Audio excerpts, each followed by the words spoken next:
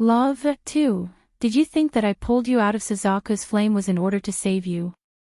Deetsang just sneered and held the woman in contempt. You bullied my wife. For that, even your death is not enough. I honestly wonder where people like you get the confidence from. Compared with the pain of her whole body, what hurts more was the crushing feeling within her ruined heart. June Ruching truly never expected that by falling in love with this man would send her down an irreversible path.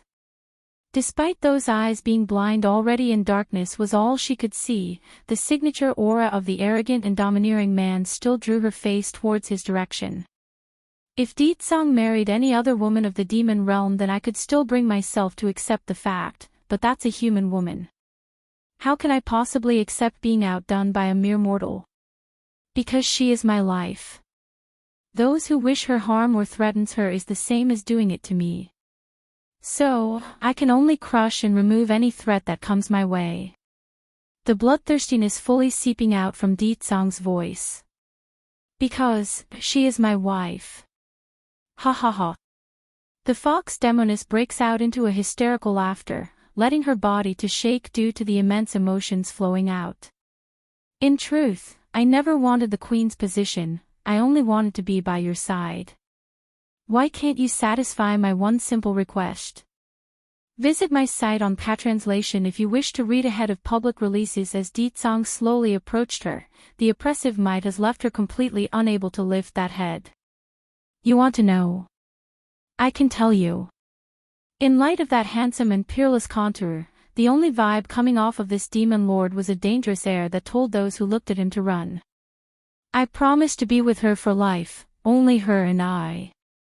Besides her, there will be no other woman. Originally June Ruching have already been hurt thoroughly to her heart, but those words were truly ruthless. It's equivalent to someone ripping the heart out and then riddling it with holes before stuffing it back in again. She could barely breathe as a result of that pain. Only her in this life. Ha! How many people out there can actually keep such a promise? Yet it's the king who makes this promise. Why can't the woman be me? If June Ruching had to choose, she would rather be dead instead of listening to these heart-wrenching words. I have said what should be said. Standing before the woman in close contact now, Deetsang's palm immediately materializes a transparent layer of white energy to rip out the woman's soul.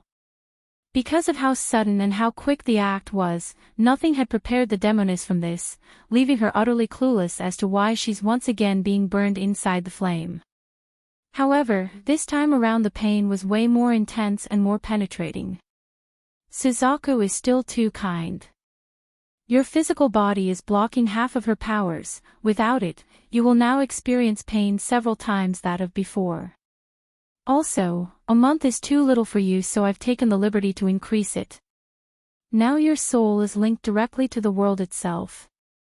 So long as the world lives, your burning soul will also continue to live. You should thank me for giving you eternal life. Love 3. Not far away inside a secluded cave, Bai Yen was currently awaiting the cauldron to finish its last stage of refinement with her eyes closed. Success! She cries out after getting the first whiff of the pill's aroma. Hurrying to get up from her seat, Bai Yen wasted no time in pushing the lid open and letting her eyes take witness to the marvel that's inside, 3 green beads with 3 bright red lines on the body. Try reaching Soul Dan pill. With this I can immediately have a breakthrough in my cultivation. Picking up the 3 precious pills, her lips inexplicably curled into a smile at the thought of being to use it on her son as well. That's right, Bai Yen nods. What about my son and little Rice? Oh, they went out to play by themselves. I am here to guard you. Smiling right up to her obsessive eyes, the glamorous woman promptly hooked her arms around Bai Yan's to close in the distance. Why can't I ever get enough of? Oh, the more I look, the more I like. Then just as Suzaku was about to continue the conversation in a different direction, mainly about themselves, a gloomy aura from behind catches her by surprise. Going stiff, she hurried to release that arm and shuddered backwards a step. Deetsang, how come you are here? Ignoring the sour mood of her man, Bai Yan asks with a hint of surprise in that voice. I came to pick you up, of course. The man's terrifying air recedes as soon as he turns back to face his future wife. That wasn't something Bai Yan had expected. First looking at Suzaku's pitiful face, then back at Deetsang, who clearly meant what he said. I promised Suzaku that I will stay here to accompany her for half a month, not to mention that I am looking for a quiet place to have a breakthrough in my cultivation as well. Visit my site on Patranslation if you wish to read ahead of public releases. Okay, then I will accompany you here too. Evoking an evil grin, Deetsang pulls at that dainty hand to bring his greatest desire into his embrace. Yen Yen, those that bullied and harmed have all been dealt with. I've also destroyed the snakes from back then. Now there's no one left to get in our way. Originally Deetsang had expected gratitude and approval for his actions. After all, it was all for her sake. Sadly, his own assumptions only made the woman go completely dark in the face. Am I someone who tattles and complains to others? Bai Yan thought. This snake clan should have been destroyed long ago. Suzaku indignantly snorts, nothing but the most inferior of slaves out there, how dare they connive after the queen's position. I think you were rather late in doing it even. But that's about all she could say, for the cold hard glare from the man had shut that mouth up in an instant. You talk too much. After saying this, the man swiftly shifts his attention back to Bai Yan, those lips and eyes more and more charming, like he's deliberately putting on his best light. Yen Yen, I will take you to a place. Bai Yan was so taken aback by that sentence that she literally became stoned. Not giving her the chance for refusal, the man's arm has already wrapped around that waist and off they went together. Where are you taking me? Bai Yan frowns as they flew through the sky. You will know later. Brushing her silky hair along the way, the man's voice was hoarse and hypnotic. Knowing it's pointless to resist now, Bai Yan simply let it go and just followed along with whatever he has planned. It's not the first time he's done something so demanding, so it's futile to resist. LoveLore, red all over the mountain, this landscape was absolutely gorgeous in the number of bloodish flowers making up the ground. Deetsang, why are you taking me here? Firmly held by the man, Bai Yan's hand felt warm and secure. Yen Yen. Slightly cocking that chin to gaze at the surrounding, the man's domineering presence somehow weakens. Our son told me already. What? Bai Yan became startled by the strange sentence and looked up. The story you told Xiaochen in private, he has already passed it on to me. That little traitor. Gnashing those teeth, this poor mother never thought her most trusted baby would betray her like this. I admit that when I first approached you it was with purpose, but then. The man puts on the warmest and most sincere smile he could muster. I suddenly found out how important you truly are to my heart. In the past, men would only use their arrogance and power to forcefully entangle themselves around her. Therefore, this would be the first confession she's truly ever had. What do you want to do? Staring straight into those eyes, Bai Yan's heart thumped incredibly hard till it's erratic and abnormal. Give you peace in the heart. He knows that Bai Yan has never accepted him, all because her heart didn't feel secure enough. She fears the same experience and pain from that abandoned girl in the story would occur on herself. Deetsang, Bai Yan narrows her eyes. Do you know what you are talking about? Give me peace of mind. Such words, does he think he could do it just by saying so? Perhaps able to perceive the inner thoughts of the woman, Deetsang only smiled and worked to reassure that doubt. Do you think that I would abandon you one day if I have to choose between the demon realm or you? If so, I can prove it to you. I'm giving the entire demon realm to you. Visit my site on Patranslation if you wish to read ahead of public releases. This way those worries are no longer a concern. Deetsang. Bai Yan's complexion sank, her voice cold. You are serious. I am always serious about you. I am always serious about you. These words continue to echo beside those ears like a ringing gong. The man's words blew apart beside Bai Yan's ear. causing her hands to clench into a tight ball of uncertainty. But I won't accept it. Dropping this reply, she wanted to leave right away and escape from this uncomfortable conversation. However, the male from the back didn't want to let it end like this and pulled her straight back into his grasp. Di-tsang, you.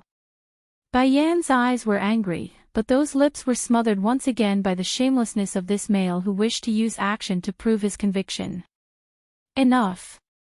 In one forceful push, she attempts to remove herself. Do you know what can make me feel secure? Fine, I will tell you today so you can stop having any illusions. I want power, strength that belongs to me. Only then can I feel safe and secure. From beginning to start, you never knew what I wanted. I understand then, you are right. However, for you, I'm willing to learn. Bai Yan's heart didn't calm down at all, only trembling harder till it's starting to hurt from fear. Closing those eyes, she now knows she has truly fallen for him and the last wall in her heart has crumbled. Unborn child, 1, Di-tsang, are you sure? Anything I want, you are willing to give me. Bai Yan looks deep into the man's iris, hoping to get some sort of clue as to whether or not she could believe his words. My life is yours, Di-tsang firmly grasped onto her hand and pressed it against his chest. Without you in this world, my life would become meaningless. Boom. Bai Yan's head just got blown apart by this sentence. From within the depths of her memories, she's got this strange aching feeling that someone said the exact same thing before. If there is no you, what meaning is there to my life? Yen. Seeing the sudden change in complexion, Di-tsang hurries to examine the woman, his voice anxious with a trace of concern. Are you sick? Slowly, she opens her eyes again with a gorgeous smile that could enslave the world. Di-tsang, I am willing, be the queen of this realm. This time. She's willing to put down that guard of hers for real and would try to accept this man from the bottom of her heart. Yen, are you trying to trick me? Or are you? The man's hand trembled, making his movements stiff and awkward. Damn bastard. Bai Yan was now angry. Picking up her toes, the woman uses her lips to dismiss any doubt by making it clear what her emotions are. And as if that wasn't enough, she decides to push him down to take the top position. Di-tsang, if you don't believe it then I can take back my words just now. Also, the kiss is what you owe me. Scoffing a laugh to cover her own embarrassment, Bai Yan was just about to climb up from the man's body when a hand stretched upwards and pulled her back down. Then using this momentum, Di-tsang promptly rolled both their bodies around to let him be the one on top and her at the bottom. Oh Yen, how can I let go when you are throwing yourself at me like this?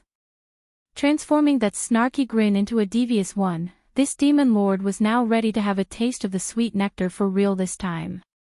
Don't worry, I've already said hello to everyone around here, no one is going to come disturb us this time. Visit my site on Patranslation if you wish to read ahead of public releases narrowing those mesmerizing eyes. Bai Yan also gets naughty in the tongue, but compared to being reactive, I'd rather be the party that's taking the initiative. Chuckling over that statement, then we're good then, I also like it when you are taking the initiative. 6 years ago, it was exactly this woman who took the initiative to do those blasphemous things while I was down, just that. At the thought of what they experienced and the unforgettable intimacy they shared back then, Di-tsang's lips inexplicably curved into a genuine smile of hopeful anticipation. And without disappointment, Bai Yan's next course of action was to use that perverse finger of hers to direct the man's lip to her own. The sensation could only be described as electrifying. Unlike the previous exchanges where only one side took power, this time they're both willing and seeking comfort from each other's existence. Unborn child, too, this would not be the first time the pair has had sex before, otherwise how would Bai Shuchen come into existence? However, this time the conditions are different and that they're fully awake and aware of their situation. Clothes removed after that brief struggle to strip, the man desperately wants to make the female under him melt into his skin. Yen, you are not going to change your mind, right? He pauses at the next step of their union and asked with a hoarse voice of uncertainty. Regarding the man's insecurity, Bai Yan just couldn't resist and chuckled happily. To prove it to this fool, she then gives him another kiss on the lip to show her willingness. Boom. Painful. Clutching that head, Bai Yan has found herself standing on the battlefield again after closing and opening her eyes. There are corpses littering this barren landscape and the sky still stained with blood like the last, giving it an odd sense of beauty and cruelty. What the hell is this place? Why do I keep getting these visions and of the same picture? If the last was the result of making a contract with Little Rice, then what about the other times? Also, this time is while I'm still awake, this can't be right. Looking a bit flustered now, Bai Yan searched the chaotic battlefield for any familiar figures that might recognize. Then that's when she froze from where she stood. Not far away, a peerlessly handsome face of a man had come into view. Covered in blood, this individual was currently embracing a woman that's lifelessly lying in his arms. Visit my site on Patranslation if you wish to read ahead of public releases. Sire, the queen has already passed away, please. The rest of the soldiers are all on their knees, sadness permeating the battlefield as a result of their depressed atmosphere. Scram! A bestial form now takes over that voice as the man eyed his people around himself. She is not dead. I will never allow anyone to say such a thing, never allow it. Sire, the queen really is gone now. If you continue to go on like this, then what about the demon realm? An old man nervously speaks out after mustering up his courage. Boom! In one sweep of that hand, a powerful force slams against the old man's chest and causes him to stumble backwards. You shut up. If I say she's not dead, then she's not dead. If you keep making false accusations of her well-being, then I will tear you to pieces, do you hear me? Shuddering over that threat, none of the soldiers present would dare speak out again, their heads hanging so low that it's literally down to their chest. Bai Yan wasn't far away from all of this, so she just kept watching, and the more she watched, the more shocked her eyes are becoming. Why was that? Simple. There's no foggy haze blocking those faces and she could recognize exactly who it was. Deet Song. That is Deet Song. And the other one is me. Retracting that attention from the one who spoke earlier, the blood-covered man returns his gaze back to the pale-faced woman in his arms that's clearly without life. However, instead of the violent and ferocious air he presented to everyone else, there's only a deep level of affection in that face. You promised me before that we would always be together and that you would give me 100 little foxes. You can't leave me like this. His hand gently stroked the woman's face after saying those words, his smile full of warmth and sadness. Unborn child, 3, do you remember the first time we met? I never thought I could fall so madly in love with you on first sight. That's when I knew you had to be my one and only love of my life. But it seems I was too late in coming into your life, your attention was always on the person next to you. In order to make an impression, I did the only thing I knew how and kept bullying you. I knew that would only cause you to resist me further. So why are you leaving me so soon after I went through such lengths to win your heart? Without you, my life has no meaning left to it. The man's footsteps were awkward and staggering by this point. Nevertheless, the grip around that cold body of the woman in his arms never once loosened, like it's the only way to keep his sanity intact. Sire. I won't say it for a third time, scram. Another old elder impatiently speaks up despite the warning. Sire, what about the demon realm? If you leave. Demon realm. The man started to laugh hysterically till his voice echoed across the sky in this quiet battlefield. If not for the demon realm, if not for you bunch of fools, my wife would not have abandoned me. Damn you all. Damn every single one of you. But I won't kill you all. Not because I don't want to, no. But because I don't want my wife's sacrifice to be in vain. However, that doesn't mean I will forgive any of you. In this lifetime, I never want to see anyone from the demon realm again. After leaving that behind, the man continued to walk towards the endless wasteland which lies ahead of this location, his mouth constantly trickling out with blood. But in the end, the injuries and pain were too much for his soul. Crashing to the cold hard ground with his knees scraped as a result, he throws up a big mouthful of blood to indicate how weak his body was. In fact, merely supporting his own weight has become an enormous effort in itself. Deet Song. Bai Yan's heart ached profusely at the painful sight. Sadly, when it came time for her to reach out with that hand in order to grab the man's arm, it merely went through like an illusion. Visit my site on Patranslation if you wish to read ahead of public releases. It's the same as the last time again. I can't touch anyone in this space just like that vision with Little Rice. You have left me so many times already, and every time I have somehow managed to make it in time. But this time, it seems I can no longer find you again. The man's face leaked out a dreary smile as he laid the precious body to the ground, but don't worry, even if I have to exhaust all my life and energy, I will make it so that you can have another opportunity at being reincarnated. After saying that, the man then rests his hand on the lower abdomen of the woman's belly where there's an obvious bump of a small life yet to be born. I remember when you named this little fox on that day. You said you hoped the baby would be as bright as the morning sun, that's why you named him Xiaoqin. Thankfully you are pregnant, giving me the chance to reshape your soul. Note, for anyone wondering, unlike Western names that's only intended to be unique, Chinese names are always meant to have a specific meaning instead, even if it sounds like the most common name around. Even if it costs me my life, I will definitely make you anew again.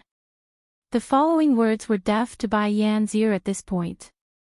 She's shaking because of how unbelievable things were. Xiaoqin. The unborn child, he is also called Xiaoqin. Tightly pursing her lips, tears flowed out of those pained eyes with no control from the host. Special existence, 1, so it turns out Xiaoqin is my child in the past too. But I failed to protect him, causing him to miss out on his chance to see the world. Yen Yen, a familiar ring beckons beside her ear, causing the scene in front of Bai Yan to fluctuate and distort until it's completely dissolved into the darkness. Slowly opening those eyes after coming back to reality, a trickle of tear now flows down the side of that cheek. Deet Song, suddenly throwing herself into the man's arm after saying that, she tightly clutches onto the one in front like the physical contact was the only way to keep her unsettled heart from losing itself. If you don't want to then I won't force you. Stroking her silky black hair, the man dons a comforting smile in response. In any case, you are mine sooner or later, I'm in no hurry. The pain from the vision still lingers, causing excruciating pain inside. Deet Song, I want to see Xiaoqin, can we go back?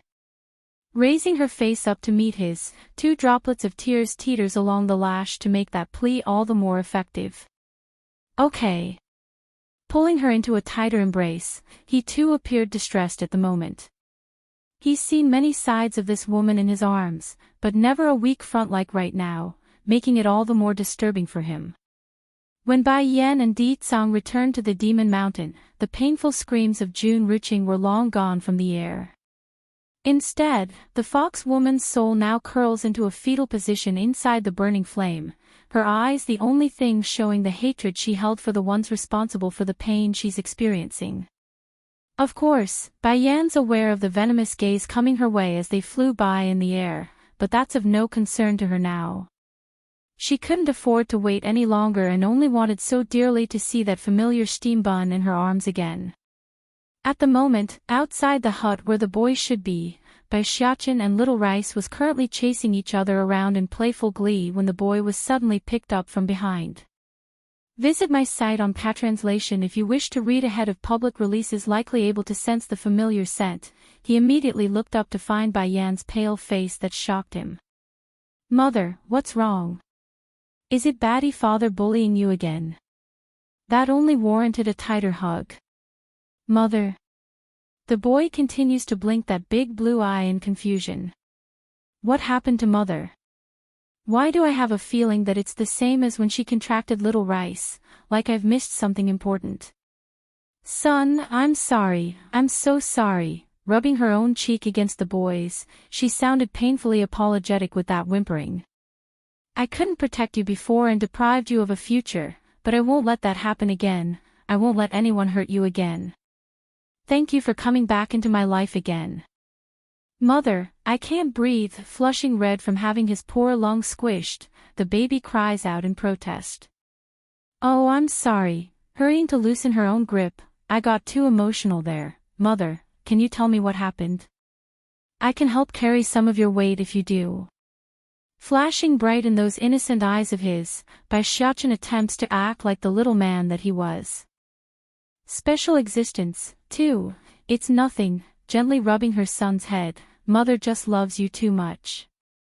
Although Baishiachin didn't know what happened still, but Bai Yan's words were more than enough to make his smile glowing. I also love Mother very, very much. Under the brushing of the breeze, Ditsong's complexion promptly grew dark after hearing the interaction of this mother and son. In particular was when Bai Yan gave Baishiachin a kiss on the forehead at the end. Mother. Noting the gloomy mood oozing off of his old man then, the baby boy subconsciously squirmed closer into his mother's chest for safety. Batty father is very scary. What are you doing and trying to scare my son? Bai Yan's scolding voice shoots over without a second of delay. Yeah, you didn't do anything all right, but who could bear taking that gaze of yours? Lady Suzaku murmurs in complaint from somewhere. If you scare him again, Bai Yan narrows in her eye dangerously, I will take my son and run away from home. Ditsong's face just went charcoal black over that remark. How can this woman use running away from home as a way to scare me? Yet it was precisely this threat that has left him in a bind. Say you love me, then I won't scare him in the future. Bai Yan's eyes are full of smiles then. Are you being jealous of your own son? I want to hear. Ditsong slowly approached further, letting his overbearing momentum to give weight. I want to hear you say this to me. Gently caressing her chin, Bai Yan squints those eyes like she's contemplating the idea. That will depend on your performance first. If you can really stop scaring my son, then I will say that to you. Visit my site on Patranslation if you wish to read ahead of public releases. The man didn't answer right away. Instead, his sight now falls upon the baby boy in the woman's arms still. Alright, I promise you, but first I want to take some interest. In one pull of his hand, the woman once again falls into his grasp and allows their lips to make contact. He just couldn't get enough of this experience ever since their first kiss. While the couple were having their sweet, oh so sweet kiss, Baishiachin on the other hand was fuzzing up like an exploded cat that's had his tail stepped on. Batty father is biting mother in front of me again. Fortunately Little Rice was a quick thinker. Jumping up in haste, the little tiger hurries to cover the kid's eye from the naughty picture that shouldn't be shared with little boys. Ditsong.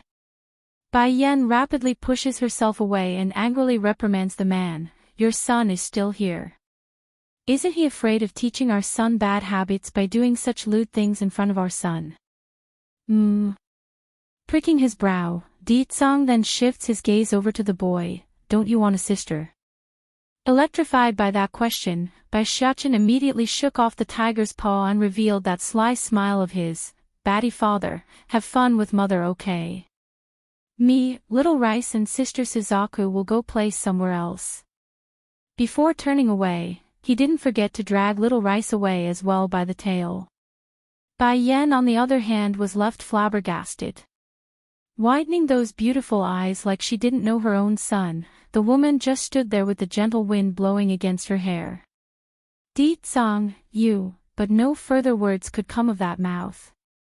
Blocked by a ill-behaving tongue, her heart jumped a beat like it's about to explode.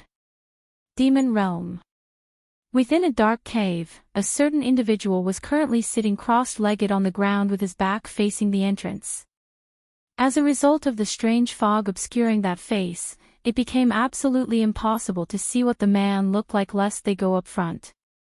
Special Existence, 3. Sounds of footsteps soon interrupted the silence here. What are you doing here? Walking into the cave was a woman wearing an emerald green dress. Just that in comparison with Qing Wan, who tried to kidnap Bai Xiaochen and his friends back at the human world, this one carried more of a frosty air around the eyebrows. My family, the entire snake clan, has been destroyed. Qing Shui grew bitter and cold in that voice. It was destroyed by the king. I know, the man wryly smiles, considering His Majesty's means, he will never let anyone from the snake clan escape. Aren't you afraid of being discovered by coming to see me? I want you to help me. The snake woman's eye grew sharp and seething. In this world, only you can help me now. The man's body went stiff like a rock, his gaze staring intently at the woman trying to tempt his desire. Qing Shui, wouldn't it be better if you let go of the past and start over? Ha! The snake demoness only sneered in return. You don't understand love at all. A person like His Majesty is unforgettable once met. Not understand. How can I not understand? The man's fist tightly clenches into a ball. If not for our bond, would I have helped you escape from death even if it meant going behind the king and everyone else? The king and queen are destined to be together, that's something the state teacher and elders agreed upon. What can you do in this case? The man smiles helplessly, still trying to persuade the other side to abandon the obsession. What fated pair? The king is a fox, and she is just a low-standing human mortal. How can she be worthy of the king? Qing Shui's eyes were bloodshot red now. I refuse to believe it, refuse to believe I would lose to someone like that. If you don't help me today, then I will die in front of you. In one draw of her sword, the snake woman holds herself hostage by pushing the blade next to her neck. In this world, only he can help me. Qing Shui. The man was both anxious and angry. Are you threatening me? I'm out of options. You are the only existence of your kind in this world. I'm afraid aside from me and the state teacher, there's no other who would know about you. Visit my site on Patranslation if you wish to read ahead of public releases. The man's body froze right then and there, making a bittersweet smile after a good minute later. True, the state teacher created me all for the sake of taking the king's place during a critical moment. And with the king's arrogance, he would never allow someone like me to exist if he finds out. But don't forget though, my job may be to die in the king's stead, but that doesn't mean I would turn my back on the demon realm. Years ago, meeting Qing Shui was nothing more than an accident. However, it was precisely this accident that's managed to console the loneliness in his heart. But to betray the demon realm, there's no way he could do that. I just want to be this world's queen, and I'm not asking you to betray the demon realm. Despite Qing Shui's tone softening up, the sword beside her neck remains firm nevertheless. Can you help me? As long as I am the queen, I will definitely find a way to make it so you can appear before the public. I know His Majesty would do anything I say when he's such an affectionate man. By then you won't have to worry about your own existence being erased by him. For fear of the man rejecting, she continues to dangle her bait with no room for rebuttal.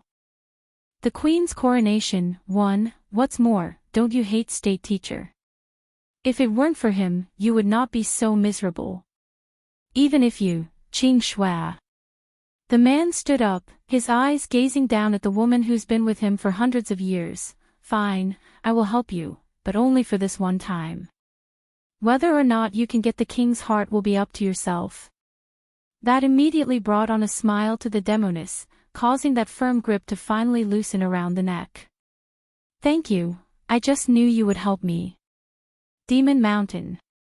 After her success in refining the tri-reaching Soul Dan pill, Bai Yan's been intending to seclude herself for the impending breakthrough. Sadly for her though, Di Tsonghasa beat her to the punch by openly announcing the date of the coronation to the public, thus causing her to delay that plan until after the ceremony. Yet not all were happy, of course. Unfortunately for these brave souls, their feet couldn't even make it to the palace gate before they were shooed away by the soldiers in charge. Sister-in-law, Di Xiaowan blinks and blinks over how leisurely the woman in charge was acting despite the fact that the coronation was just around the corner. Tomorrow is your coronation as the queen, shouldn't we leave this mountain and go prepare like all the rest? Giving a stretch like a lazy cat, Bai Yan dismisses the idea. No need to hurry, it will be fine tomorrow. Oh right, where did that friend of yours go, that Huang Xiaoying? Di Xiaowan didn't reply immediately like her usual self, only showing a vigilant and alarmed look. Sister-in-law, why are you thinking about that girl all of a sudden? Am I not good enough? I'm just asking out of curiosity and boredom. The lazy woman then caresses her chin like she's thinking of something bad. To be quite honest, she didn't hold any disgust towards Huang Xiaoying at all. If not for Little Rice not liking the girl, she would be quite happy to make her a good follower of hers in fact. But sister-in-law, that Huang Xiaoying is a sweet dumbaklutz, you mustn't like her, okay? You only need to like me and that's enough. That damn brat, it wasn't even all that long ago where she got tricked by that Jun Ruqing. Now she wants to stick around my nephew and sister-in-law. Dream on. I won't give anyone that chance to steal them away. Gnashing her teeth, the demon princess now has the tigress blacklisted. Auntie, Bai Shuchen timely sticks his head out from the side to speak. Are you talking about yourself? That question promptly brought on a wave of grievance in the girl's heart. Xiachen, is this how you think of me inside? I'm a sweet dumbaklutz. Visit my site on Patranslation if you wish to read ahead of public releases now that's left the little steam bun in a bind. As much as he would like to not hurt his auntie there, but the good upbringing of an honest child still got the better of him, which in turn manifested as an unbearable nod. Clack! Di Xiaowan actually heard her heart shattering apart right there and then. In one full burst of grievance, she openly cries with tears flowing out, Sister-in-law. Your son is bullying me, is that right? How come I didn't see it? Casting a look at the little steam bun next to her, Bai Yan just smiled like it didn't happen. Sniffling her nose, brother is bullying me, and now these two are bullying me too by joining forces. You too, the waterfall doesn't stop, I'm going to have a baby of my own too. Then my baby can help me, humph. The queen's coronation, too, in the heart of this demon princess, her son could only be as clever and sensible as Bai Shuchen. Therefore, it's natural that her son would come to her defense when she's being bullied. Unfortunately, by the time her son was born, that's when she realized what the true meaning of favoring outsiders versus one's own side. Not only did she not get an extra helper, the dastardly boy had turned around to help Ditsang's family to bully her auntie. Bai Shuchen gives the princess a pat on the shoulder. If you want to have a son, you must first find a husband who's willing to have one with you though. Have you seen someone making a baby by themselves? Mother, I am so hungry. The boy turns to Bai Yan for help. I want to eat red roast meat made by mother. Okay, I will make it for you. Giving her son a pinch on the cheek, she puts on a spoiled smile as she got up from the couch. Let's go. Bursting into a gleeful grin, the baby boy didn't dally. Hurrying to match his mother's speed, he tightly holds onto her hand to leave the moping princess in the background. Because of the coronation ceremony that's about to take place tomorrow, the whole palace was abuzz with noise. But compared with the jubilant air of the palace though, the females who adores Ditsang were all left heartbroken. As a result, there were in fact a shortage of young maidens attending. Their excuses were they're sick and such. Of course, this group was considered to be the smarter ones, for the other group were still clinging on to the idea of stealing the position of queen from the human mort. Inside one of the palace courtyards, a little girl of innocent demeanor struggles to move forward by clinging onto the wall. Compared to the daughters of the various families in attendance, there's not a single maid or servant to help this girl in question. Even so, this toddler-sized girl continues to walk before being blocked off by another figure. Second sister, she politely calls out to the one in front. Who is your second sister?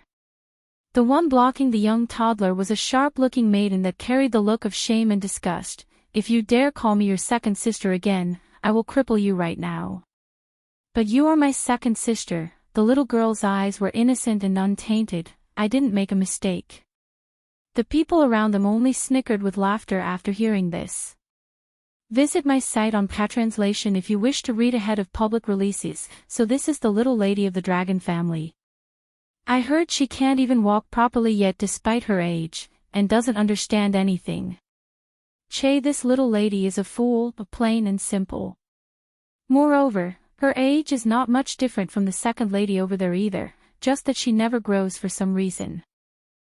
If I have such a sister then I will be mad too.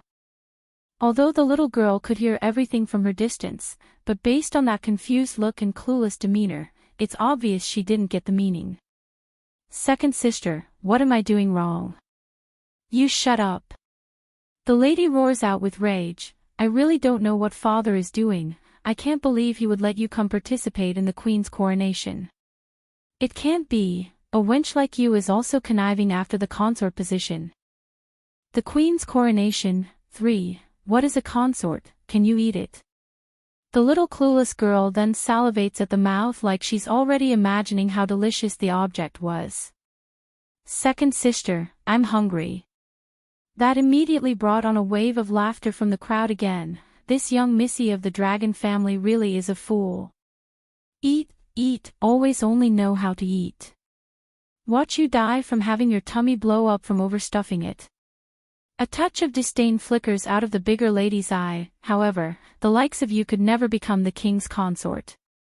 If you dare to make a grab for that post against me, then I won't let you off the hook. The position of being the queen has already been taken, but there are still other empty seats up for grab. Sire never took any other woman until now, so there's a good chance there. What man doesn't play around? A few wives here and there is common and accepted. Why are you looking at me like that? I'm going to tear you to shreds if you keep eyeing me. An existence like you will only tarnish the name of us dragons. Reaching over to pinch the little missy's arm, this older sister's actions were truly brutal. If not for father watching over you, I would have already driven you out of the family. Now get out of my sight before I get mad. All teary and pained, the one known as the fool of the dragon family didn't dare to plead for mercy. No matter how slow she was in the head, this little missy still knew crying for help here in these situations would do no good and would only warrant further punishment. Stop. It was then an infuriated voice came from behind, causing the instigator of the scene to jolt back in haste like a guilty criminal. Among the group that arrived, the most striking had to be reddish figure at the forefront. The woman was dashing and enchanting in how beautiful her contours were. Truly peerless and unmatchable, that has left these people breathless. But then it didn't take long for everyone's attention to shift to the little steam bun holding the woman's hand. Adorable like a doll, the boy's no different from a treat to the eye. Now they know, this had to be their future queen and prince, otherwise who else could they be? Visit my site on Patranslation if you wish to read ahead of public releases. Today is my sister-in-law's coronation day. Who gave you lot permission to make trouble inside the palace? Stepping forward to inquire for the details, Di Xiaowan hurried to pull the little missy to the side for protection. Mother, I feel so sad for this little sister. Look at her arm, it's all bruised up already. Tugging at his mother's sleeve, Bai Xiaochen eyes the dragon girl with a pitiful look. Bai Yan didn't move right away, only rubbing the boy's hair to soothe his discomfort. Things simply didn't add up. For one, this little girl that's being picked upon was obviously from the dragon family. And as everyone knows, dragons are a race of great pride and power. Merely out of respect and fear, these other attendees from the other clans should have stepped in to help, not join in on the mockery and ridicule. Tell me what happened. Soft in her tone, Bai Yan turns to the small little one for an answer because those big innocent eyes could tell no lie. It's too pure and innocent, unlike the mean and cruel ones portrayed by the older sister. Second sister stopped me earlier when I was walking, and when I called out to her, she got angry and yelled at me. Did I do something wrong? She is my second sister, so I don't see the problem. All sad and confused, the little missy drops her head like someone who's made a mistake. The queen's coronation, for you. The bigger girl angrily stamps her feet in frustration over being pointed out by the younger sister. My queen, this girl is nothing more than a fool. I'm afraid her existence alone will pollute the palace. We should drive her out of here lest she tarnishes someone of your status with her own. Before coming, their father has already mentioned the part about currying the favor of said queen if she wishes to become a consort. Otherwise, the idea would be out of the question according to the information they gathered. Gazing down at the wench, Bai Yen dons a cold sneer of contempt. In my opinion, the one who's tarnishing the palace with their existence is you. Guards, toss this one out of the palace, I don't want to see her. The bigger girl just popped her eyes in disbelief. How can she toss me out? Does the queen know already about me wanting to become a consort? Queen, you can't do this. Does the king know of your actions? I am a member of the prestigious dragon family, there's no way His Majesty would agree with this. Bai Yen simply snickered her tongue in return when the lady's being dragged away. If I can't even expel a person that I deem necessary, then I might as well forget about continuing the coronation. There's a saying that there's always no fear when being pampered. That's why she knows Ditsang would never blame her regardless of the trouble that arises. However, that's not something the public knew though. No longer mere astonishment over the human woman's beauty, everyone's initial disdain of a mere mortal now changes to admiration and applause. It's common knowledge that no one in the demon realm could stand up to the king, let alone go against his will or orders. It's okay now, Bai Yen turns to look at the little missy. If you are worried about going back, then you can stay with us. As it so happens, my son is missing a playmate. Blinking those untainted big eyes, the girl eventually moved her attention to the little steam bun. Little brother, you are so good looking. Instead of being happy over that compliment, Bai Xiaochen only had the face of a bleak male that got his ego stepped on. I am a man, a man. You can't use that word to describe me, you know. Then what am I supposed to call you? Tilting that head in confusion, she asks.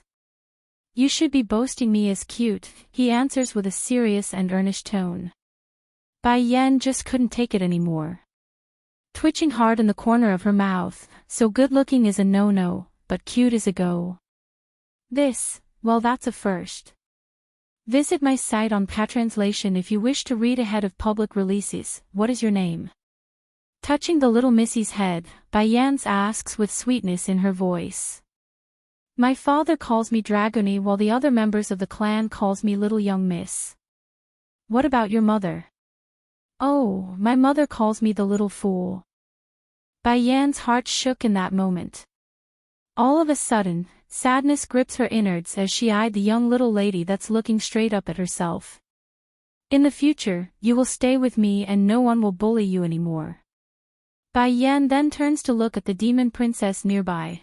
Go tell your brother to inform the members of the dragon clan that Dragony will be staying with me for the time being. Everyone was shocked and stunned. The queen dares to treat the princess as her own little follower. And, the princess is actually smiling while carrying out the order. The queen's coronation, 5, sister-in-law, I will go right away to tell him about the situation here. However, the people in the demon realm are like wolves, I'm worried about leaving you alone with them. While in her moment of struggle, Di Xiaowan inexplicably took notice of the familiar figure slowly walking over from the front, Huang Xiaoying. The tigress actually froze for a bit at being waved down by her friend. Nevertheless, the startlement quickly changed to excitement upon seeing the much sought-after individual. Little Rice. Like a butterfly, she flutters over in gentle finesse. As for the baby white tiger in question, the poor thing nearly fell out of Bai Xiaochen's arms after being awoken by the dreadful voice. You stop right there. Huang Xiaoying. Di Xiaowan was pissed at her friend's shameless embarrassment. I didn't call you over just so you can flirt with your boyfriend there. Oh, the tigress tilts her head as she turned to her friend. Then what do you need me to do? Making a proud and arrogant face like her brother's, the demon princess puts up an image of someone in charge. I'm going to leave for a little bit. During this period, I want you to watch over my nephew and sister-in-law. If anyone dares to provoke them in any way, you are to give them a good lashing. Provoke my mistress. The tigress immediately swelled up with anger. Who dares to provoke my mistress? I will not let them off. Di Xiaowan's face was black. When did my sister-in-law become her mistress? However unwilling and displeased as she was over that claim, the princess knew the coronation was more important than to argue on the matter. If it was in the past, she would have gone all out with this Huang Xiaoying. I am leaving, Di Xiaowan said that with some reluctance in her voice. Also, don't forget sister-in-law is mine. If you try to fight me for her, then I will tell brother to reference you a man at random so that you be married off promptly. Visit my site on Patranslation if you wish to read ahead of public releases. Huang Xiaoying just gawked her mouth in surprise. This princess is using her power to bully others. How can she use her almighty brother to do that? Compared with the tigress's crying expression, Little Rice's reaction was a sparkling look of ecstasy. That's a wonderful idea. If this Huang Xiaoying gets married, then she will stop entangling herself with me. But when the baby white tiger wanted to add a few words to help push the idea, it was too late. Turning around to wave her goodbye, Di Xiaowan immediately disappeared from the spot and into the sky. The entire back garden was now in eerie silence. In addition, the view these attendees were shooting over were no longer that of envy or awe. It's fear, for she could command the infamous demon princess to do her beckoning. Little Rice. Ignoring them all, Huang Xiaoying continues to put on a shy face. Today my father and grandmother also came. Oh, but what does that have to do with me? Little Rice snorts and asked. Of course it matters. My grandmother wants to see her future grandson-in-law, that's why I came. Grandson-in-law. Poof, that finally scared the daylights out of the baby tiger, causing the poor guy to falter right out of Bai Xiaoqin's arms before jolting right back in there with sob and tears. Mistress, little master, you must save me, I don't want to marry this woman. Woohoo! The Queen's coronation. 6. In order to calm the feline down, Bai Yan gently caresses that fur up and down. Don't worry, I won't force anyone on you if you don't like them. However, if you do want to get married in the future, no one will stop you either. I will never want to marry her. Little Rice's expression looked aggrieved then. I only want to follow mistress for the rest of my life, I will never marry and have a family. Huang Xiaoying didn't look defeated by that proclamation though, rather she's all smiles and hopeful. But hubby, our mistress already said it, you will eventually want to get married too. I'm in no hurry, you will be my hubby sooner or later anyways. That instantly sends a shudder down the baby tiger's spine. Just the thought of marrying this tigress was enough to scare him. This is too intense. She's the little lass of the dragon family. Huang Xiaoying's eyes were very big after discovering Dragoni's existence. Mistress, did you kidnap her from the dragon clan? She is called Dragoni, so say hi. All smiles, Bai Yan gazes down at the little girl she's protecting. Don't worry Dracony, no one is going to hurt you anymore. Making the cutest smile she could muster, the little girl gives a heavy nod before turning to the tigress. Beautiful sister, you can call me Dracony. What a good little Dragony, let sister give you a big kiss. In one huge sweep, Huang Xiaoying promptly leans down to give that adorable cheek a smooch. While Bai Xiaoqin would never deny a kiss from his own mother, it's a very different story from another female, especially from this tigress that has left a slobbering trail of saliva on Dracony's face. Out of a sense for survival, the little boy instinctively hides behind Bai Yan's leg to keep himself at a safe distance. It's getting late, let's go. Making puppy eyes, Huang Xiaoying cries out with both expectation and tension, can I go too? Halting her footstep, fine, but you can't scare Little Rice. Okay, thank you mistress. As a result of her happy mood at being accepted, the tigress's entire existence was exuding joy. And do not call me mistress. Yes, queen. Visit my site on Patranslation if you wish to read ahead of public releases. This time the Huang Xiaoying didn't insist, only puckering her lip a bit out of being denied once again. Nevertheless, her excitement and desire to continue onto this path just grew firmer than ever. Not far from the palace, there's a grand structure used by the various races to settle while they are in the capital. The building was built out of necessity because the chiefs of the clans are required to enter the palace every few months. It's almost time. I should enter the palace soon to participate in the queen's coronation. Sitting inside the dragon wing was a man called Long Chang Tian, the current chief of the dragon clan. Note, Long is dragon in Chinese and also the guy's surname. Husband. It was then the door to the room was pushed open by a dainty hand belonging to a white-haired woman of gorgeous contour. I just heard you let the little fool enter the palace, is that true? Making a helpless sigh as his brow wrinkled up into a knot, Long Chang Tian turns to his wife in displeasure. Dragony is your biological daughter, why do you have to keep calling her the little fool? Do you know how hurtful that is? The queen's coronation, 7, Ho, Zhang Rui sneered as she evoked those lips into a satirical smile. It's not like she would understand me anyways when I call her that, but that's beside the point. Didn't we agree on letting Xiaoya enter the palace to become a consort? What if that little fool botches it for her sister by tagging along? That little fool only knows how to make trouble all day and night. I don't get why he must persist in letting that girl enter the palace. Damn it, did you forget the prophecy made by the family elders? Dragony is destined to become extraordinary since her birth. She may not be soaring now, but I know she will eventually do so. Taking another sip from his teacup, Long Chang Tian casually reminds his wife. That did not sit well with Zhang Rui at all. Shaking all over from annoyance, if it wasn't for those blasted elders then I wouldn't have had such high hopes for that little fool to begin with. The bigger the expectation, the bigger the disappointment. How could a fool soar in their lifetime anyways? The dragon woman was left utterly stunned by her husband's word. Sneering after the initial stupor, as if that could ever happen when Xiaoya is so outstanding.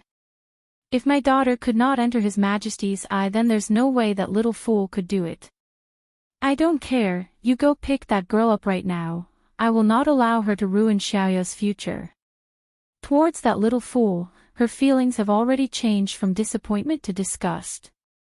In fact, if not for the girl being her own biological daughter, this Zhang Rui would have choked her to death already in order to protect the reputation for their clan.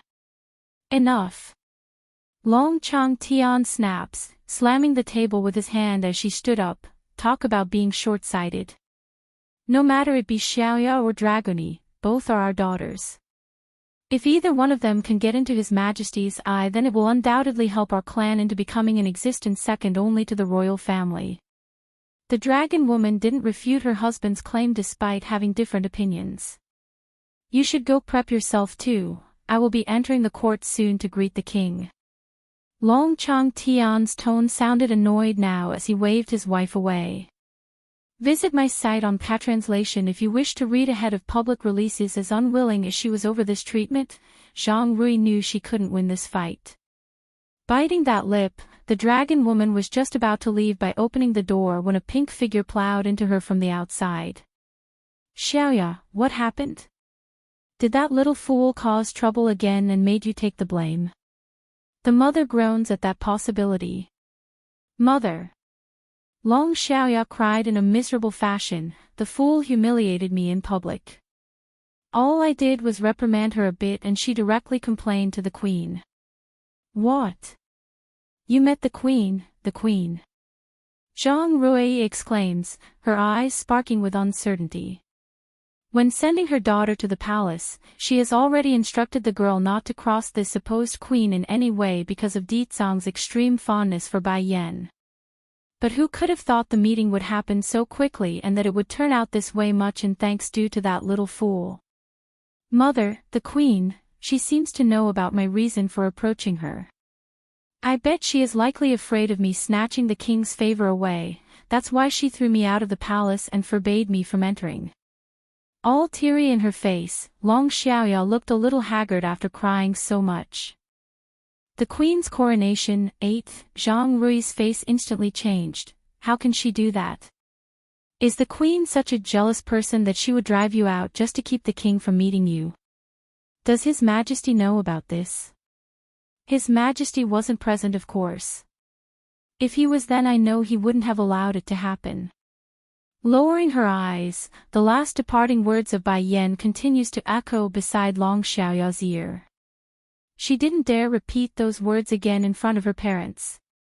Husband, the mother gnashes her teeth in frustration. The Queen must be jealous of Xiaoya's beauty, that's why she expelled our daughter out of the palace. You must help your own daughter and not let that woman occupy the King by herself. If there is no consensus from the King, then do you think the Queen would be so arrogant? By the way, where is Dragony? Why did she not return with you? The tearful girl immediately grew fierce and angry in the eyes at the mention of that little fool. She left with the Queen. Long Changtian's iris sparkled with light at the knowledge. You mean Dragony is already by the Queen's side? HMPF. Long Xiaoya grinds her molars in frustration. We've been blindsided by that little fool.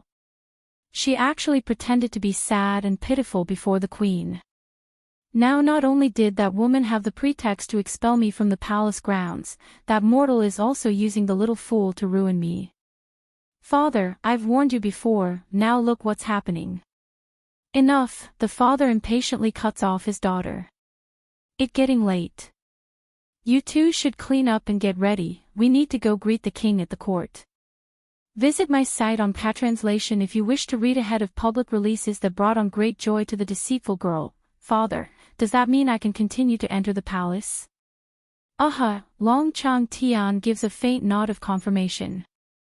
As long as the order didn't come from the King or Princess, then it's fine. The Queen is just a human mortal without a firm foothold in this world. As long as you stay by my side, then no one can touch you. Pausing then to go over his words, I'm afraid becoming a consort would be difficult now.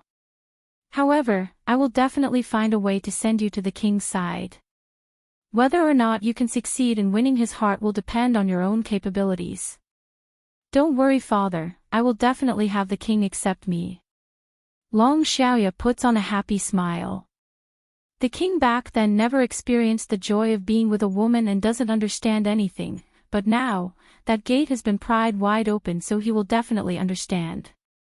The palace of the King has always been heavily guarded, and out of respect for their lord and master, the chiefs of the various clans must be dismounted upon entry. Therefore, Long Xiaoya was already walking by her father's side long before they arrived at the gates. Why? Why are you people not letting me inside? I am the second miss of the Dragon Clan. Based on what authority can you lowly guards stop me from entering? The girl was furious at being blocked while her parents were easily allowed through. Miss, it's not I who is forbidding you from entering, it's the Queen who banned you for life. One of the gatekeepers explained. The Queen's coronation, 9, Long Xiaoya's face had gone from white to blue as more and more people gathered around to see what's the commotion all about. In the end, the girl could only turn to her father Long Changtian for help. Good sir, I'm her father and the current chief of the Dragon Clan, the Dragon Man says. I know you are the Dragon Chief. Have I not let you in already? The gatekeeper casts a glance at the man before turning back around. As for your daughter Miss Xiaoya here, I'm afraid the order stays since it came directly from the Queen herself. Darkening a notch in his expression, the Dragon Chief's voice grew stern and heavy. I know the fourth elder of the Demon Council, he's a member of my clan. What? The Dragon Chief asks with a wrinkled brow. Dragon Chief, your information network seems to be lacking. Although your Dragon Clan is far away from the capital and wasn't present when it happened, nevertheless, it's strange no one bothered to inform of you of the incident. Looking up and down like he's watching a fool now, the gatekeeper didn't bother to hide the fact he's enjoying the situation. Sire have made it clear that the Queen's command stands above all else and that even His Majesty must be taken in second. Do you still want me to violate the Queen's order now? Seriously, this chief from the dragon family is trying to ruin me. As if I would be so stupid to really listen to him or anyone else for that matter at this point. Impossible, this, under strain of this heavy news, Zhang Rui's eyes instantly went mad. But just as she's about to lash out to badmouth Bai Yan in front of the public, her father moved first and promptly covered up that mouth with his hand. I really didn't know about any of these things. Long Chang Tian's complexion was ghastly. He only knew the king was extremely fond of the queen but not to such an extent of spoiling the woman. Now that you know, are you going to have your daughter here leave or what? If the queen discovers this. The gatekeeper smiles threateningly, indicating to his sheathed weapon on what would happen if so. Visit my site on Patranslation if you wish to read ahead of public releases. Xiaoya, go back. The father snaps, the voice stern and serious. Father. The girl pops her eyes with disbelief. This is my only chance. If I miss it, then the one standing beside the king will be the other women out there. Go back immediately, this is an order. Long Chang Tian's face turned dark and won't know for an answer. First giving a final stare up at the imposing structure of the palace, then back at the ground, Long Xiaoyan knew she couldn't win this. Gritting her teeth, the girl turns away towards the other direction. What is so great about the queen? She's only the first woman of the king. In the future there will be countless more coming. I like to see her keep up that arrogant attitude by then. Husband, Zhang Rui was filled with resentment as she watched her own daughter leave from their spot. That woman is too. Shut up. The husband snaps at his wife as well. This is the palace, not our home. Do you not know the saying of calamity comes from the mouth? If you really get into trouble, you can forget about me helping you. The dragon mother immediately shuts her mouth as instructed. In light of that scared and whitish appearance, the only thought running through the woman's heart was curses and foul words at Bai Yan. Compared with the noisy commotion outside, the White Moon Palace was relatively quiet. If there's anything of notable disturbance though, it had to be the infamous Huang Xiaoying. The tigress was staring at little Rice with infatuated eyes and refuses to budge until multiple gasps caught her attention. It was Bai Yan. Adorned with a peerless red dress of immaculate creation, this bride looked absolutely incredible with the thin layer of makeup powder on her already amazing contour. The queen's coronation, 10, it's over. The tigress hurriedly grabs onto her own chest as the wildly thumping heart goes wild inside. Mistress, I thought you were beautiful enough as it is, to think you could one-up yourself like that. Forget about the king, I think I'm falling in love with you as well. Huang Xiaoying. Di Xiaowan literally jumped with steam after hearing what the shameless tigress said there. I had you protect my sister-in-law, not hook up with her. If you ever say something like that again, then watch me tell my brother. After giving a hard stare at her competition, the demon princess then burst into amazement after turning to Bai Yan. Huh, aren't the feathers on your wedding dress from Suzaku? It can't be. Did my brother pluck her naked to make you this gown? In the mind of this bratty princess, the picture of a but-naked vermilion bird lingers and causes her eyes to show a glint of sympathy. Mother is so beautiful, Bai Xiaochen then throws himself into Bai Yan's arm. Making a cute face with bright enamored eyes, now I don't want to let such a beautiful mother marry batty father anymore. Bai Yan simply chuckles at her son's remark. Pinching that cheek to show her love, you are so young still, how can you distinguish between beauty and ugliness? In my heart, mother will always be the #1 beauty in this world no matter the occasion. To show his affection even further, the kid uses those two tiny arms of his to wrap around Bai Yan's thigh like a clingy boy that doesn't want to let go. And sure enough, the act only brought on a sweet sugary feeling into the bride's heart. Bending down, she gives the boy a lovely peck on the cheek. My Xiaochen is the cutest and most well-behaved boy in the world as well. Taking this all in from the side, Dragony was oh so jealous right now as she bit her thumb. Come here, little Dragony. Waving the missy over, Bai Yen smiles warmly after seeing the envy in those eyes. Running over fast, the girl's pupil carried no blemish like a pure and clean pool of water. Queen, you are really beautiful, more beautiful than anyone I have ever seen. You are so sweet, Dragony. Picking her up, Bai Yen also sends a peck onto the dragon girl's cheek. I have always been very good, never causing trouble. Queen, will you always like me like you do now? I'm sad that the elders and my parents just suddenly didn't like me anymore. Puckering those lips like someone facing grievance, her eyes are obviously being covered up in a layer of tears. She may not be the brightest bird around, even so, that doesn't mean her heart couldn't feel the attitude coming out of those people. Visit my site on Patranslation if you wish to read ahead of public releases. As long as you behave like you do now, then I will always like you. Bai Yen literally felt her heart clenching up in pain over that question. Really? Lighting up in her face, Dragony looked absolutely adorable in that appearance. Queen, you treat the best. I promise I will be very, very good and not cause trouble for you. Sister-in-law, moping in her demeanor, Di Xiaowan was all sour inside. You never been that good to me though. Raising a brow, Bai Yen makes a teasing smile at that. Then you don't have to hide behind me when Di Tsang comes to make trouble for you. Upon hearing this, Di Xiaowan immediately shuddered in horror before she realizes her own folly. Making the most flattering smile she could muster, sister-in-law, you are the best person in the world. Whoever dares to say you are not good, then I'm going to knock them off their socks. The Queen's coronation, 11, Huang Xiaoying just hated the bootlicking image of her friend there. Making a disdainful grin, Princess, when did you become so hypocritical and without backbone? Unfazed, Di Xiaowan casually shifts her gaze over to fire back a retort. Ho, if you don't want to marry Little Rice, then continue having your backbone.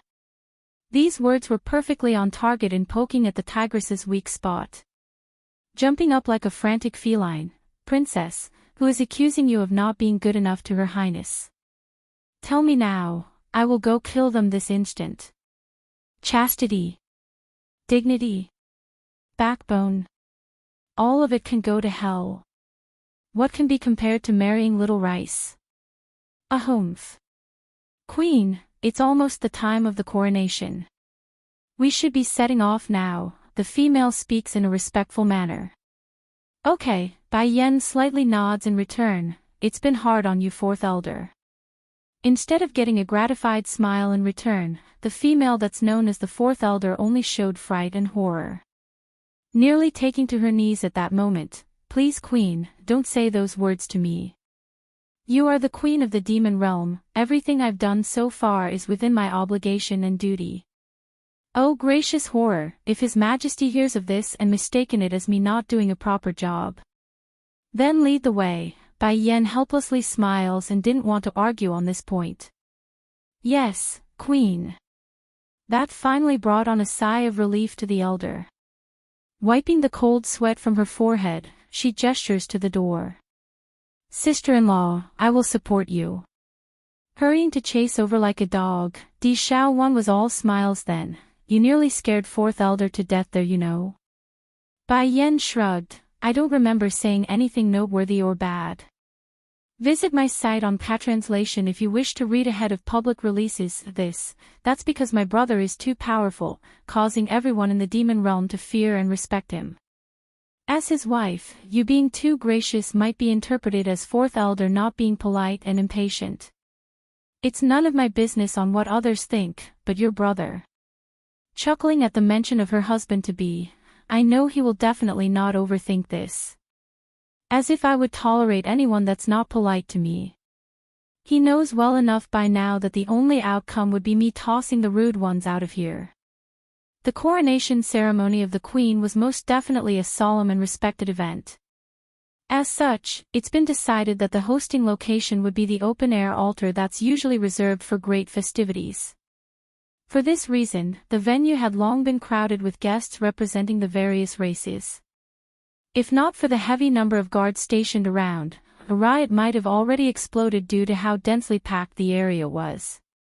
Thankfully, the restlessness didn't last long after this. From above, a rainbow bridge suddenly emerged from the back and front, leaving everyone's eye ingrained with the fabulous picture. Oh wow, to think the Rainbow Bird clan would be mobilized for this coronation.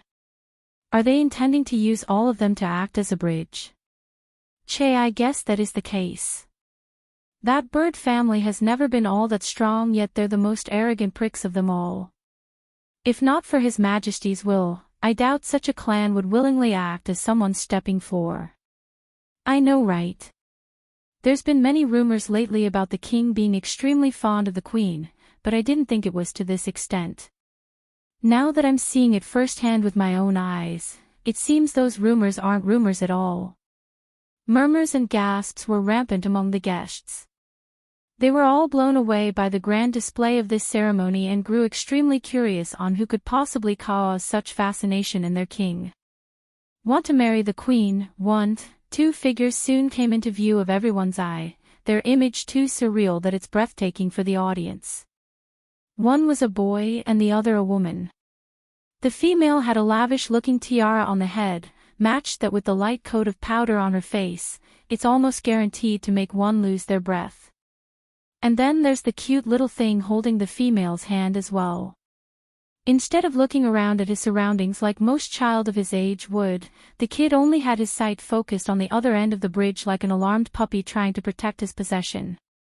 One step at a time, the man slowly approaches and eventually brings his bride back to attention from being wowed by his appearance. Yen, from now on you are my wife, my only wife. This will never change. Bai Yan's heart actually shook over that statement. Staring at the peerless man in front of herself, a genuine smile of acceptance escapes her. Fine. However, you are not allowed to betray me in the future, nor are you allowed to hide anything from me. If you must leave me for any duration, then you must tell me ahead of time. Only then will I promise to be your wife. I promise. Raising his hand, Deetsong brings the woman into his fold, allowing their attires to meld together as one and leaving the audience aghast over their perfectness. So this is the queen. She really is as beautiful as they claim. What a perfect match for the king. I know, right? At first I wasn't convinced, but now that I've seen it with my own eyes, I can only give up. The females of the various clans had similar opinions now that they've seen the competition. They aren't going to put up a hopeless fight when the other side was of such high caliber. Visit my site on Patranslation if you wish to read ahead of public releases. Congratulations to the king in marrying the queen. The people underneath all took to their knees, the voice respectful and of one. Rise. The demon lord's voice could only be called lukewarm at best despite this being his wedding day. Thank you, your majesty. Permission given. All of the attendees then rose again with one certain old fella that apparently had more galls than everyone else. I must send my granddaughter to the king's side as his consort.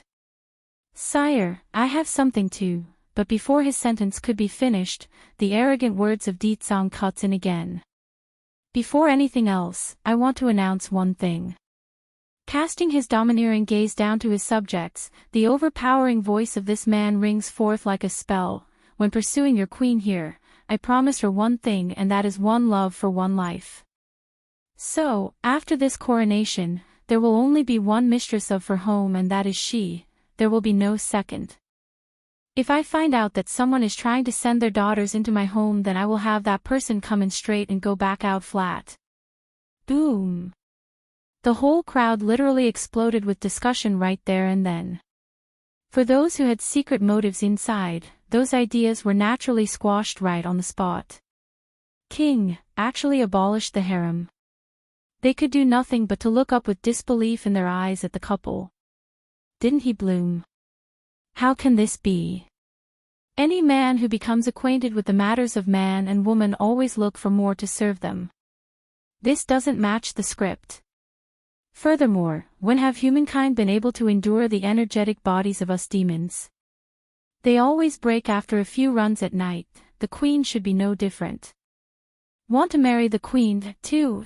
In addition, Deetsang issues a sinister chuckle, in order to prevent you bunch from causing any troublesome pain for my wife, those that does the proposal will also face the same crime and be punished by death. The old man who was trying to make the request subconsciously stepped back a few steps after hearing the words from his king. He wanted to hide that head until his existence disappeared altogether. That brings the end to my announcement, said Deetsang, who coldly swept his gaze over to the old man then. What did you want to say earlier? Don't joke around. The king has already spoken. Whoever raises the matter is equally dead, so why would I still want to send my granddaughter into the palace? If nothing else, all of you can retire after giving your greeting to your queen and prince. As for the gifts, smiling menacingly despite not even trying, I will have my men go collect it from your stations. There's no need to continue bothering my wife. Wiping some of those cold sweat away, the old man takes a quick bow in a deflated manner. Chieftain of the Wolf clan, pays my greeting to the queen and crown prince. Using this as the signal, the rest of the other clans also bowed in unison in worship of Bai Yan and Bai Xiaochen. Their expressions were all very serious and sincere, the only exception being Huang Xiaoying, who was acting a tad out of line by rubbing her shoulder against the old grandma beside herself. Grandma, do you see over there? Right there is your future grandson-in-law and the prince's arm. Visit my site on Patranslation if you wish to read ahead of public releases without disappointment. The old lady's eyes promptly lit up after seeing the white tiger snoozing in by Shechen's arms. Talk about smiling straight from the heart. Very good, as expected of my future grandson-in-law. Look at that nose, those eyes, talk about handsome. My granddaughter has good eyesight in picking such an outstanding tiger. Now that instantly brought on a black face for the tiger chief in question. He's been listening on everything. How can this little guy be handsome when he can't even take on his human form? Really, what is mother seeing? Grandma, I also think I have very good eyesight. She smiles all proudly before her family. He will become your true grandson-in-law in no time at all, that I promise. That's good then. I'm loving this little guy just by looking at him, unlike your ugly old pops who only knows how to annoy me at every possible opportunity. Oh right, don't tell your father about this, keep this between us both only. Don't worry Grandma, I will certainly not tell father. He's not only stingy and short-sighted, he's also easy to get angry. Despite being only a few feet away from his family, the tiger chief obviously didn't hold much existence between these two scams of a mother and daughter of his. How can you two talk bad about me right in front of my face? Furthermore, can you two at least acknowledge my existence? Oh my heart, it hurts. Compared with the emotional excitement of everyone attending today, Long Chang Tian's heart was obviously not feeling very good right now. His dragon family had always been a supreme existence within the demon realm, meaning he has no fear of the other inferior races. So, the fact that the female standing beside the king wasn't his daughter definitely brought on some discontent within the dragon man's heart. But that quickly changed when his eyes fell upon Dragonis' existence. The little missy was following in Bai Yan's tail. Oh right, I still have one thing to announce. Bai Yan pushes her disgruntled husband aside and pulled her new friend to the front. Is the chief of the dragon clan present? Though startled at first over the summoning, Long Chang Tian nevertheless hurried to step forward. Is there anything my queen needs of me? Want to marry the queen? 3. I don't know if the people in the palace have notified you yet, but I will say it again. After this, I will be taking Dragony with me. If the members of the dragon clan wishes to see her again, I will have my people escort her back for a visit. Turning her lips into a sneering grin of contempt, Bai Yan gazes down at the dragon chief with clear disdain in those eyes. Just that if I find another scar on Dragony's body after the visits, I will have the soldiers rain down at your doorsteps as a consequence. Long Chang Tian honestly didn't expect such an open threat. Popping those eyes in shock, the man looks up with incredulous disbelief. I don't agree. Zhang Ruki abruptly jerks up from the ground in protest. Dragony is my daughter, I don't want her to leave me. I can never allow this little fool the chance to surpass Xiaoya. Rui. The dragon chief roars out at his wife in fright, get down on your knees this instant. Giving a damp look at this so-called mother, Bai Yan then shifts her attention back to the little missy instead. Dragony, tell me, how does your mother usually treat you? Making an innocent look like that of someone oblivious to the situation, the young girl did as told. My mother dislikes it when I call her mother, that's why I can only call her madam at home. They would also often yell and hit me, calling me little fool. One time I stole second sister's pastry to eat because I really wanted to have a taste, that's when she used hot water to burn me. Whenever Dragony brought up all the cases from her past, the voices of the guests would diminish by another level until only the crisp sound of the young lady could be heard. Of course, Zhang Rui would be livid at having her misdeeds pointed out in open public, hence the blue and white color on that face. How dare she embarrass me in the public? Did she forget who gave birth to her? As for the rest of the audience, many were now showing disdain with a much larger portion making angry glares at the dragon chief and his wife.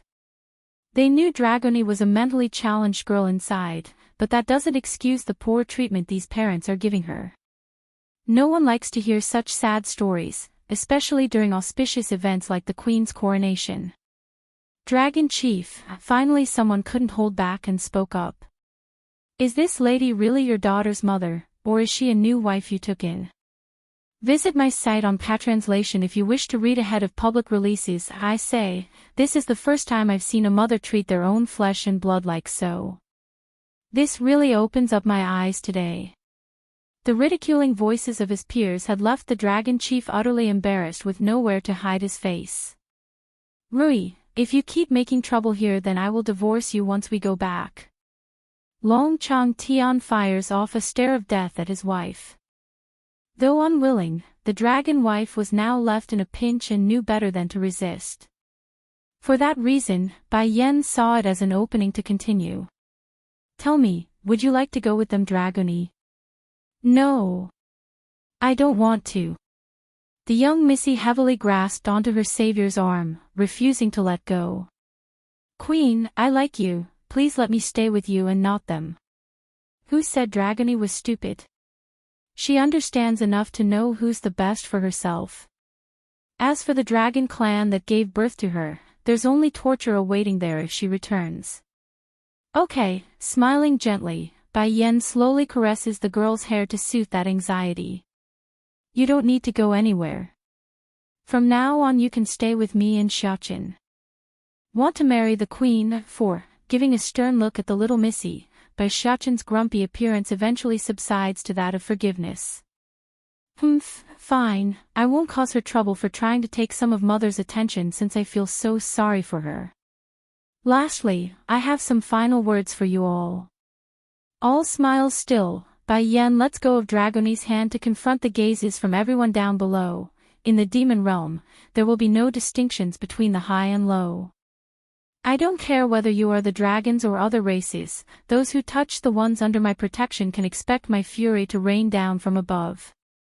Long Chang Tian remained silent during all of this with only his eyes making a strange light as Dragony's image reflected in those pupils. Furthermore, Dragony is only a late bloomer, she is not stupid. No one can insult her as a fool. If I catch wind of this again then you know your ending. Not everyone may be able to perceive the late bloomer phrase, however, they most definitely understood the threat in the latter part of Bai Yan's sentence. Being enemies with her is the same as being the enemy of the king. As if we are that stupid to shorten our own lifespan. Grinning right up to his nose now, Ditsong was enjoying every aspect of his wife's dominance to the point where he couldn't resist making a grab for her body. Sweeping his fingers across that fine silky hair, the man's demeanor could only be called spoiled. Do you all understand that? My wife's word is the same as mine. Likely the result of the Demon King's appearance, none were able to protest the idea. In fact, their heads were now lowered than ever before like they are confronting two demon kings instead of a queen. Yen Yen, we are wasting too much time here, it's our wedding night. Bai Yan's heart trembled over that last bit. Since that day in the field of flowers, she had more than once tried to go through a union with Ditsang. Sadly, whenever they did so, the same scenes from the battlefield would emerge again, causing the happy occasion to cut off repeatedly. Don't worry, I only want to hold you during our sleep. Moving his fingers away from the hair and onto that chin, Ditsang's touch brought a fuzzy tingle to the woman in his possession. If you don't want to yet, then I won't force you. Ditsang, I remember you've always wanted to force your way with me to get revenge for that day, did you not? Smirking mischievously, the woman's eyes reflected a light like that of a predator wanting seconds. Going black in the face, the man knew he'd just got one-upped by his wife. I did want to take revenge, just that I didn't expect to have my heart smitten by your existence. As if revenge for that day could compare with my desire for you. Suddenly, a soft peck from a lovely set of lips had landed on the man's own, causing him to grin stupidly while the female smiles with satisfaction. He is always so overbearing at times, but he can be so sweet during moments like these. I just hope he won't let me down. Taking the interaction between this perfect couple, Dragony grew jealous with that yearning face. I also want to give Queen a kiss, that instantly brought on a wave of darkness to Bai Shuchen's face. That's my mother, my mother. I'm already turning a blind eye to you trying to take some of her attention away from me, now you want to kiss her. I won't allow it. Smooch. Then before the little rascal could protest any further, a pair of soft tender lips had come flying over at his own. And of course, the flushed appearance the baby boy made next was that of anger and not shyness. This little girl actually dared to kiss me.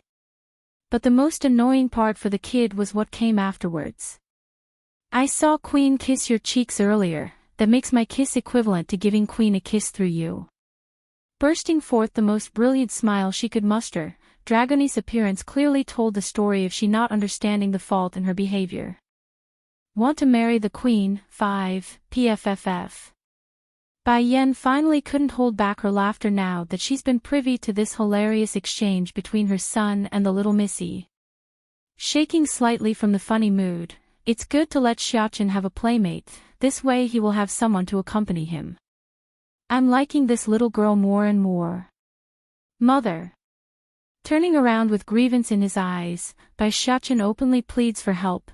Can you not let this little girl get close to me? She is scary. No. Ditsang harshly cuts down the idea. I have something to do with your mother, so you are in charge of taking care of her.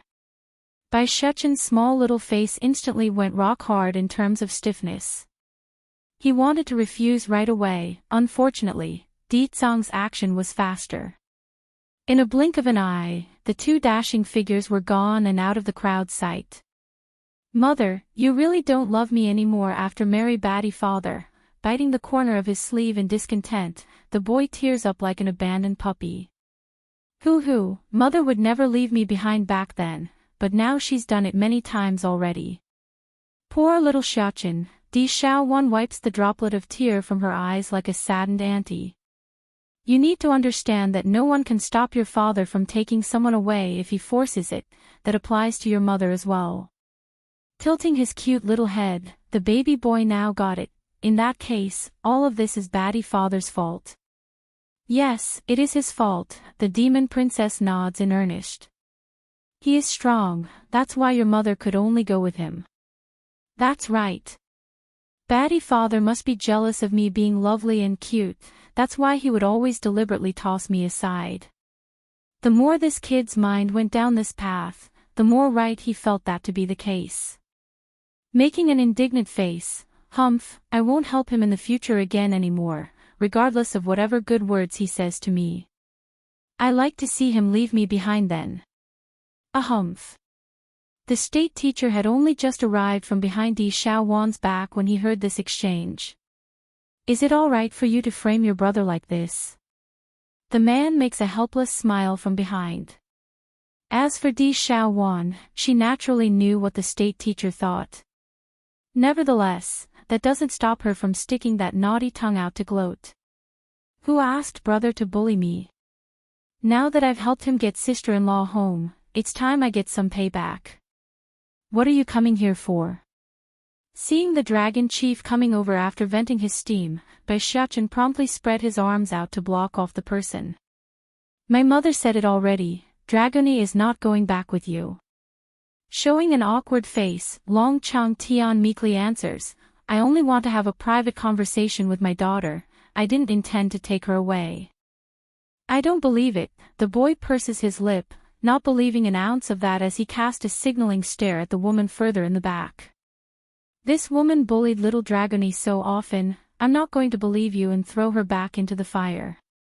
Wrinkling his brow at the realization, Long Chang Tian immediately turned around using his harsh glare, Rui, you stay here and don't follow me. After dropping this order to his wife, the dragon chief then turns back to the little prince using the most respectful tone he could make. Your Highness, I really only wanted to have a private conversation with my daughter. If you are worried, I can leave this evil woman here, is that good? The baby boy didn't answer, only giving a momentary silence in return as he accessed the situation. According to his view, there's no malice or evil coming off of this Long Chang Tian, so... Xiaochen, hold on. Stepping in now, Di Xiaowan figured it's best she took over. What can't you say in front of us that you must speak in private? This, hesitating for the longest time, Long Chang Tian sounded troubled. My daughter's behavior earlier was a bit too over the top, that's why I wanted to correct her while away from His Highness's presence. Want to marry the Queen? 6. As dubious as she was over that statement, Di Xiaowan could find no fault in Long Chang Tian's answer. As such, she could only give a nod, then go, I will give you half an hour and no later. When she returns, I want to see the girl in pristine condition. Auntie, Baishachan's cheek puffs up, my father and mother had me watch over this girl, if she's bullied. As if he would dare, the demon princess openly sneers, if he does dare to bully Dragony then he better be prepared for the soldiers to rain down from above his head. This Long Chang Tian isn't that stupid. Even if he does, it won't be happening inside the palace. Dragony, you go ahead. Patting the little missy's shoulder, Di Xiaowan indicates it's safe to move forward, make sure to come back soon. Okay. Curving into a squint in those eyes, Dragony's face was all cheers as she greeted her old man, father. Come my daughter. Pressing down the touch of darkness in his eyes, Long Chang Tian smiles warmly as he led the clueless girl to the back end of the open-air altar. But once out of sight and alone, the fatherly aura that this dragon chief portrayed was all-inclusively gone. All that remains now in this person was a stern look of someone ready to give an order. Papa? Asked Dragony, who was still unclear on the danger she's in. Do you have something to say to me? Dragony, listen.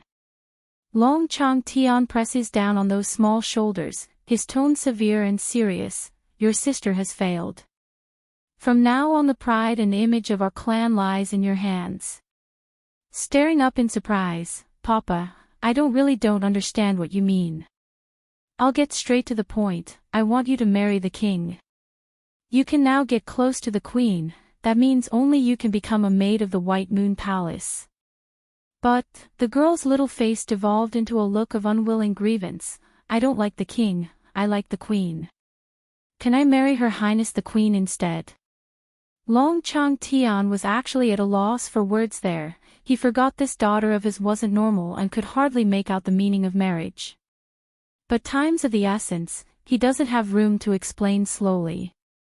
You must become the king's woman, just like the queen of today. This is the order I'm giving you, can you understand? I don't. Dragony shuddered at the commanding tone and took a step back, her eyes filled with tears. I don't want to be around the king, I only like the queen.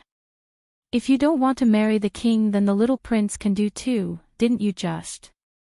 Growing anxious now, Long Chang Tian's expression was quickly turning ugly. When did this girl become so disobedient? But Papa, I only like the queen, I just want to marry her, I don't want anyone else. Hoo-hoo, fully crying, Dragony's whole body was now a shivering mess. Today's papa is so scary, why must he make me marry the king or prince? I don't want to. Dragony. The dragon chief grew infuriated and violently grasped onto the girl's shoulder, thus causing enough pain to make his daughter wail out in grief. I'm sorry Dragony, it was my fault, I got too anxious. Hurry and let me see your shoulder. He raised his hand and wanted to check, but before he could do so, the sobbing girl actually retaliated by pushing him away in one forceful swing. Where did this one get such strength from? Shock and disbelief filled the man's eye as he took in what just occurred. You are a bad guy, I hate you the most, don't touch me, I am going to find the queen. Dragonite's face now displays open anger as the 2 lines of tears covered up that delicate face. Want to marry the queen? 7. Before, she would never cry regardless of what her sister Long Xiaoya did to her. However, this time Dragonite could no longer hold back at being hollered by her own father. Dragonite, don't go. Long Chang Tian hurried to climb back up from the ground in order to stop the girl from leaving. Don't go. If you do, then I will lose my life. You stay away. Once again pushing the man to the ground, the little missy's complexion was a flush beet red. I'm not going to leave the queen to follow the king. You are a big baddie. I'm not going to trust you anymore. Oomph. Coughing over that sudden force to his stomach, Long Chang Tian's face was a ghastly white. He knows full well if this ends up in the queen's ear then he be doomed. Dragony. I am your father. You can't let the queen know about this, if you do, then I will be killed for sure. How can you bear to see your own father die because of you? The dragon chief was no panicking. He honestly didn't know this daughter of his could be so ruthless. What's more, when did she learn to make a complaint? You think I'm stupid, you all think I'm stupid. Yes, I am not very bright, but you always knew second sister didn't like me and would often bully me. And what did you do? You would have me not appear in front of her because of that reason. Devolving into a pitiful whimper, tears began to flow out of the girl's eye sockets like a waterfall. But, I still used to like you before, all because you never scolded me like mother did and call me little fool. The queen is very good to me. She tells me stories and feeds me jelly beans. She said that the jelly beans will make me smart. You see, I can walk on my own now. Long Chang Tian was stunned. Taking a moment to take this statement in, he finally discovered that Dragony no longer needed someone to help support her for walking. My daughter is finally starting to grow up. No wonder, now it makes sense on why she would say such words to me. If it was in the past, this daughter would only obey. Dragony. Seeing his daughters about to leave again for real, Long Chang Tian wanted to stop this before it's too late. Unfortunately for him though, the commotion had caught the attention of those outside and that's when the palace guards came rushing over. Naturally the one leading the fray would be Di Xiao, one who came running over with Bai Xiaochen in tow. Princess. Deathly pale, the dragon chief felt his throat go dry like words were ripped from his lung. While the man in the background feared for his life, Dragony on the other hand was even more emotional. Jumping right into the demon princess's arm, the little missy breaks out into a slobbering wail of someone trying to release all of the years of pent-up grievance. This bastard actually ignored sister-in-law's order and bullied little Dragony. I knew I shouldn't have believed him. In front of this tearful image, Di Xiaowan wanted to explode from anger. Dragony, come, tell me how he bullied you. Making a guilty face, the princess attempts to soothe some of the girl's mood by asking for the details. He wanted to force me to leave the queen. Speaking with a sobbing voice, the girl's pitiful appearance would pain any sensible person. Princess, I like the queen very much, please don't make me leave her. Huffing and puffing at this, Di Xiaowan glares fire at the man in question. You bunch in the dragon clan got some nerve. Do you think just because you are the chief of the dragons that you can get away with this, or do you think without you, your clan is finished? Going from green to white, Long Chang Tian fires off a resentful glare at his own daughter, oblivious to the fact that this came only because of his own folly. She actually, really complained to the princess. And, making a wronged face, he wants me to marry the king, but I only like the queen. If I must marry, it would only be with the queen. Song's departure. 1. The little girl's voice may be cuddly and cute, filled with the tone of a child, but that statement was more damning than anything else anyone has the nerve to say. In fact, it was to the point where the people were involuntarily shaking due to the momentary fright. Marry the queen. This. Taking in a deep breath, Xiaowan calmly yet sternly holds onto the little missy's shoulder and spoke. You must never say such a thing again, especially in front of my brother the king, do you understand? Why? Dragony blinks her eyes in confusion. My brother, he, will throw you out. By then you will never be able to see my sister-in-law again. That sour jar will get jealous regardless of it being a man or a woman. If he hears Dragony's intent of wanting to marry sister-in-law, then he will most definitely throw her out. As soon as she heard that Song would ever leave by Yan's side, the little missy's body promptly shook into a new one. Princess, I understand. It's good that you understand. Smiling brightly, the demon princess then turns her attention back to the one that's at fault. My brother and sister-in-law's word is deaf to your ears, right? Princess, you mustn't listen to this girl's nonsense. Long Chang Tian hurried to get back up for the third time, his gaze sharp as he stared at Dragony's face. This girl is full of lies. You mustn't believe her. That claim promptly causes the girl in question to rear back a few steps. In Dragony's eye right now, the father whom she thought was the kindest of her so-called family was in fact scarier than anyone else. Auntie, wrinkling his brow, Bai Xiaochen tugs at the princess's sleeve to get her attention.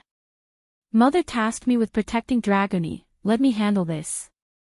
Startled at first over the request, Xiaowan eventually relents with a nod after seeing that innocent and kind face. All right. To be clear, in light of the baby boy's brilliant smile that could warm a soul, it's in fact the most dangerous one Bai Xiaochen could make.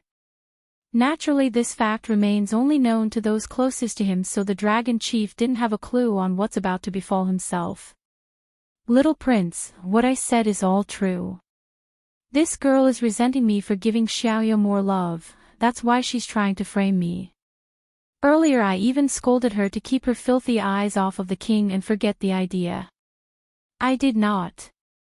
Raising her stubborn face, the tearful girl cries out in protest. I did not lie, I really didn't lie. Although Xiaowan didn't know what her nephew intends to do next to punish the deceitful dragon, nevertheless, she knew enough that it's more than what she herself could dish out, hence the only comfort she gave to the little missy was a little rub of the hand. Auntie, I'm still new to the demon realm, so mind telling me the rules. If someone attempts to deceive the royal family, what's the punishment for such a crime? Soft and cute, Bai Xiaochen's voice was crisp and pristine as it drifted into everyone's ear. It's a capital offense. The princess replies.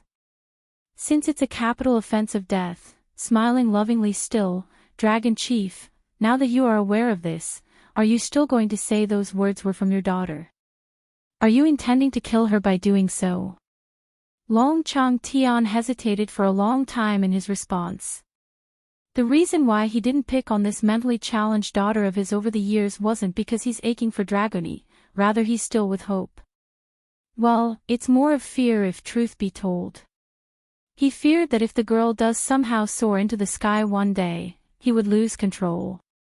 But by being good to Dragony, he could then use their family bond to tie the girl down to be of use to the clan.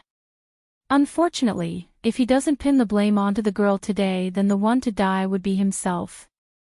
Even if the little dragon does reach new heights in the future, it means nothing when he himself was dead. I'm only saying the truth in not wanting the queen to be swindled by this little liar. Allowing the glint of cruelness to show in his iris, then, the man arches his fist in submission. Crown Prince, it's my fault for not disciplining the girl properly. Whatever you wish to do with her is of your call, I will not interfere or say a word in her defense anymore. Song's departure, too. Since you are not benevolent, then don't blame me for being unjust. This is all because you spilled our conversation out to everyone. Now it's on you to take responsibility. Even if the royal family wants your life, you deserve it. Dragony's body literally froze on the spot as a layer of sadness covered up that hanging head. She may have only just opened up her mind thanks to Bai Yan's jelly beans. Even so, she's smart enough now to know when her father wants her life. Little Dragony, Bai Xiaochen smiled brightly as he turned back to the girl. Are you seeing this? He's already treating you like so. You wouldn't have an opinion when I punish him later, right? That question instantly shattered the cruel smirk from the dragon chief's face. Now, only startlement remains as he stared wide-eyed at the little prince. What does he mean by that? He is not my father. The little missy cocks her head up, tears removed from that collected face. He is not my father. Auntie, grinning in his smile, it was you who agreed to hand over Dragony to him. Now I will let you dispose of him personally. The demon princess didn't object, only puckering her lips to the side. This little rascal, he only said all those things to let Dragony see the man's true face. If you don't handle it well, Bai Xiaochen's voice grew chilly and unnerving, if my mother finds out, she will be quite angry, you know. Upon the second that threat came to an end, the princess immediately shuddered in cold fright at the image of that peerless couple. All frowning now in that face. Xiaochen, how can you be like this, learning the habit of threatening others from your mother? That's because you handed Dragony over to him. But you also agreed to the idea, that's why I'm troubling you to take the blame for me. Making the most cunning grin ever, the baby boy didn't bring shame to his heritage of being a fox. Di Xiaowan's face went darker than a bottom of a pot. As expected of my brother's son, he really is so lovable and hateful at the same time. While the two were having the conversation to decide his hate, Long Chang Tian on the other hand was already a lost cause. He could hear nothing, only dropping to the floor with his despairing face of what awaits him. It's over. This time I'm finished. Bastard, you almost dragged me down with you, did you know that? Not only are you not repenting for your crimes, you even tried to frame your own daughter. It's a real tragedy for Dragony to have a father like you. Sending a kick at the dragon chief to vent her anger, Di Xiaowan misses the straggler in the back corner of her eye as the result of her preoccupied attention. For every bastard there must be a bitch to accompany them, otherwise how could they be a perfect match? For Long Chang Tian, his partner naturally falls onto Zhang Rui.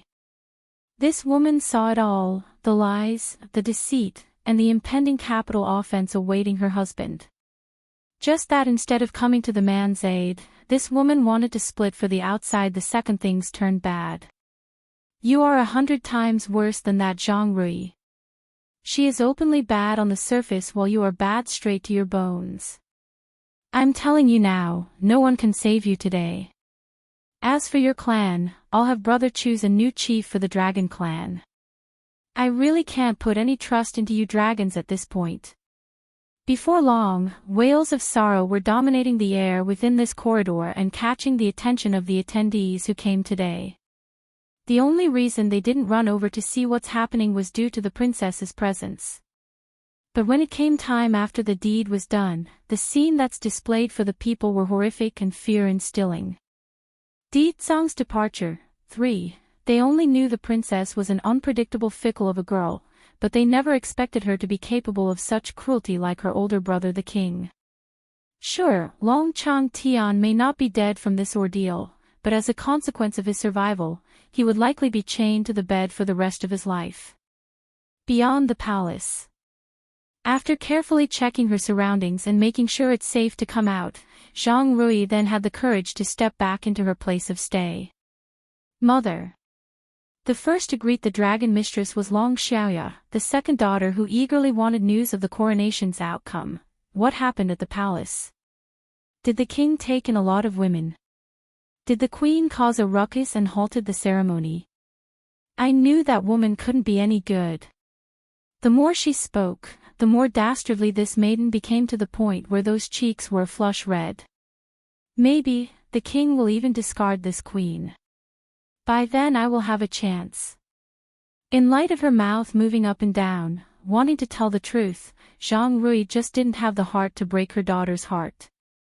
Xiaoya, pack your things, we are leaving here now. The girl was stunned by her mother's order and quickly lost that initial excitement. Mother, why are we rushing to leave when father hasn't returned yet? Gnashing her teeth, Zhang Rui shows off a resentful look. The little fool is now soaring in the sky. He only needs her, so why would he need us anymore? Hurry and go pack your bags. But before the pair could make it any further out of this place, a series of footsteps were already rushing over. Next thing they knew, a group of heavily armed guards have aligned outside the doorway and the surrounding structure. What are you all doing? Long Xiaoya became enraged by the act. My father is the current chief of the dragon family, who allowed you to be so impudent before us. Dragon chief. The leading captain of these soldiers openly sneered with a cynical tone.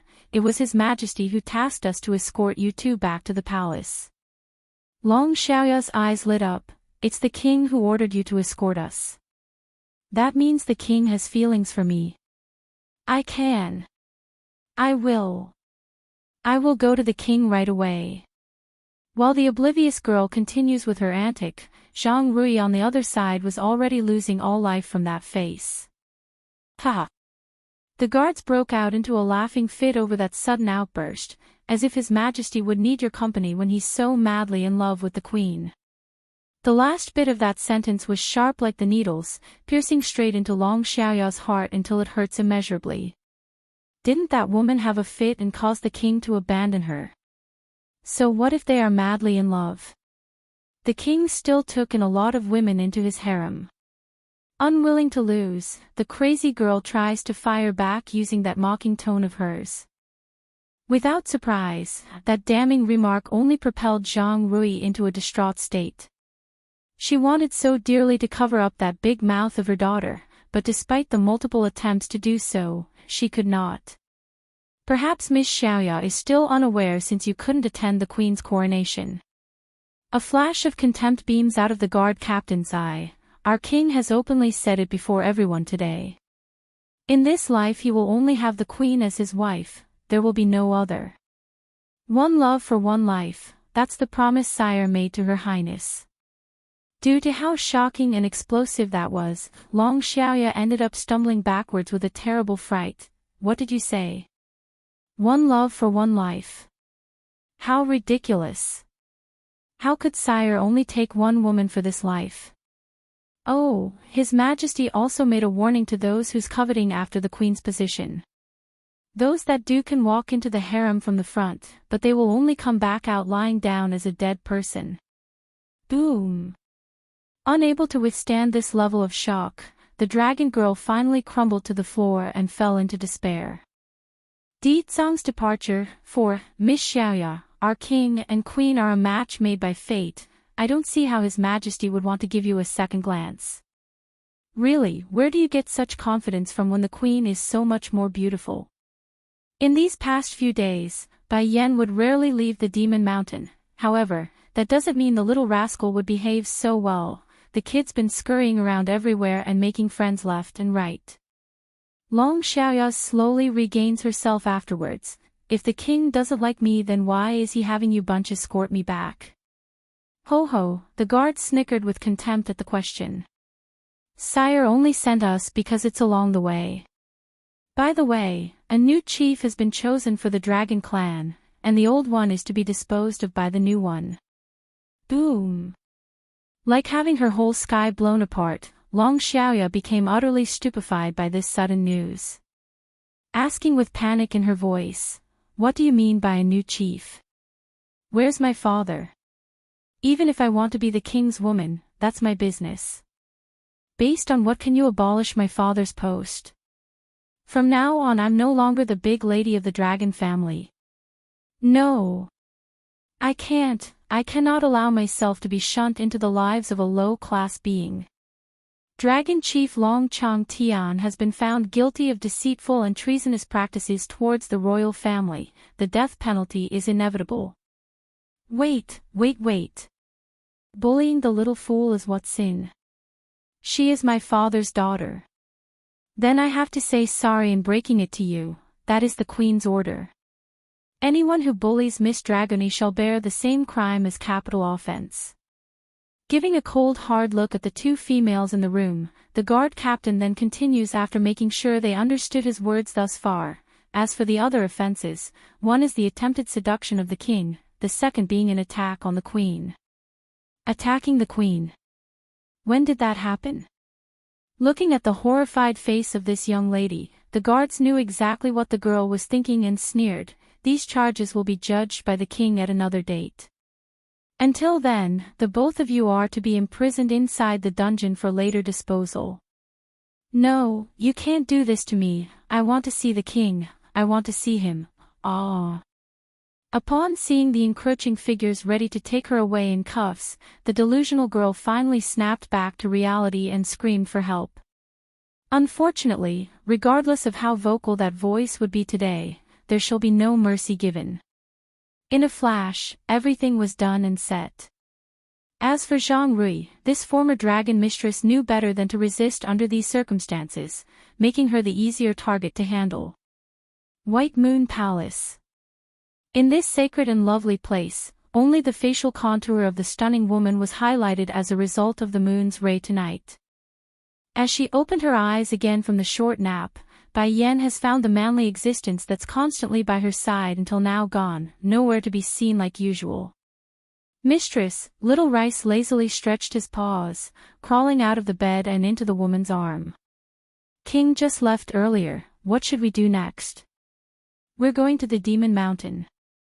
I need to do some closed-door training when consuming this try-reaching Soul Dan pill I made the other day. She climbs out of the bed and calmly walked towards the doorway.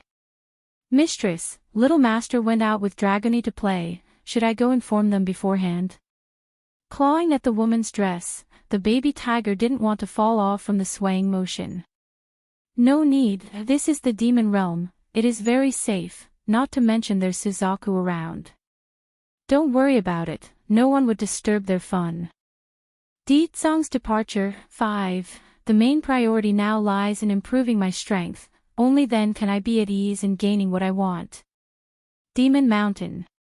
Inside the small cabin made out of bamboo pieces, Bai Yan remains seated as the beady little object radiates a faint green light in her hand. Try reaching Soul Dan pill, with this I can finally have a breakthrough again. Smiling with anticipation, she smoothly throws the item into her mouth and allows the stream of warmth to circulate across her internals. But the comforting feelings were short-lived. Moments later, the sensation quickly devolves into a harsh stinging pain, causing that dainty figure to shake all over. As expected, the side effects for taking this is as potent as I thought. But I won't yield, this time I must reach new heights in my cultivation. Under the reddish rays of the moon, the ocean of flowers here were letting off an eerie glow as a result of the extreme environment. King. A fiery red giant bird descends from the sky and transformed into a man with red hair. Showing reverence in that face, he spoke, "Our people have found a way to break the seal around the demon realm, just that the seal is currently being guarded by a group of people. Based on their powers, we suspect they are from the celestial realm and is beyond our ability to overcome. Sire, you will have to personally pay them a visit if we are to defeat them."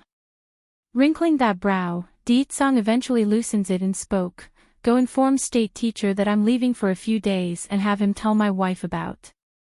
He knows Bai Yan should be in closed-door training by now. That meant he couldn't wait until then to pass on the message, hence the reason why he's turning to the state teach for help.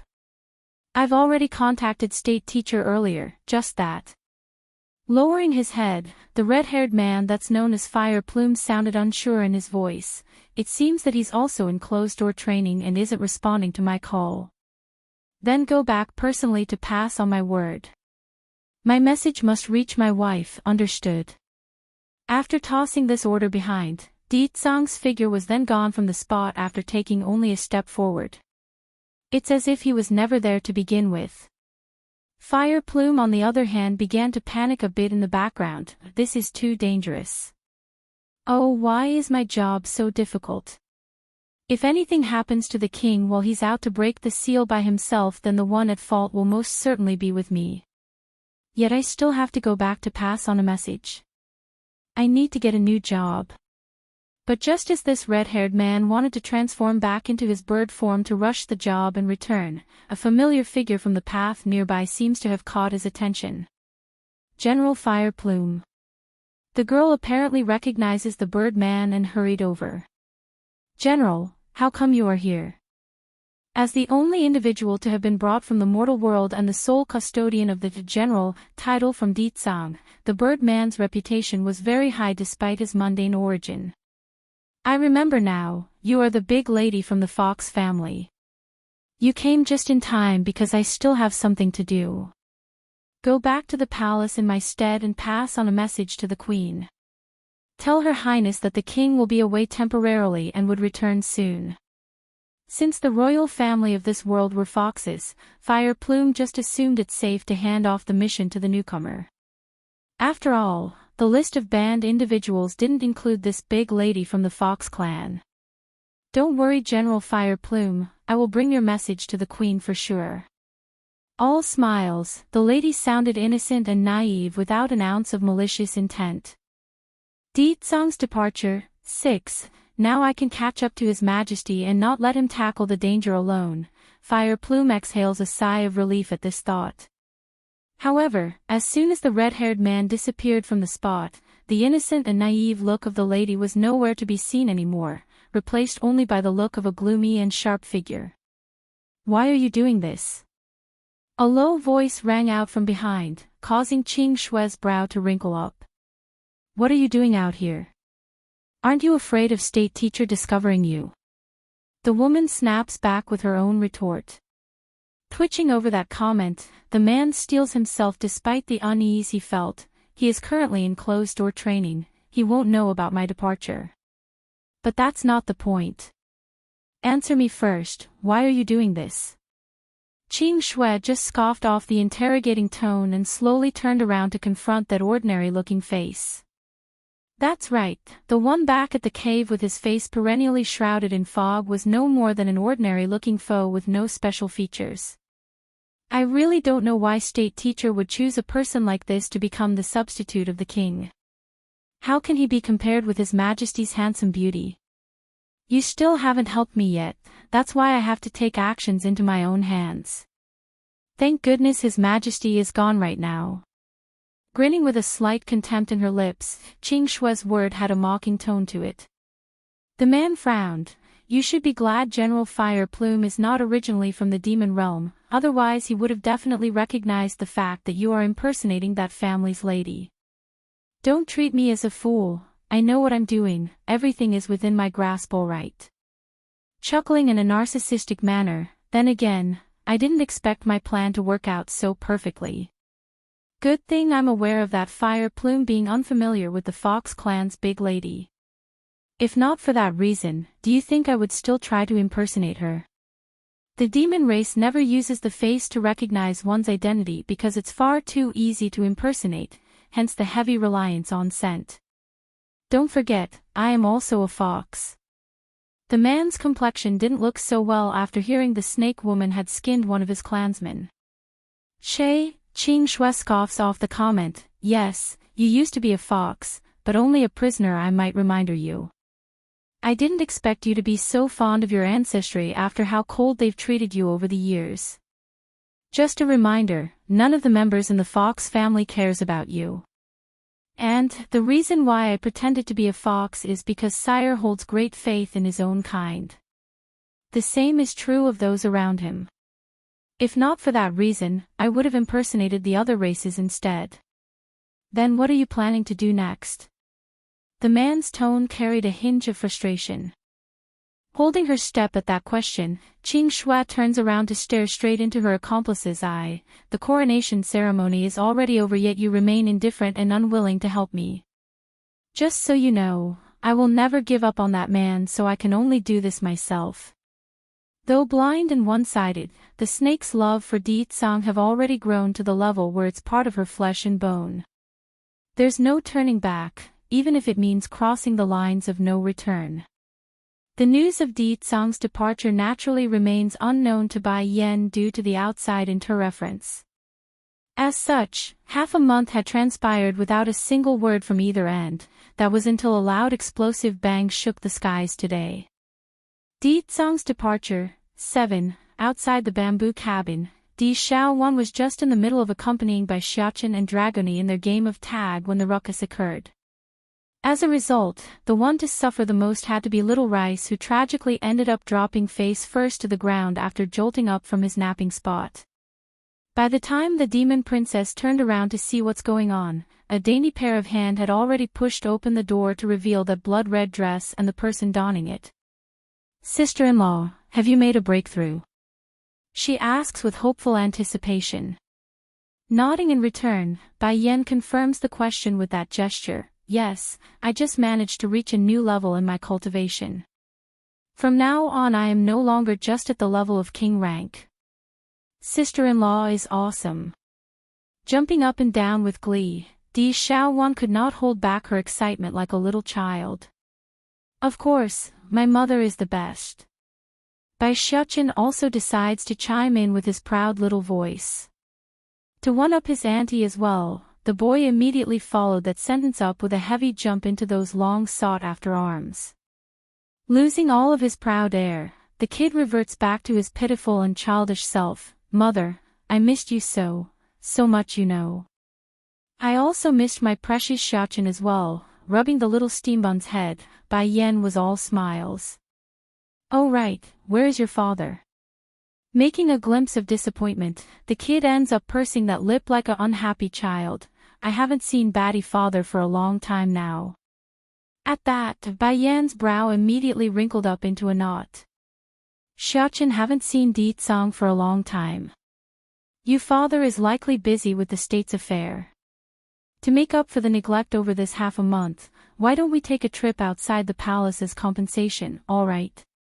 Lightening up in his eyes, Bai Xiaochen's mood promptly fluttered up. "Okay mother, let's go out of the palace, I want to play." "Let's go then," one hand holding her son and the other holding Dragony. "I will take the both of you out to play." Watching this from the back, Di Xiaowan puckers her lip like a grieving waifu. "Sister-in-law, what about me?" Halting at the call, Bai Yan looks back at the demon princess. "You and Little Rice can follow us." In light of being disappointed by the answer, the girl nevertheless did as told and picked up the spinning-eyed tiger from the floor. "Wait for us, we're coming." Why do I feel like I've been disfavored ever since Dragony came into existence?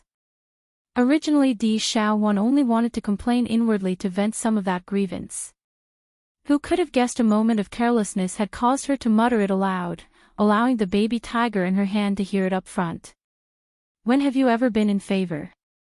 If she's never been in favor, then how can she lose it, right? Going dark in the face, nobody would call you a mute if you don't speak. I'm such a failure as a princess, even this rascal is picking on me now. Then princess, what do you think of Dragony? Little Rice ponders this as he's being hung around by the tail. Mistress rarely cares about a stranger, let alone have a stranger hang around herself. But Dragony has broken every norm. Think about what? Isn't Dragony the little missy from the dragon clan? What is there to think about? Well, she's not anymore since the chief has been changed to a new one. Doubtful in her eyes, Di Xiaowan didn't comprehend the meaning behind that question. Twitching in the corner of his tiger lip, Little Rice had to hand it to this clueless girl. Forget what I said, it's nothing then. Oh, forget it, asking this dumbaklutz wouldn't help anyways. Maybe Suzaku or state teacher would know. Beyond the palace, a bustling market was the first area of the capital in which the group visited for their little venture. Mother, the demon realm isn't much different from the human world, don't you think? Looking around, Bai Xiaochen had curious eyes as he scanned the new terrain with a sense of novelty. However, that initial excitement soon changed to disappointment after he looked up from the side. Beating Qing Shui, 1, Mother. Seeing Bai Yan's dazed expression, the baby boy quickly wrinkled up his lovely forehead and thought, what happened to mother? The soft little voice of the steam bun did grab Bai Yan's mind back to reality, however, her focus clearly wasn't entirely here with them. Touching her son's head in a comforting manner, I am fine, you and your auntie can take Dragony off to play first. I want to be alone for a little bit. Ever since she came out of her closed-door training, a sense of restlessness has been plaguing this woman's heart. Okay, raising his eyes to meet hers, I will not trouble mother then. If there's anything disturbing you though, mother can always confide in me. I will always be mother's favorite son and be your great protector. Feeling the warmth running straight into her heart, Bai Yan just couldn't resist leaning down to give her son a peck on the cheek despite it being a public place. He's just too adorable and lovable to not do that. Go, I will catch up very soon. Bye-bye mother. Making a goodbye gesture, Bai Xiaochen then went ahead to lead Dragony over to Di Xiaowan's side. Auntie, let's go shopping okay? Feeling moved to tears by this request, the princess finally felt useful for once. Just that. What happened to sister-in-law? Her pretty eyes were full of doubts which reflected in that hesitant tone. Shaking his little head in return, Bai Xiaochen answers honestly, I don't know, maybe mother misses Batty father. Biting his lip, the boy makes a frustrated look while hanging his head. No matter what happened in the past, mother would never keep secrets from me, but now. Auntie, after a moment of his silence, the boy seems to have regained some of his vigor upon coming to some sort of conclusion. Before Batty father told me I could enhance my strength by coming to the demon realm. Do you know where I can get help for that? This, scratching her head over that dilemma, the demon princess sounded stumped, I don't really know. It's likely only state teacher and my brother would know. Sighing at that answer, it was as the kid thought. It looks like I would need to go look for Batty father, only then will I be able to get stronger. Atop of a mountain peak that's reached up to the clouds, a certain woman of extraordinary beauty was currently resting against the big oak tree growing here. The scenery of this demon realm really is different from the mortal world. Looking up at the blood-colored moon that's perennially hanging in the sky, Bai Yan's eyes showed a hint of fondness for this sort of picture. It's getting late, I should get back to Xiaochen and them. But just as she's about to leave after getting up, that's when her ears picked up a slithering sly voice from the corner of her eyes. Who, come out. Stepping forward from the flowered-covered rocks was a woman donning a light blue dress, her face cold and proud as she confronted Bai Yan's stare. What's the matter? Likely able to perceive the fact that the newcomer came with ill intent, her voice was sharp and snappy. Queen. Qing Shui didn't mind the poor reception and donned a cold smile of her own, just that it's also mixed with a certain level of mockery. I came today to tell you a few things lest you stay in the dark. What is it? Bai Yan had no reason to be rash after hearing that, only leaning her back against the big oak tree with that confident smile of hers. Beating Qing Shui, too, I'm just pitying you, pressing down her jealousy. Qing Shui's eyes forces a look of sympathy like she's genuinely doing this out of kindness. Guess you don't know about my relationship with your husband the king, do you? Chuckling at that statement, Bai Yan didn't seem fazed at all from the outside. Ditsong has a relationship with you. It can't be, as enemies. The ridicule instantly caused a crack in the snake's pretentious face, making it dark as a coal. Isn't a female supposed to be enraged as soon as they hear their husband has been in a relationship with another woman?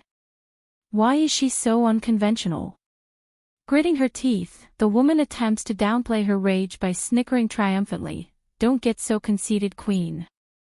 Do you really think His Majesty would only take you as his woman? I don't mind telling you the truth, me and His Majesty have already become one a long time ago. If not for your appearance, the position you are in now would have been mine ages ago. The more she spoke, the angrier this woman became to the point where that chest was now heaving up and down. In fact, her appearance gave the impression that Bai Yan really did steal her man and post despite being not true. Are you finished? If finished then I'm leaving. Straightening her back, Bai Yan ignores the stranger and was ready to take her leave. You don't believe me. Qing Shui said it with such sarcasm that it's almost believable. Why do you think that you are the queen and not me? I'll tell you, it's because there's a rumor circulating around that the king must wait for the destined individual to be his wife, otherwise the demon realm will face a calamity so great that destruction would be inevitable. That last bit instantly stops Bai Yan's foot from leaving. Continue. Oh, you are just born with a better fate than I. You think His Majesty is being good to you because of who you are. Don't make me laugh, he's only taking you in out of consideration for the little prince's sake and the rumor in the air. Otherwise, why else would he take an immortal woman? Thunk. Out of the blue, a heavy knock from a stone had landed on Qing Shui's forehead, causing her to flinch backwards from the stinging pain. Enraged by the transgression, the snake woman immediately searched for the source and saw the little girl standing not far away from Bai Yan's location. You bad woman, you are not allowed to bully the queen. Frowning over the signature of that voice, Bai Yan too also turned around to seek the owner. To her surprise, it was someone she knew. Dragony, what are you doing here? Where's Shichan and Xiaowan? Queen, I snuck away while Brother Xiaochen and Auntie Xiaowan was busy buying some presents for you. All steaming in her tender little face, the Missy once again picked up another stone and tossed it at the snake. Qing Shui scoffed at the pitiful act with ridicule in those eyes. Earlier she only took the hit due to her attention being occupied by Bai Yan's dismissive behavior. Now that she's aware of this brat, there's no way she could allow another hit. Sweeping her hand at the projectile, the force released immediately stopped the stone midair and forced it right back to the source. Dragony.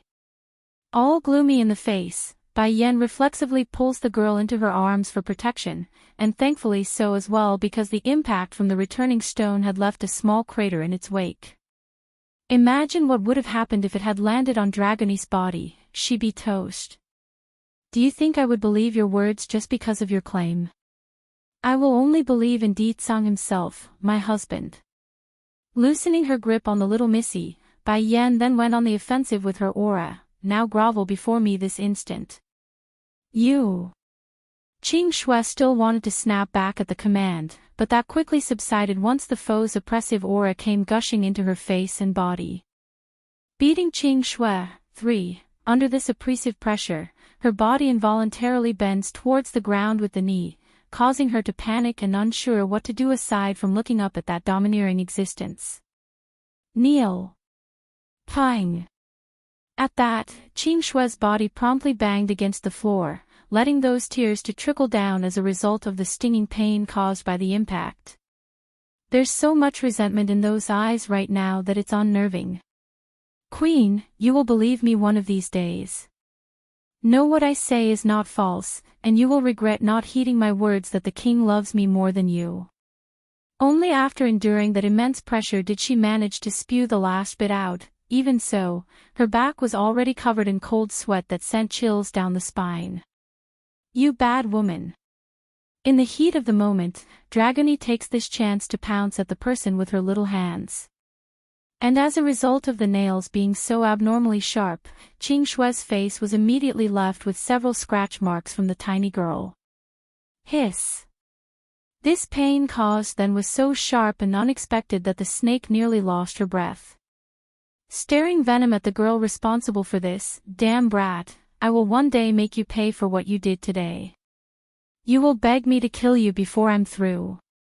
Dragony, come back. Bai Yan orders, worried the little Missy might stain her hands because of this filth. Sure enough, the obedient girl immediately returned and reverted back to that innocent and naive self.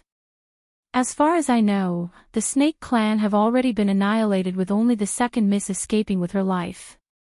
Faintly curving those lips into a sneer, Bai Yan then pulls out a dagger and waves it around against the foe's cheek. If I'm not wrong, you are that second miss of the snakes. Dismay grips the woman's face, causing it to go deathly pale. She. How did she know? I clearly covered up myself with the fox skin. How can she see through my disguise with only a glance?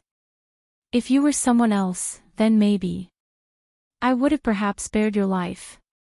However, what a shame, my grudge with your clan cannot be overlooked. Bai Yan proclaims, sealing the demoness' fate with a death sentence in that statement. Qing Wan kidnapped my son and forced him to take poison. Furthermore, that wretched woman even summoned her ancestor to kill me. If I still remain unmoved, then I don't deserve to be a mother or a human for that matter. Qing Shuai, on the other hand, was now so overcome with fear that her whole body was convulsing. She couldn't even utter a single word in protest or defense. No wonder. No wonder he wouldn't let me come make trouble for the queen. This human woman is not a fool like that General Fire Plume.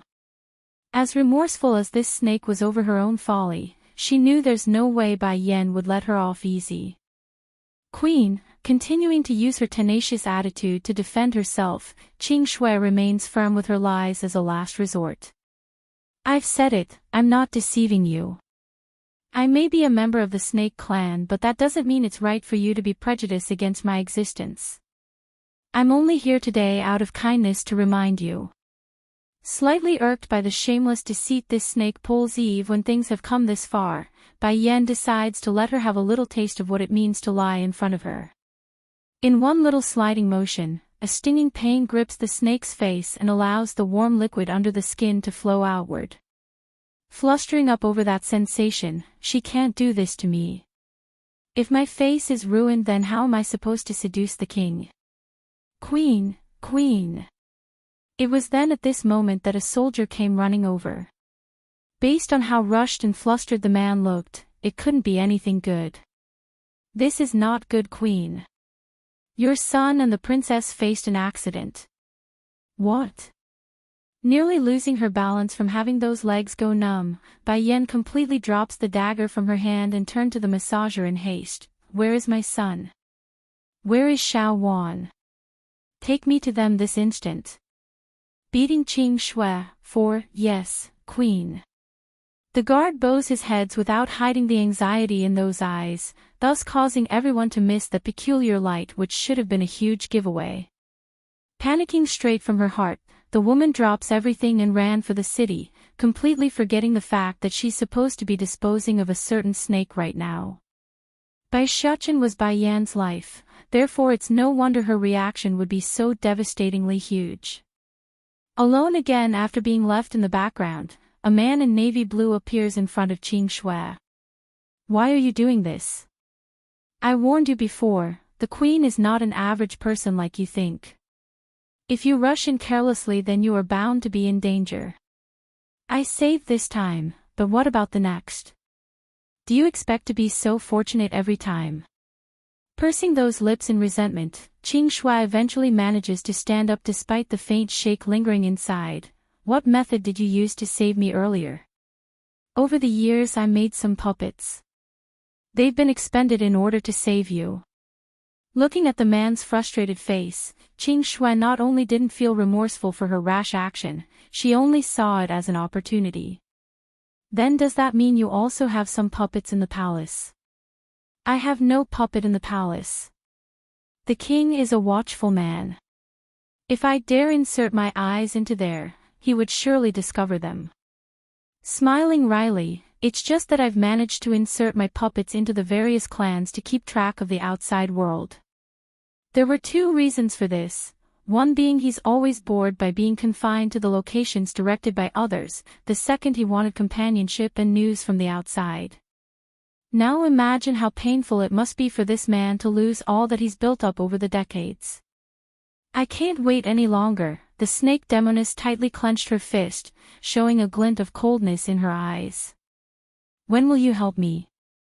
If you don't move soon, then I will continue to find the queen. Do you want to see me dead? If so, then I will do it and show you. The man's heart shuddered at the last part. Making a bitter face, he sighs, fine, I will help you in the coming days. This was already the last chance. If he doesn't move, the king would surely return. By then, Qing Shui wouldn't be able to escape no matter the efforts he pulls. Within the bustling market of the capital city, Bai Yan hurriedly followed the guard to the location of her son and the princess. To the woman's surprise, the scene to welcome her arrival didn't exactly pan out in the way she imagined. Rather than her loved ones being in danger, there's only a pile of thugs lying on the floor moaning and groaning in pain and very close to death. Sister-in-law. Di Xiaowan only needed a glance to notice the woman's arrival. Immediately making a delighted face, the princess's mood should have been great. That was until she noticed Dragony tagging along by holding Bai Yan's hand. Where have you been, Dragony? Me and Xiaochen have been looking all over for you. Gnawing at her nails over the question, the little missy puts on a guilty face. I wanted to follow the queen, that's why I went to find her. Normally Di Xiaowan would be outraged at that sort of explanation, but against that innocent and naive face, she couldn't even get mad and bear to blame her. Xiaochen. Running over fast at the sight of her son, Bai Yan's hand remains shaky despite everything being okay. I'm sorry, I'm so sorry. I shouldn't have left you alone. I'm so happy that you're fine. She almost lost her son once before, that's why she's getting so emotional. The experience was simply too much for this mother the first time around. Mother, don't cry, I am fine. Moving that hand to help wipe some of those tears, Bai Xiaochen sensibly soothes the crying Bai Yan with his bright smile. When father is not around, I am the only male in the house, that's why I need to protect mother and auntie. There's no need to worry about me. Beating Qing Shui, 5, Di Xiaowan was literally moved to tears by how sensible that statement was from her nephew. It's almost unheard of to hear such wondrous things from a child of that age with all things considered. Xiao Yun, tell me what happened. Bai Yan eventually calms down after stabilizing her emotions. I don't know either, the princess shakes her head cluelessly. In the demon realm, none would ever dare attack us due to the superior difference of our blood. However, these people ignored our orders and even rushed us despite the fact. Slightly wrinkling that brow, Bai Yan turns her attention to the pile of near-death thugs that's currently piled up along the street. Puppets, these people are all puppets. As puppets, they are without fear, so it's normal for them to not fear your lineage. After thinking it through, this was the only answer she could come up with now that her head has cooled down. But there's another underlying issue though, why did these puppets attack now of all times? Suddenly, Bai Yan's sharp gaze shifted over to the guard responsible for bringing the message. How did you know where to find me, and why were you able to get to me in such a timely manner? Her voice carrying a threatening tone. Plop. Knowing he's now on the stand, the soldier promptly got to his knees in haste to explain himself. Demons are planted all over the world here, and each kind has their ways of communicating through the air. That's how I came to know your highness's whereabout, it was through the words of others. The explanation was downright impeccable, forcing Bai Yan to remain on the passive side due to her inability to judge whether it's false or true. However, the sixth sense within kept nagging in the back of her mind that it's been premeditated. Xiaochen, Xiaowan, we're going back first. We will wait for Di Tsang to return before continuing to discuss this matter. Loosening her brow, Bai Yan decides to leave things as they are for now. Also, send someone up to the mountains and retrieve the Snake Clan's second lady. I seem to have left that one behind due to the emergency. Exclaiming in astonishment, the princess sounded incredulous after hearing the news. Sister-in-law, you actually met that snake woman? Don't tell me, did she bully you? That bad woman said many bad things about the king in front of her highness, but the queen only needed to yell once to make her kneel. Dragony decides to chime in to give the answer for she's too amazed by Bai Yan's awesomeness. Queen is so amazing. I almost forgot the coronation is already completed. Now all demons in this world will fear you and do as you command. Even if Qing Shui is unwilling, there's no way for her to disobey. Cocking her face in a high and mighty manner, the demon princess looked so proud for some reason. Smiling at the girl's demeanor as well after being affected by the light mood, let's go all of you, it's getting late so we should head back. Okay, Bai Xiaoqin's interest was on the low side, so his reply remains at that. What's wrong? Bai Yan turns and asked, not missing the damp mood of her son's tone.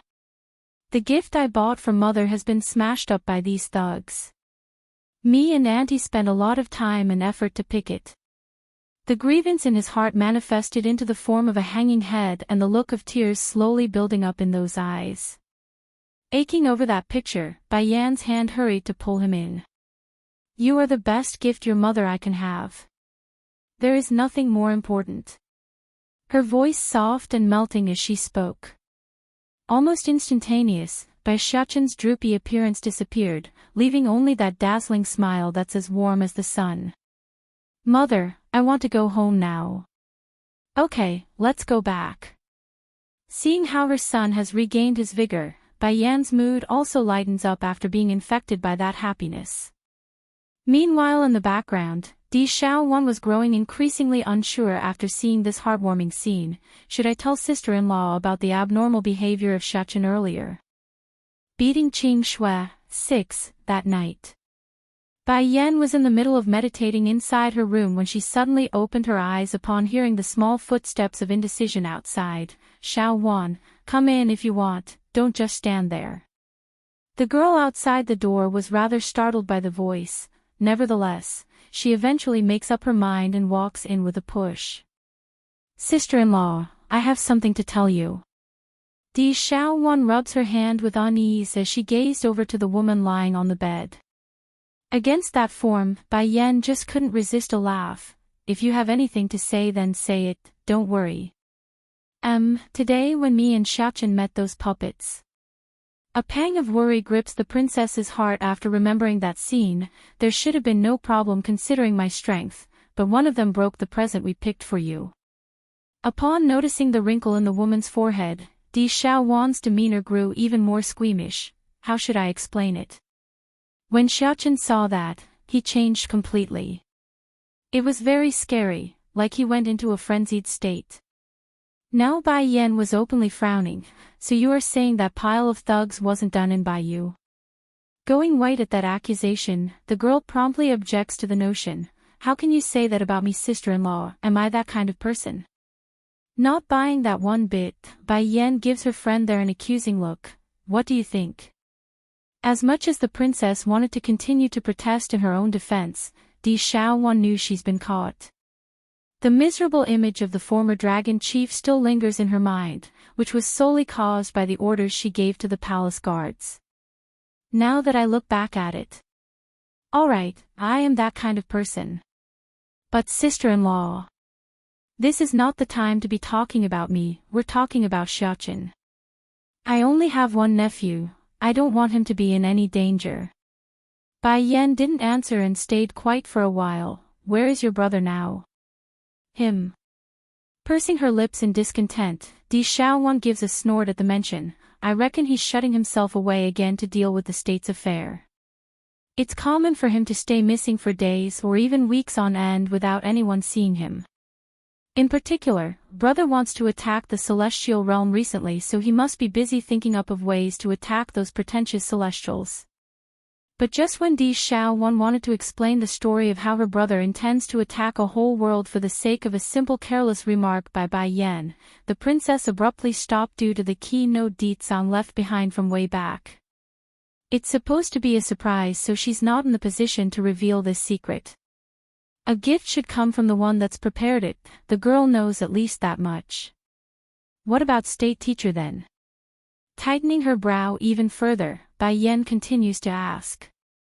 I haven't seen state teacher for a long time as well, maybe he's in closed door training. Puckering her lips to the side, the girl answers with a grunt. Tell me where or how to find Ditsang then. Maybe he would know how to handle Xiaoqin's case. Slowly rising from the bed, Bai Yan's appearance clearly shows she's ready to go.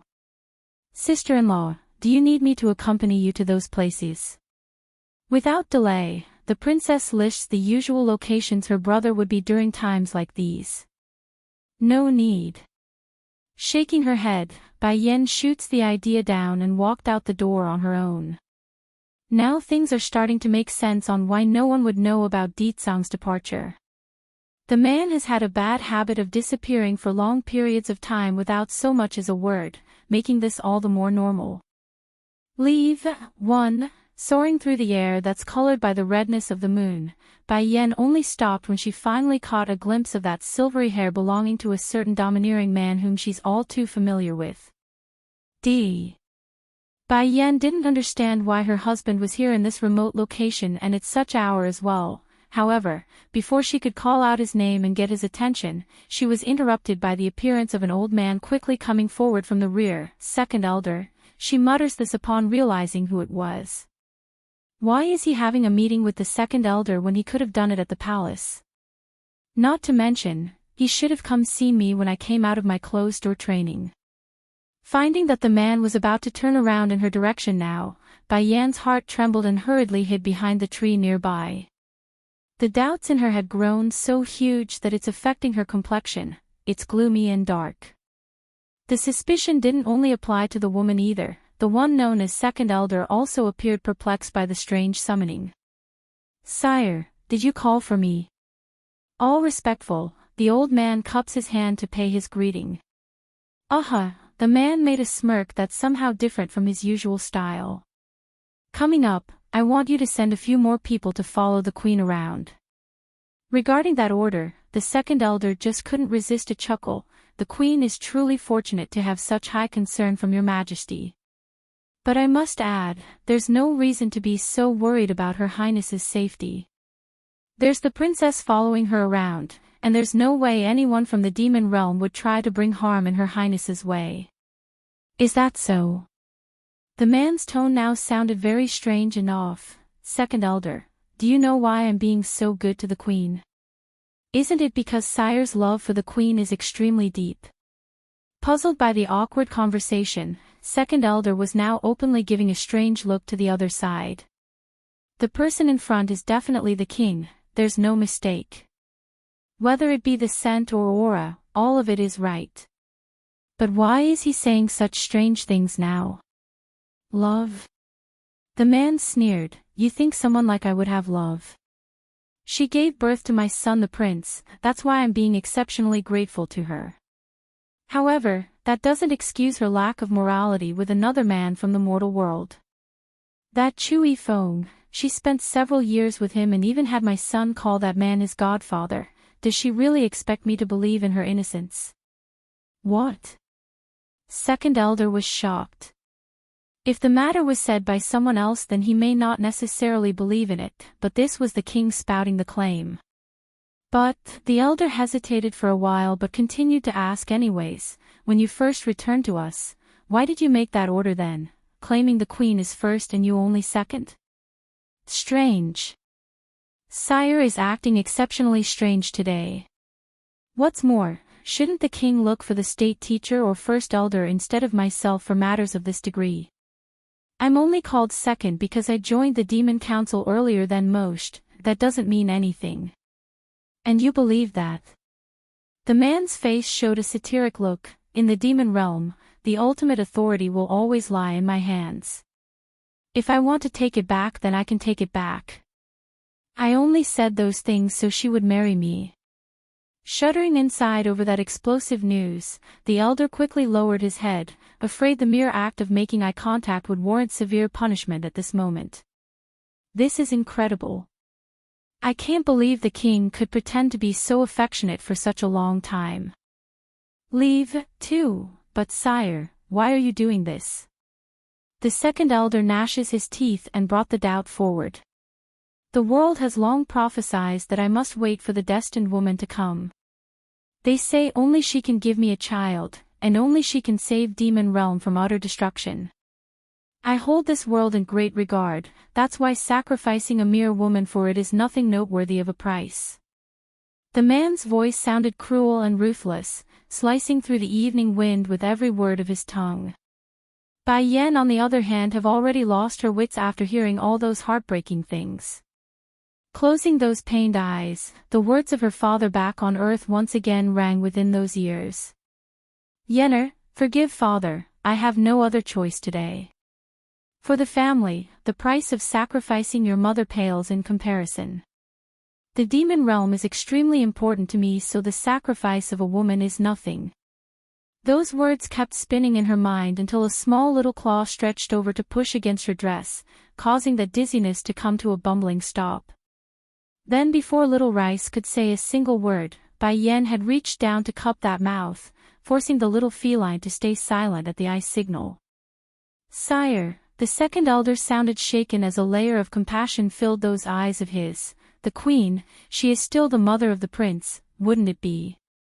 It's precisely because she is my son's mother, that's why I'm giving her a lot of favors. However, if she dares to leave, then I will have her never meet my son again in this lifetime." A sense of killing intent swiftly blows out of the man's gaze, showing how serious his words were. The second elder still wasn't entirely convinced here and was deliberating on whether or not to inform the first elder or state teacher. Unfortunately.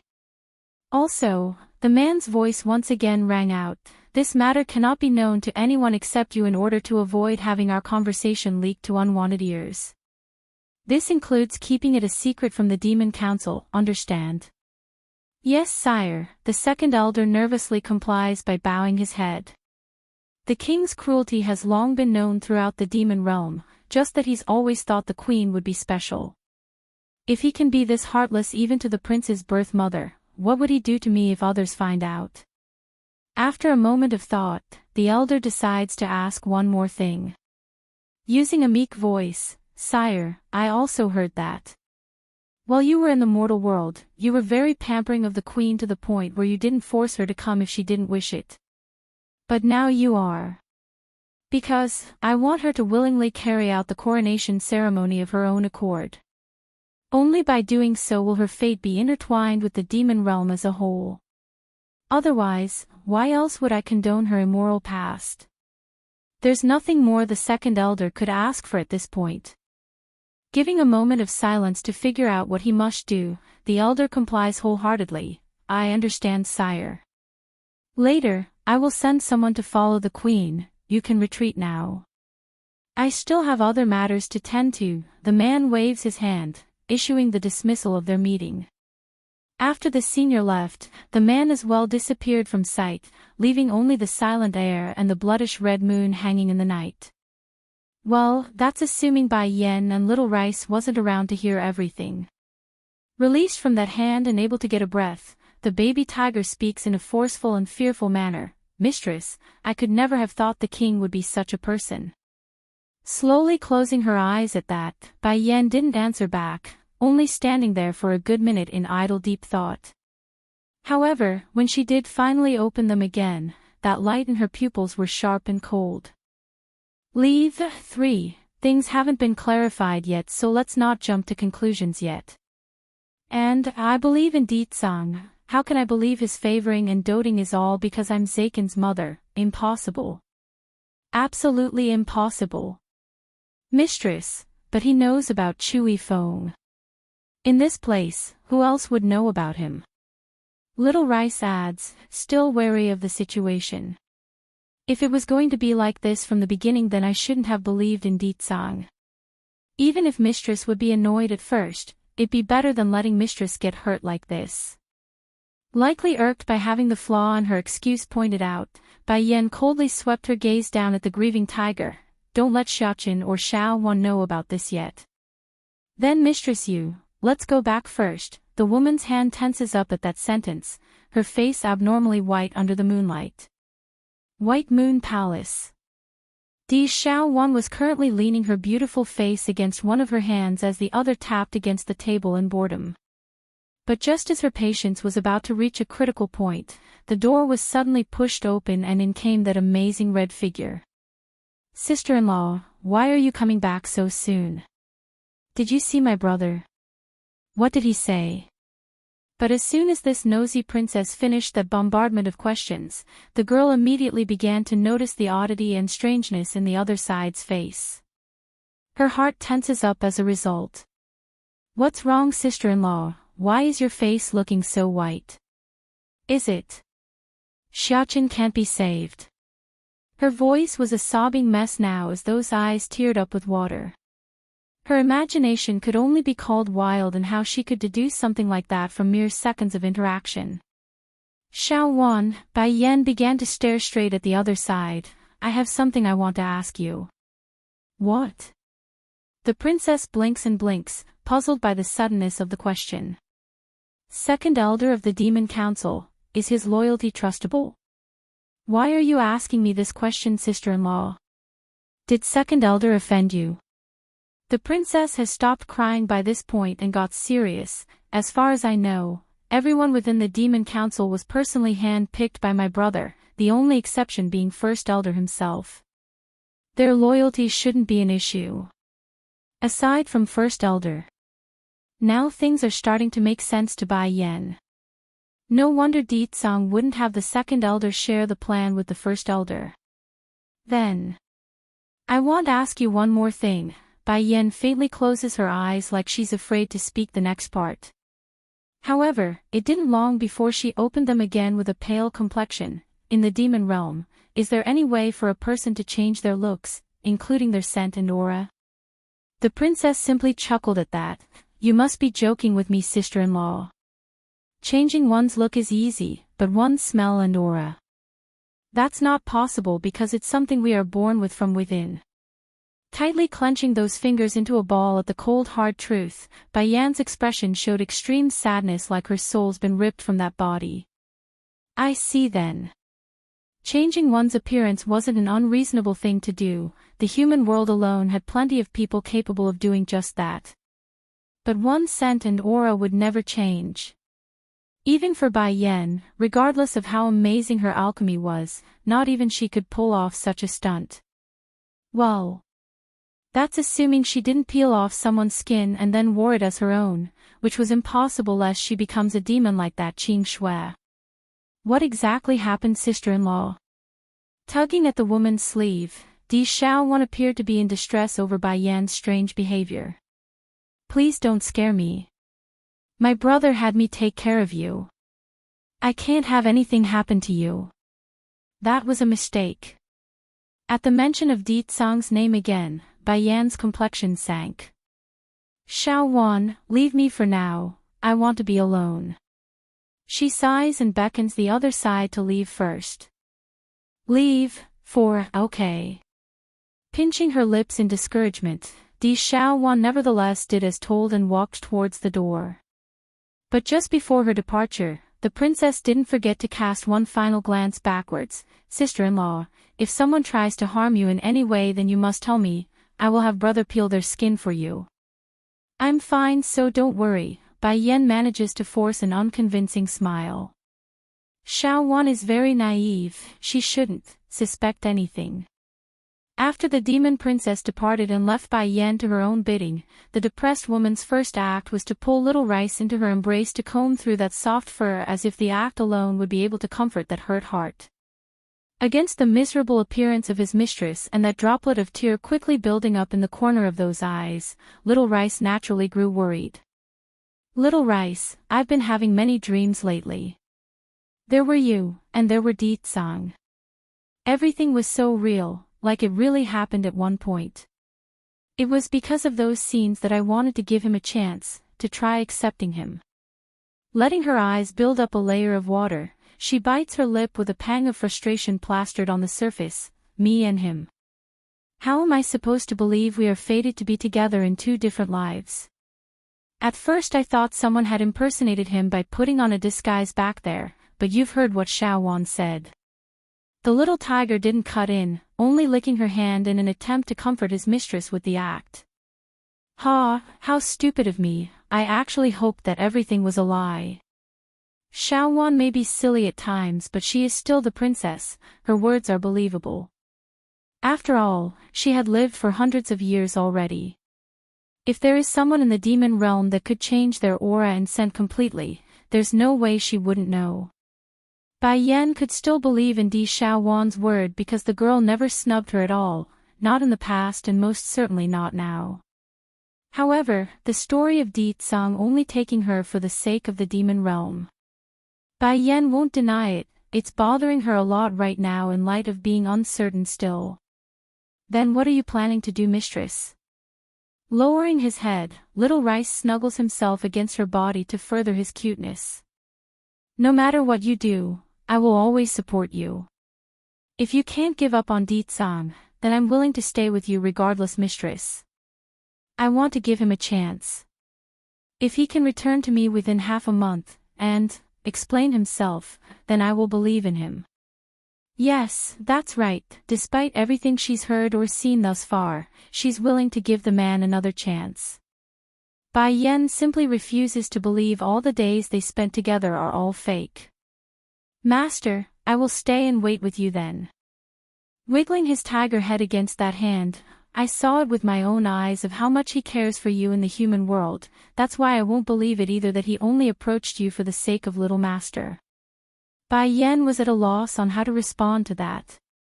Slowly closing her eyes, she lets the many events of the past play out within her mind like someone watching it through a lens. Deet-san, I will believe you one last time. As long as you come and give me an explanation within half a month, then I will believe in you. Under the shrouding rays of the moonlight, the mountains in the demon realm are as usual quiet and serene, with the exception of one location. Pacing around anxiously, Qing Shui had a hopeful look in her eyes when a rustling sound from behind caught her attention. How is it? She asked nervously. The man had restored his previous appearance already, a bland face and black hair. Quiet at first against the snake demoness stare, he eventually spoke after giving a faint sigh. Because the king wasn't in the palace and the state teacher being in retreat, I was able to stick one my puppets to figure out the queen's whereabout. Don't call her the queen, she doesn't deserve it. Qing Shui's face sank, clearly dissatisfied with the fact that Bai Yen holds such title. Despite the man wanting to say something again at the demand, he relented and dropped the subject. Qing Shui, I've done the favor you asked of me, and now I must leave before the state teacher comes out. That person will surely become aware of my actions now that I've exposed myself. Leave. 5. Qing Shui was absolutely shocked by the news. Growing anxious in her voice, how can you expose yourself? If you are gone, then who is going to help me in the future? I have no other choice either. The queen is extremely intelligent, that's why I lured the second elder out to fool her that night. If things continue as is, state teacher would surely discover what I did after he comes out. The man bitterly laughs at himself, frustrated as well by the situation. He knows that there's no way for him to escape death, but even so, a few days was still a few days, it's better than nothing. Second elder. Qing Shui's expression appeared unhappy. I remember the one with the highest position is first elder, why didn't you look for him instead? You don't understand, Qing Shui. The man shakes his head to shut the idea down. First elder is someone that has been around before the demon realm was sealed. He knows far too many things. If it was him that night, I know he would have seen through me. Biting her lip, a venomous light flare out of the snake's eye. I don't care, you must help me. I want that human woman dead. Qing Shui. The demand angered the man and caused him to shout back, do you understand what you're talking about? That woman you keep mentioning is the queen, the queen. I said it already, she is not the queen, I am. Her complexion grew frostily cold at the rebuttal, I will have her dead before I am through with her. In this world there can only be one queen, and that is I, Qing Shui. That human stole my status and destroyed my clan, for that she must die. At this moment, the enraged anger has caused the demoness eye to go bloodshot, indicating how poisonous her heart truly was. Staring blankly at that distorted expression, the man stammers in horror at what has become of his love interest. You've changed, Qing Shui. In order to take the title as queen, you've changed. You weren't like this before. You have to help me, only you can help me in this world. In light of her further attempt to hide that darkness in those eyes, Qing Shui's soft voice not only didn't help, it only made her twisted appearance even worse. Will you help me? This is for the sake of our friendship. Closing his eyes at that plead, the man makes one final smile of bitter sadness. Fine, I will help you for one last time. Remember, we must finish off that little rabbit as well as the woman. I absolutely refuse to believe the rumors circulating in the air. What only she can give birth to the king's child, I can do it better and more. Smirking in a shady fashion, this demoness didn't even try to hide her cruel nature at all by this point. That's right, I remember the palace has a bunch of powerful shadow guards, correct? This time the man's expression was starting to turn ugly as well. He knows, if he returns to the palace again then the chances of his escape would diminish immeasurably. Qing Shui, I won't ask for much, just that you would remember me in the future if I were to die from this. Do not worry, you silly. You've helped me so much, of course I would remember you. Despite the soft comforting tone this snake used, her heart only sneered with contempt at the other side. Ha! This idiot is so stupid, as if I would remember anyone but the king. Look at him, plain and ordinary, a disgrace of a man. If he wasn't still useful then I wouldn't even approach him. Being the gullible fool that he was, the man's face grew firm at that affirmation. Okay, I will help you. As long as she can remember me, then what else do I need? A person like me who can never see the light of day has no future. Even if it's just in memory, it's enough. Border of the demon realm. I will give you all another chance. Surrender or face a fate more miserable than death. Standing in the air with his dashing purple robe and silvery hair, the man remains as domineering and surreal as ever. Leave 6. Those below trembled at the threat. They honestly never expected the man to be so overwhelmingly powerful. So what if they are immortal and cannot be killed due to special reasons? Under the man's means, they would taste the flavors of hell for all eternal. Clank. After the surrendering of the first, the rest quickly followed suit and dropped their weapons. Humbly taking to the ground, they shivered in compliance. Greetings to our king. On the side, the red-haired man known as Fire Plume had long been astounded by his lord's magnificence. Aren't you bunch from the celestial realm? How can you bunch be such cowards?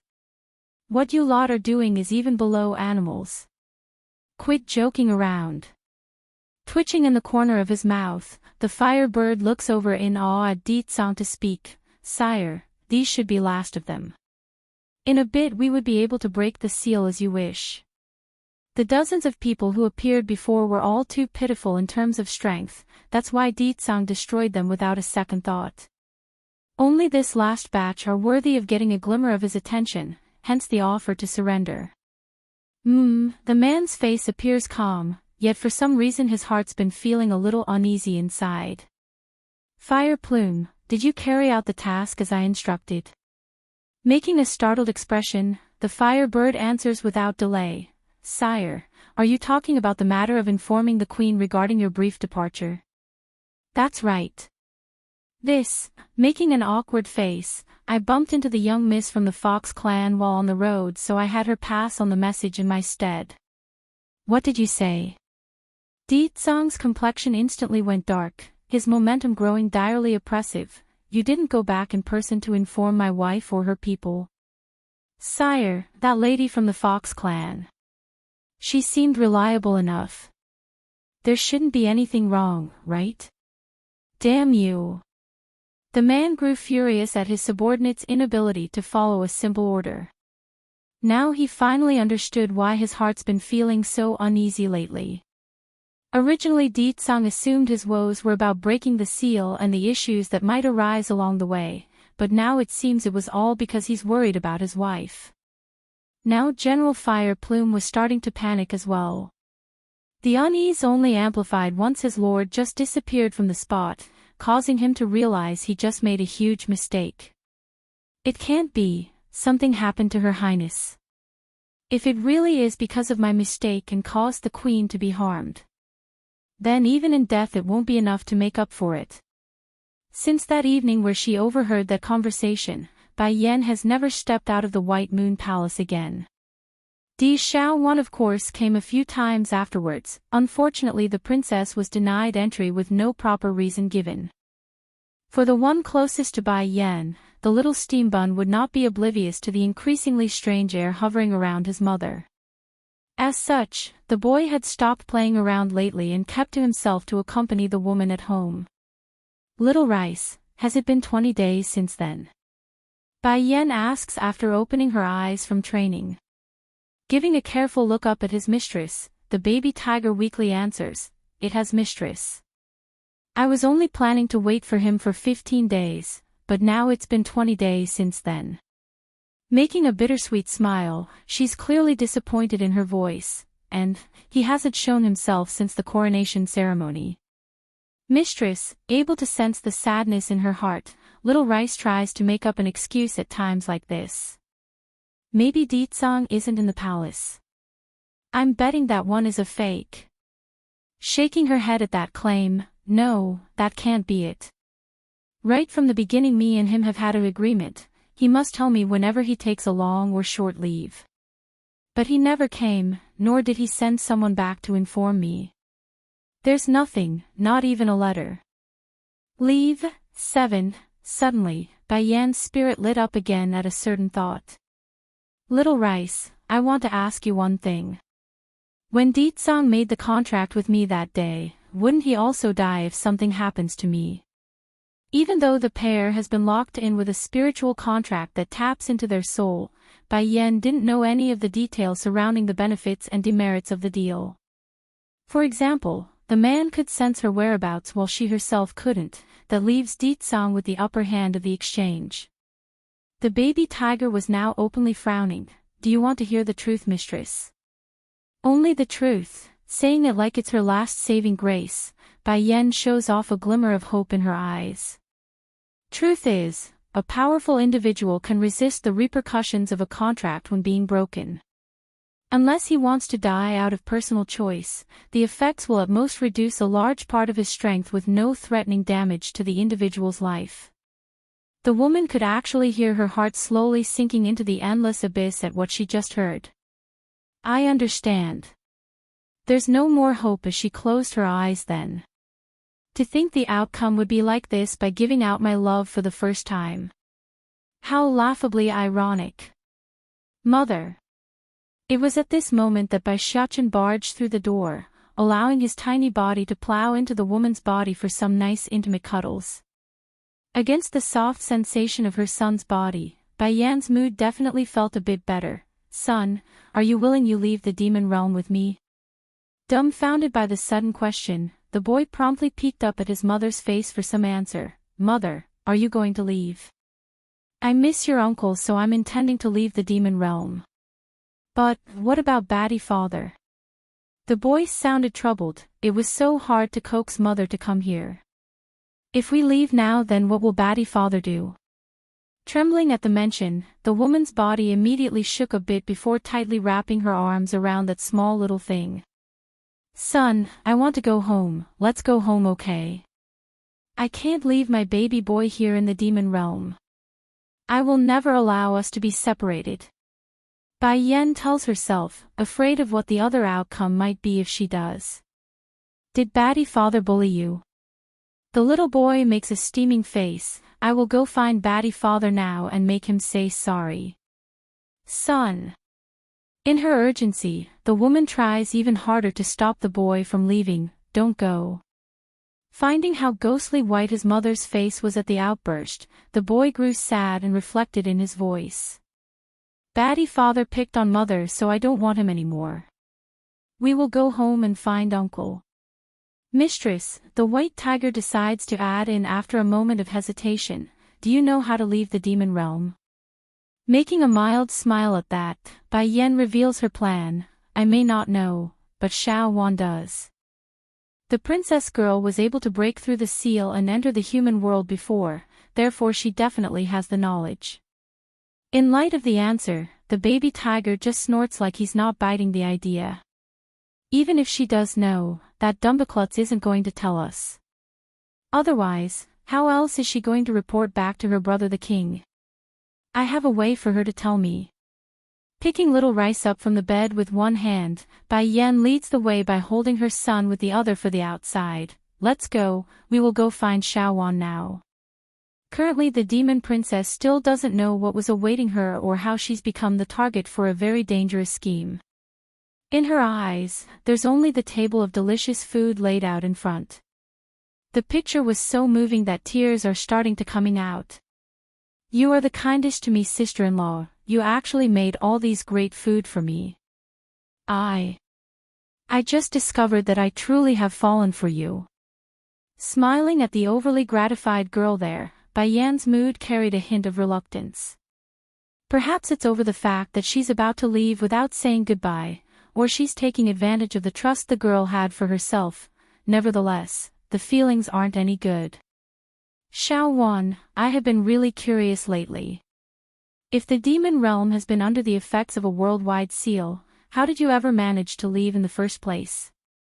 Leave? 8. Scooping up a spoonful of the sugary bird nest soup into her mouth, Di Xiaowan happily spills the details as her cheeks flush a pinkish red from the delectable taste. Of course it's because state teacher told me. Every few years the seal would weaken and leave a tear open. At that moment, one can make it through and travel into the human world. Oh, then does that mean all the residences in this world can have a chance to leave if they so wished it? No, not exactly, not everyone can leave as they wish. The area of the tear is guarded by state teacher's men. Unless the individual got permission from my brother or state teacher himself, they won't be permitted to leave. But it's different for you, sister-in-law, you are the queen of the demon realm, everyone must listen to you. Di Xiaowan obviously didn't know the thoughts of the other side and left nothing untold. Nevertheless, a doubtful curiosity did take root in the young maiden's heart. But then again, why are you asking me all this, sister-in-law? Are you going somewhere? Nothing, I'm just curious, that's all. Anyways, you take your time eating, I'll go back first and rest. Giving a stretch, she soon gets up to excuse herself to the wary-eyed princess. Di Xiaowan may not know what's going on, but that doesn't mean she's oblivious to the strange air hovering around the insecure woman. As soon as Bai Yan managed to emerge from the dining hall, the one to first welcome her was the little dragon girl dazing out next to the water stream. Queen! Perhaps able to sense the extra presence, the Missy turns around and cries out the name with the biggest smile ever. Dragony, would you like to leave with me? Bai Yan reaches over to caress the girl's head and asked. Wherever Queen goes, I will go.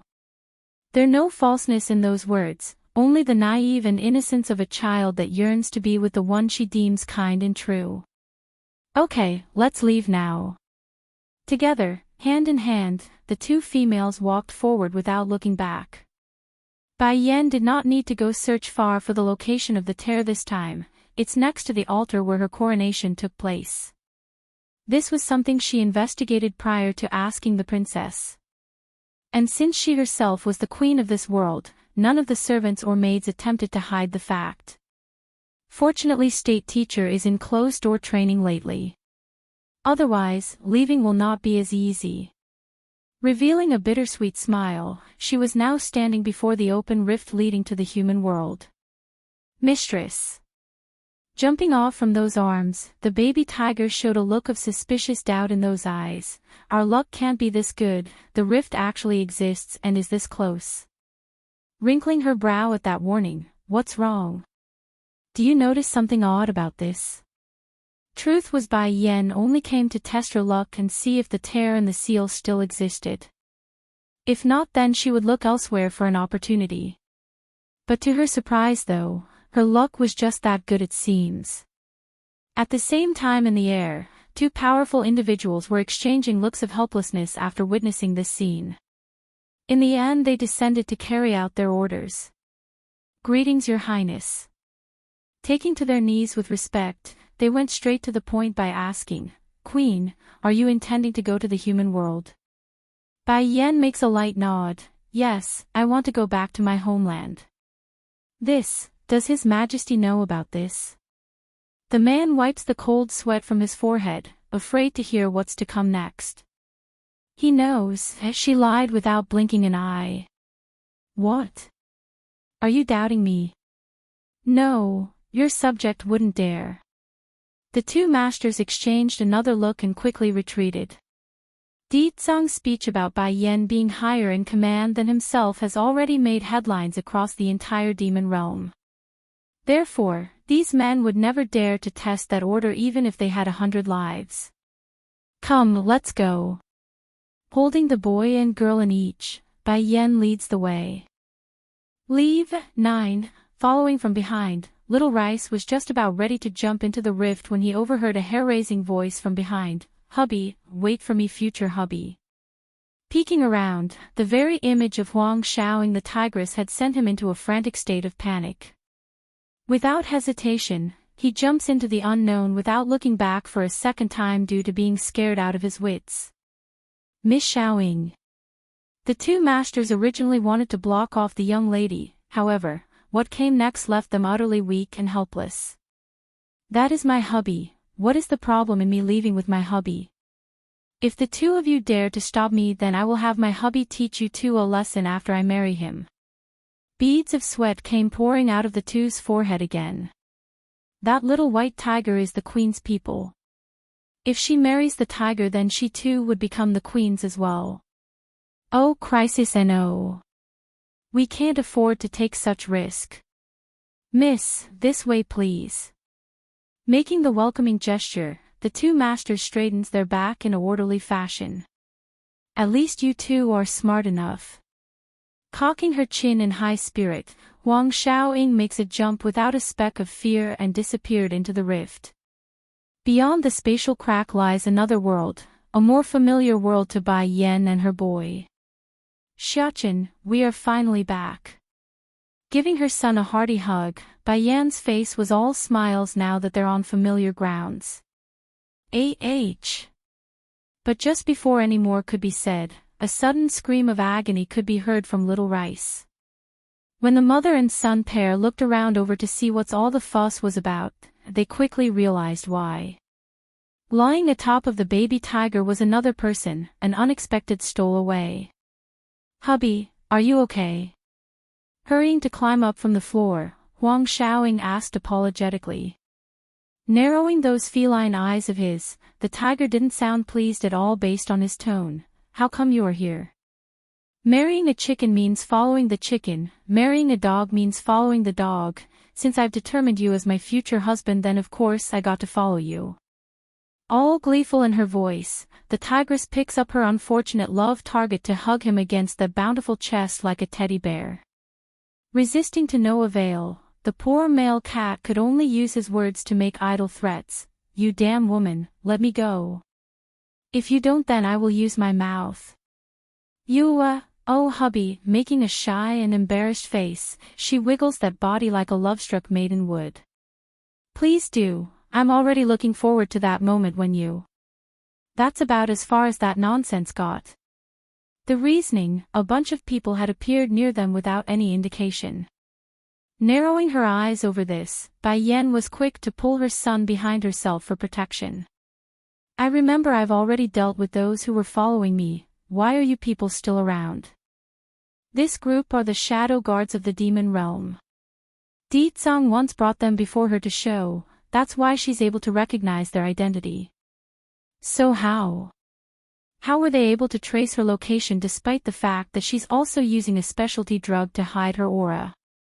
Though the effects are short, it should have masked the scent from being discovered. Mother, are these baddie father's people? I can see they're only clones and not their real self. Blinking his baby blue eyes, Bai Xiachen had a tense look. If they're only clones, then my bloodline won't be able to suppress them. Just like the ancestor from the snake family, the boy's ability was useless due to the lack of flesh. Leave 10, Bai Yan's expression sank as she stared coldly at the group in front. Her lips curving into a satirical arc. What is the purpose of your visit? It can't be that you lot are planning to take me back. We have been ordered by the king to kill the queen. Kill the queen. These words were like thundering claps, sending the former into utter shock. The most affected had to be Bai Xiaochen though, because the kid was in open denial now.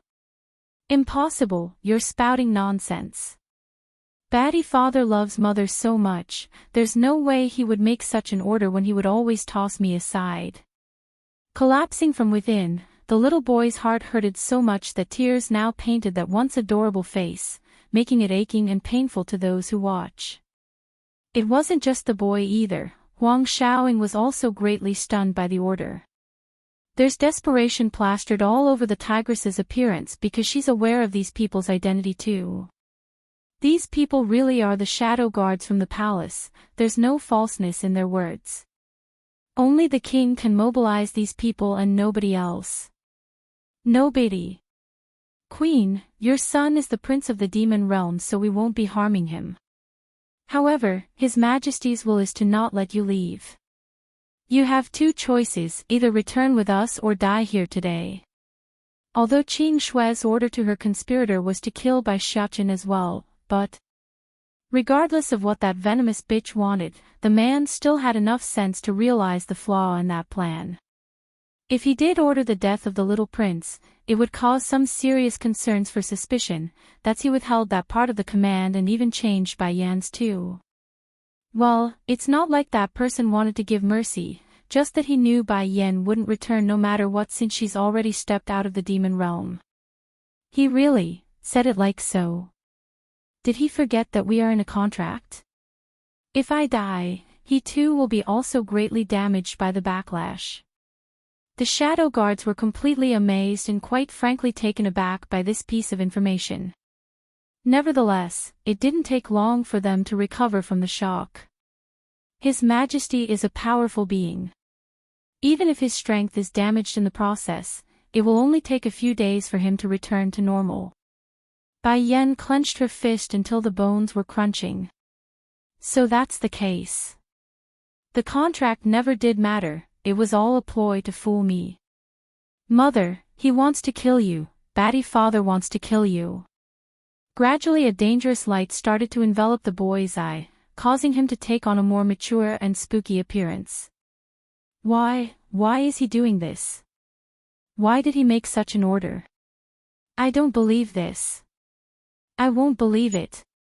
Bai Yan's face grew exceptionally dark. Huang Xiaoying, Little Rice, the two of you are to watch over my son and Dragony. Gently pushing her son away, she confronts the group in front, ready to begin battling for her freedom. I will come back to the demon realm one day, just that it's not now. With the wind blowing against her pristinely red dress, the majestic appearance of her wardrobe and personal aura gave the woman the perfect air of a royalty. The perfect image of someone that stands at the top of this world, just like her husband. Queen, His Majesty still has feelings for you. As long as you come back with us to the demon realm, then everything can be worked out. The leader of the Shadow Guard furrows his brow, troubled by the impending fight. He never wanted to make a move against the queen, nevertheless, if he had to choose between a human woman or the man whom he swore loyalty to, it's going to be Di Tsang. Mistress, Little Rice looked on worriedly at Bai Yan, causing his young heart to thump with immeasurable pain like it's been stabbed by a needle. Like her man, Huang Xiaoying also refused to believe reality and shook that head in denial. Hubby, what is happening? I don't understand this. Why is His Majesty doing something like this to Her Highness? Ho ho, Little Rice sneered at the question and made a disgusted and disappointed face. Me and Mistress accidentally came across something the king didn't want us to know, that's why we left the demon realm. Originally Mistress still wanted to hear an explanation from the king, but, to think that bastard would put out the order to kill. Bai Xiaochen's fury, 1, atop of the edge cliff, the pain as the result of the betrayal has long left the woman numb to her core. Apologies then, Your Highness. Drawing their sword, the shadow guards began to move against the woman standing alone in the middle. Since Bai Xiaochen was being protected by Huang Xiaoying against his will, the boy could do nothing but stare lifelessly at the sky with those blood-filled eyes of his. Highness. Frightened by the boy's state, the tigress clutched down at the kid's shoulder to discover how dreadfully cold and stiff that body was. Hubby, what is happening with His Highness? She turns to ask the baby tiger, tears quickly filling up those eyes due to the urgency of the situation. Such a lifeless state was something she's never seen in the prince before during the time she's known Xiachen. He wants to kill Mother. He wants to kill Mother. If one had taken a closer look, they would have discovered that under the dazed-out appearance of the boy's face, there's in fact a spark of fire slowly spreading across those pupils. Why?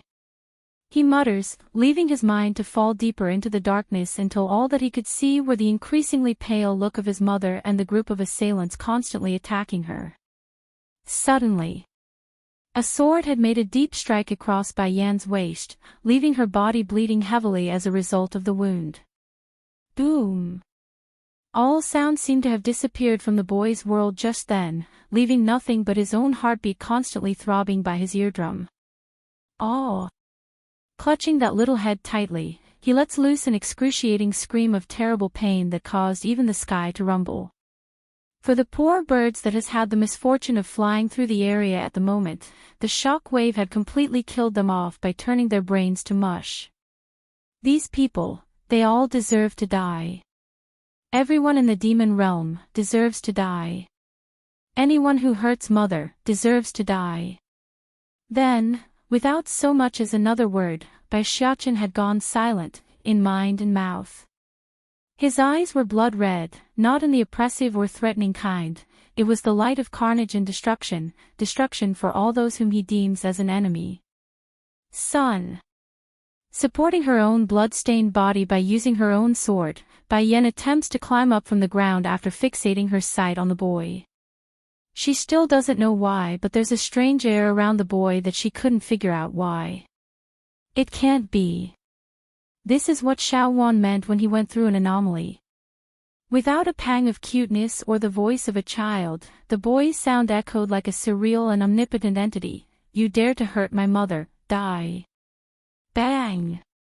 He released an unimaginable amount of pressure, causing even these very powerful shadow guards to lose their stability and courage at contact. No. This is impossible. How can this be? Our real body isn't even there. How can His Highness's power force our souls to kneel? This is too powerful. Only His Majesty has ever been able to release such strength. Xiachen. After Bai Yan frantically took a pill to recover some of her strength, the woman's first thought was to run to her son's side to help. Bai Xiachen's fury, too. Only issue was that she didn't even get the chance to run to Bai Xiachen's side before the boy's figure disappeared from where he stood and reappeared in front of a shadow guard. With a smack against the forehead, the body of the individual deflates into a ball and makes a splattering sound of ethereal goop being impacted against a rock. Huang Xiaoying, Little Rice, help me stop Xiachen. We can't let him continue like this. Panic now has a stranglehold around Bai Yan's heart, causing her movement to stumble at every gesture. Mistress, me and Xiaoying can't stop little master. Standing apologetically behind Bai Yan's back, the baby tiger looks on with intense fear over the carnage-driven boy who looked nothing like the one he's known all these years. Ethereal blood soon stained the entire mountain range as a result of the boy's action. The once cuddly Bai Xiachen looked nothing like a human anymore. He's a beast, an animal that's completely out for blood and death. That's the form this boy has taken. It's as if there's a demonic monster inside willing to rip the world asunder. But finally, after struggle and effort, Bai Yan's hand did eventually reach over to her son's side. Pulling in the flailing boy who somehow didn't attempt to harm herself, this mother embraces her son with all her might like it's the only thing that could possibly stop this bloodbath. And sure enough, the creature may not be able to get a clear look at the person stopping him from the front, but the familiar scent was undeniable. Slowly, his sanity returns and causes that body to freeze over upon recognition. Moat. Mother. Is it Mother? Yes, this warm peaceful scent can only be from Mother's body, there's no one else. Evoking a genuine smile at the thought, the bloodthirst which once shrouded those eyes gradually dissipated, allowing the adorable Bai Xiachen to return to this world. I looks like I made Mother worry. I am sorry. He slowly closes his eyes, feeling the wave of fatigue quickly taking over. Xiaqin. Bai Yan's hand jerked into a tight ball, her eyes staring intently at one of the remaining shadow guard who didn't get pulverized to mush yet. I know even if your clone is dead, your main body wouldn't be harmed, so pass on a message to Ditsang for me. The woman's laugh almost fell into a hysteria as tears covered up that face. I don't blame him for using me to save the demon realm, but he never should have gone this far to push us over the edge. I will never forgive him for the rest of my life. Boom.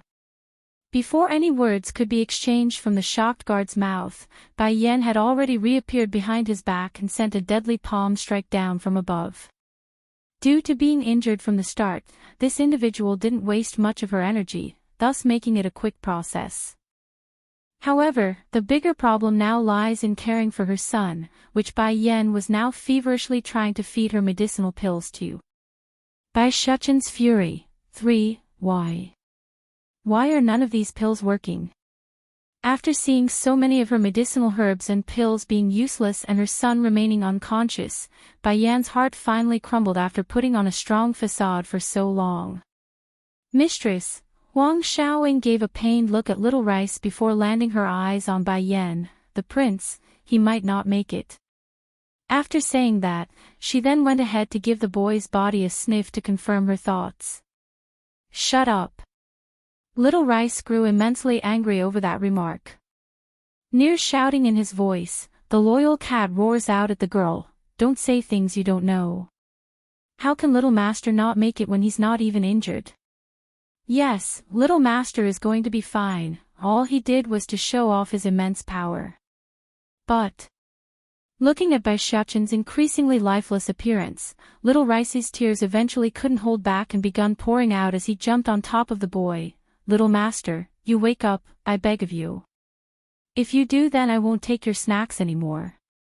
I will give you all of the delicious food, and I won't say anything to rebuttal you again. Please don't scare us and wake up, okay?" Sobbing and making a wailing cry now, "Your father have already abandoned Mistress.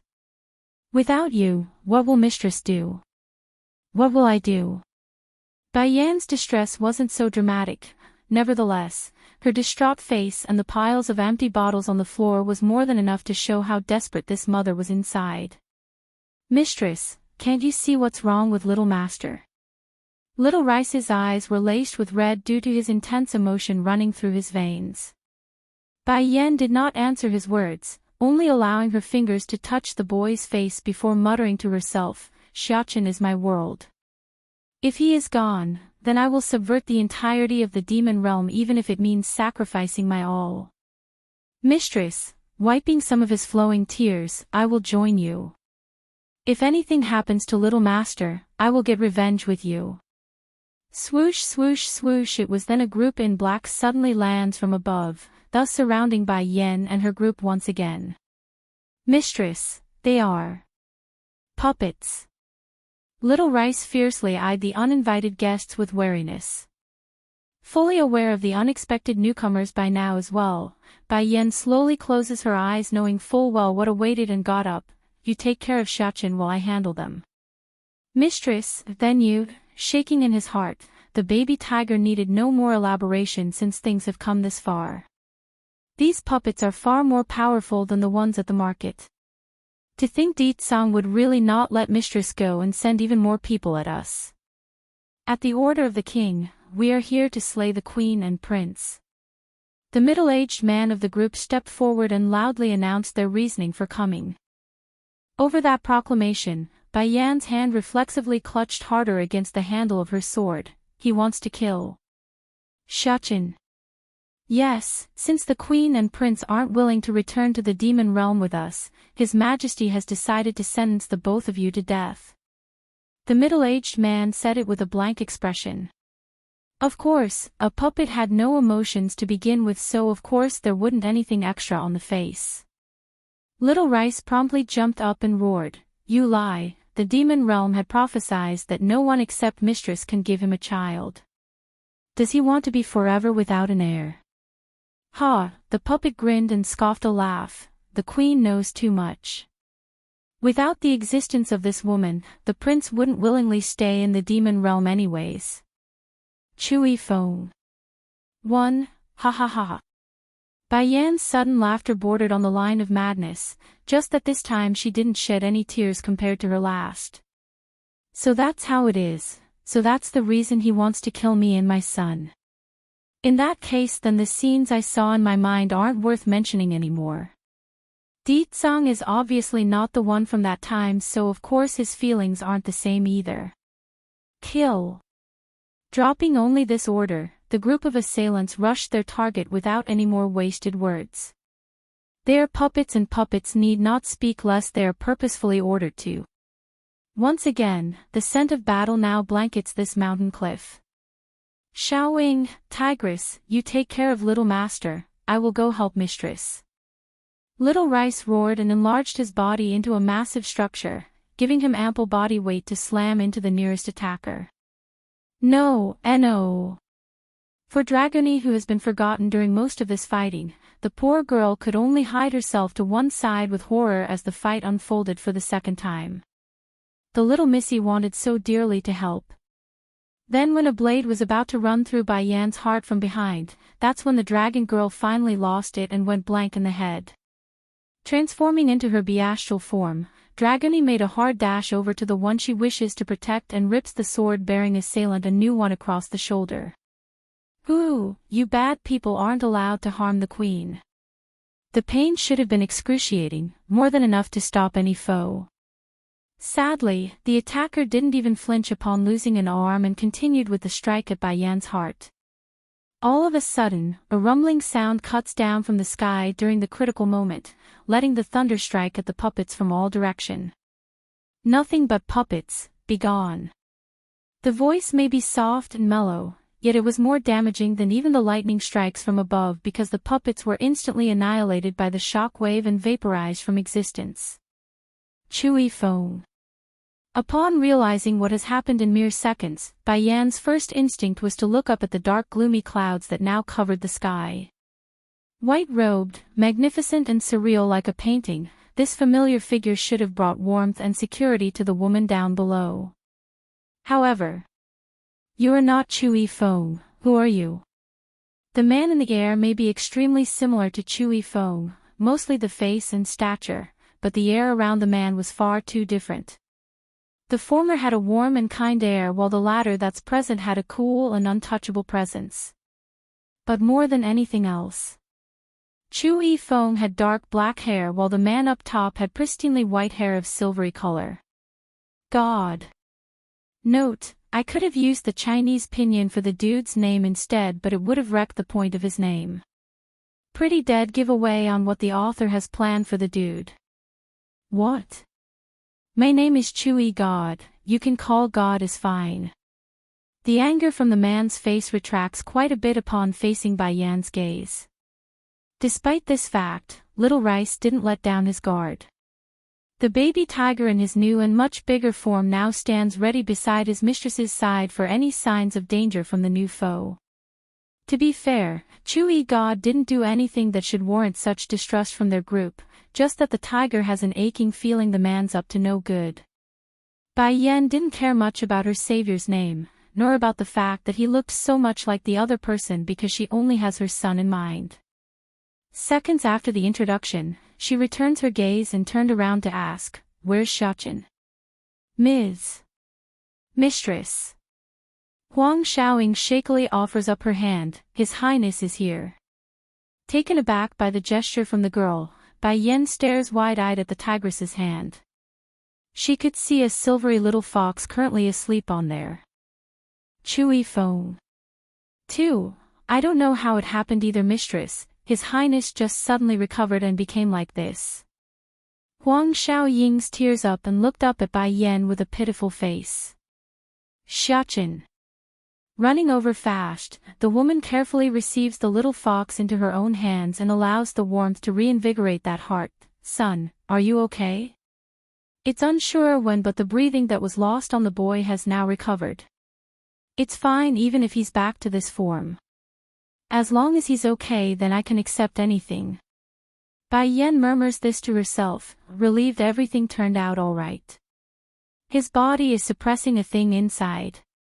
Just now, because of the shock, he nearly lost control and allowed that thing to take control. Fortunately, he managed to push back in the nick of time. That's why he's now back to his original form after exhausting all his energy.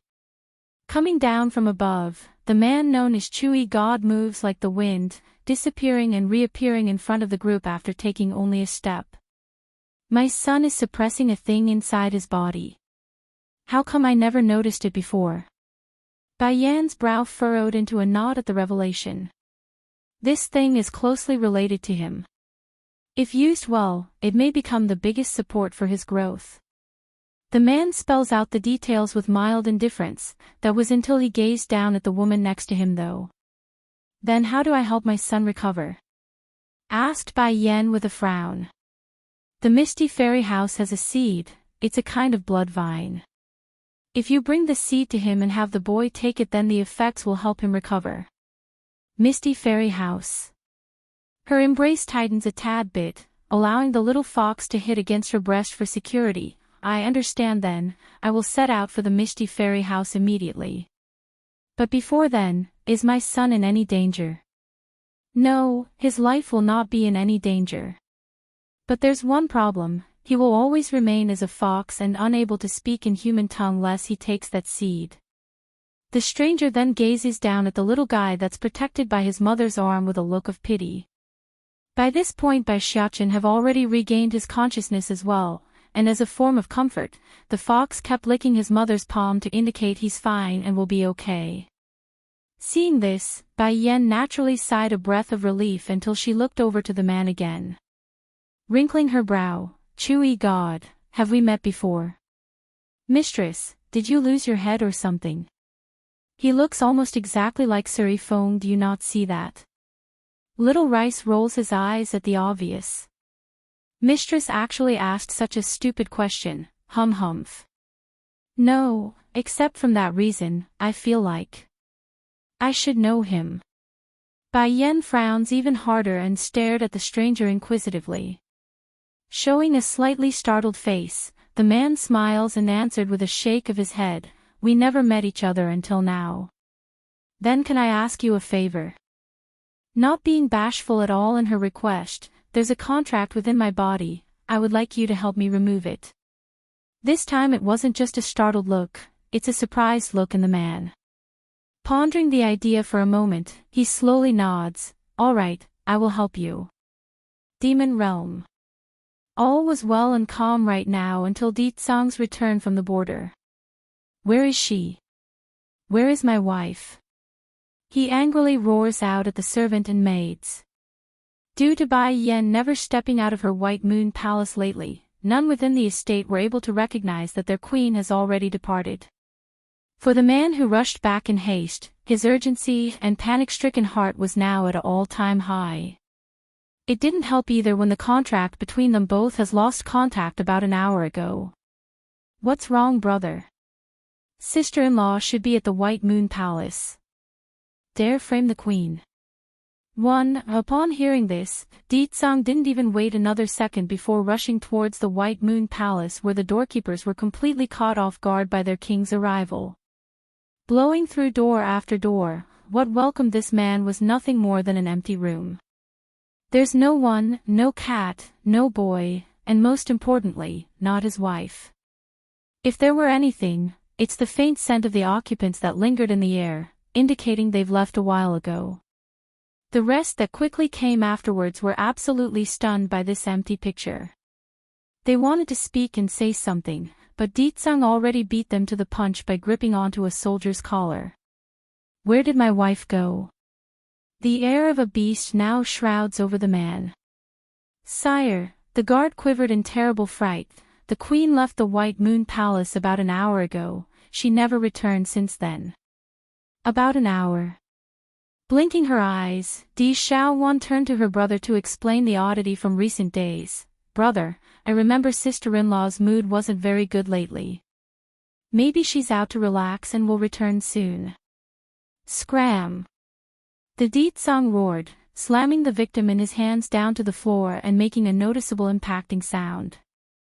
Scrubbing his hair until it's a mess, he showed pain and panic in those eyes. She won't come back. I can feel it inside. That's impossible. Di Xiaowan shakes her head disbelievingly. Sister-in-law wouldn't leave the demon realm. How can she? She cares for brothers so much, how can she just abandon us like this? Di Xiaowan. Suddenly, a raging cry snapped out at her from the man. Tell me, what happened? Why did she leave me? Did I not do enough? Am I not good enough? Due to the intensity of his emotions, Deetsong could barely keep his stance and would wobble like an unstable toddler. It seems that the departure of Bai Yan has crushed his whole world. My king, I know why the queen would leave. It was then when all the rest were too shocked or stunned to say another word, a very beautiful girl walked out from the crowd. She was a cold one, holding everyone else in contempt aside from when her eyes laid upon Deetsong's existence. You said you know why my wife would leave. Pinning his bloodthirsty gaze over to the unknown woman, the man's look was the same as someone watching a dead man walking. Qing Shui of course shuddered at this. Nevertheless, her inner desire won the better of her fear and walked forward anyways to kneel before the man. Your Majesty, I inadvertently heard a dialogue between the Queen and the Prince the other day. There is a mortal man by the name Chui Feng in the human world. She did not want to leave that person, so she took the little prince and left with him. When spouting those lies, that slithering mouth of hers couldn't resist a smug grin like that of someone winning a fight. As far as the demon realm and the occupants here are concerned, Bai Yan's affair there remains the biggest secret, with only her closest friends and relatives knowing the details. However, there are certain parties who do know, specifically Qing Shui's accomplice who secretly sent some of his puppets to follow that foolish Qing Wan to the human world from before at the behest of this snake. Qing Shui and Qing Wan may be sisters, but that doesn't mean they are of one heart. They both dearly wanted Deetsong's favor, so some competition was to be expected. Just as this woman was feeling extremely proud of herself, something totally unexpected occurred. A hand had reached over to grip her by the throat, causing Qing Shui to croak until she realized that intense glare meeting her eyes. The people of the snakes dare to frame my wife. You think I would believe your nonsense? Dare frame the queen. 2. Qing Shui's frantically flailing to free herself now, leaving those eyes sinking in from fear. Sire, I didn't lie. I know that your Majesty is very angry right now due to this unfortunate information I'm giving, but for your sake, I am willing to take the risk of exposing the queen. Think about it, if I didn't hear it from the queen's own mouth, then how can I know about Chu Yifeng's name? Bang! Without letting that foul tongue to utter another word, he slams her straight to the cold hard floor and allows those cruel eyes to gaze downward. You think I wouldn't know if my wife would have another man? Don't think for a second I would allow some random nobody to malign and slander her name. King. Raising her head to look up, Qing Shui's whole body trembled with intense fear as her face turned ghastly white. How can this be? Under normal circumstances, wouldn't a man be furious after hearing their wife cheated on them? Moreover, that damn human is already gone. How can His Majesty be so logical at a time like this? Why? Why is this happening? Likely not satiated yet from the act, Deetsong stomps his bone-crunching foot straight down at the snake's stomach, causing the very air to leave that lung. Sire, I really didn't lie. In this entire world, only I am worthy of being by your side. An unclean and filthy entity like that doesn't deserve to be, ah. But before her words could be completed, Deetsong's feet had stomped down for a second time, causing such excruciating pain that it literally left her speechless. Have her restrained for later disposal. The man coldly orders the guard, and go bring me the young miss from the Fox clan. Young miss of the Fox clan. Everyone was confused and startled by the request. Is the queen's departure related to the girl? Unlike everyone who only showed surprise at this though, Di Xiaowan's eyes were practically spewing fire. If the truth does come to light as to who caused Bai Yan to leave without a word, this princess would surely rip them to shreds this time around. Not long after, 2 guards had returned with the young lady in question. As a result of the serious air around the place, the girl didn't need any persuasion to realize this was no simple audience, rather an interrogation. Your subject greets your majesty. She quickly gets to the knee and pays her respect. Fire Plume, had you go inform the queen of my message before, did you do that? Di Zong's fist could be heard making a crunching sound as he spoke. Ha! The girl blinked her eyes, clearly confused by the question, but Majesty, I never met General Fire Plume before. What? Having a drastic change in his expression, the Firebird immediately rushed over to give the lady a good desperate sniff. And sure enough, the answer he got from this was enough to turn that face into a look of horror. Turning around like a rigid robot, Sire, this one, she's not the one I met from before at the mountain. It looks like, her scent is a little different. Poor guy, the red man was so scared that he could cry right now because he knows the blunder lies entirely on him.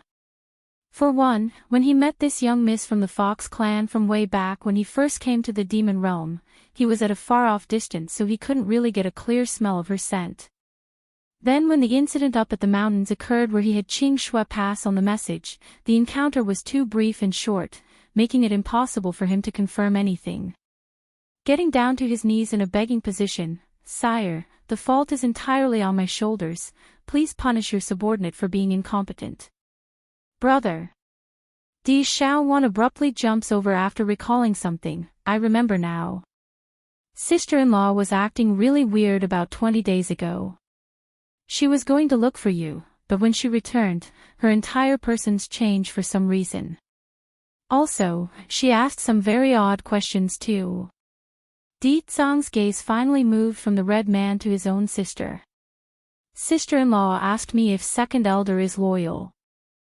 Dare frame the queen. 3. The whole crowd has fallen quiet after the princess's word. Why should the queen ask if second elder is loyal? Why didn't she ask about the other elders, instead it's only him? It can't be, the queen's departure is related to second elder himself. Di Zong's gaze darkens into a grim look, have second elder come see me this instant.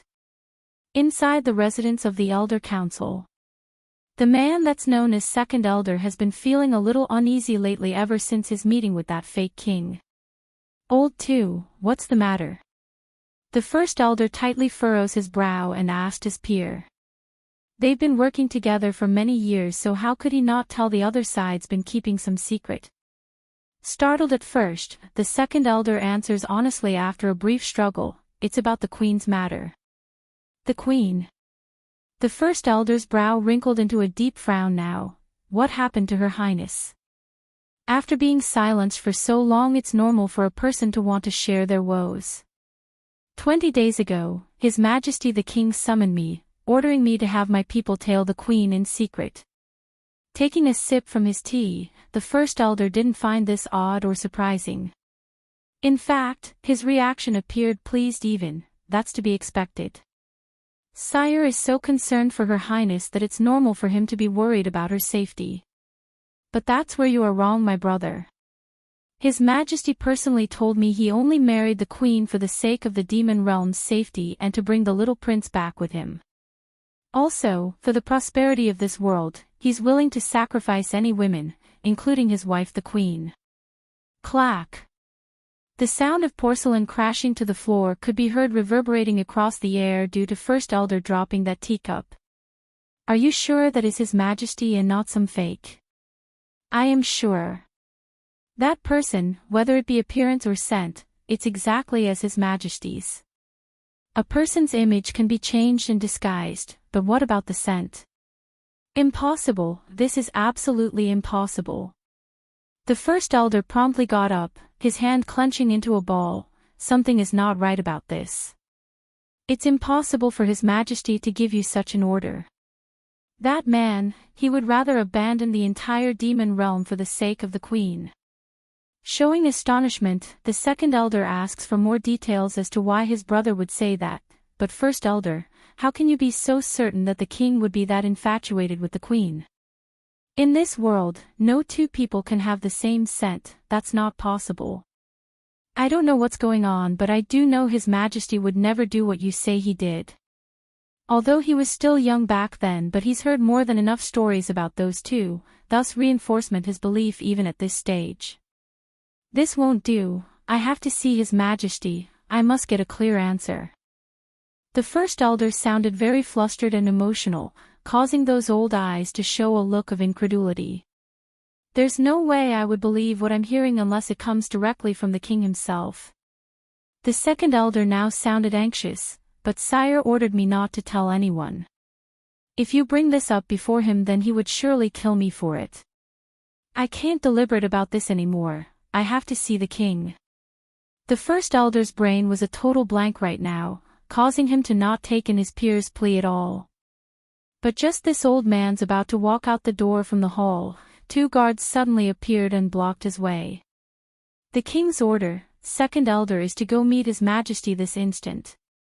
Still unable to recover his emotions yet, the first elder continues to lose it. I want to see the king, I want to go see the king with him. State teacher's beating. 1. The guards were extremely polite to the two elders and made an inviting gesture. Elders, please this way. The first elder didn't struggle or anything, after all, he's the one that wants to go despite not being invited. However, this wasn't the case for the second elder. The old man in the background grew even more flustered and didn't know what to say or do. At the end, after much pondering, the second elder could do nothing but to run out after the first. He knew there's no way to avoid this. When the two first arrived at the White Moon Palace, they quickly discovered that there were a lot of people present and their eyes were all cast over to their direction. It was giving the two seniors very strange vibes, especially from Di Shao, one who was clearly seething with anger like a beast ready to tear them up. Majesty.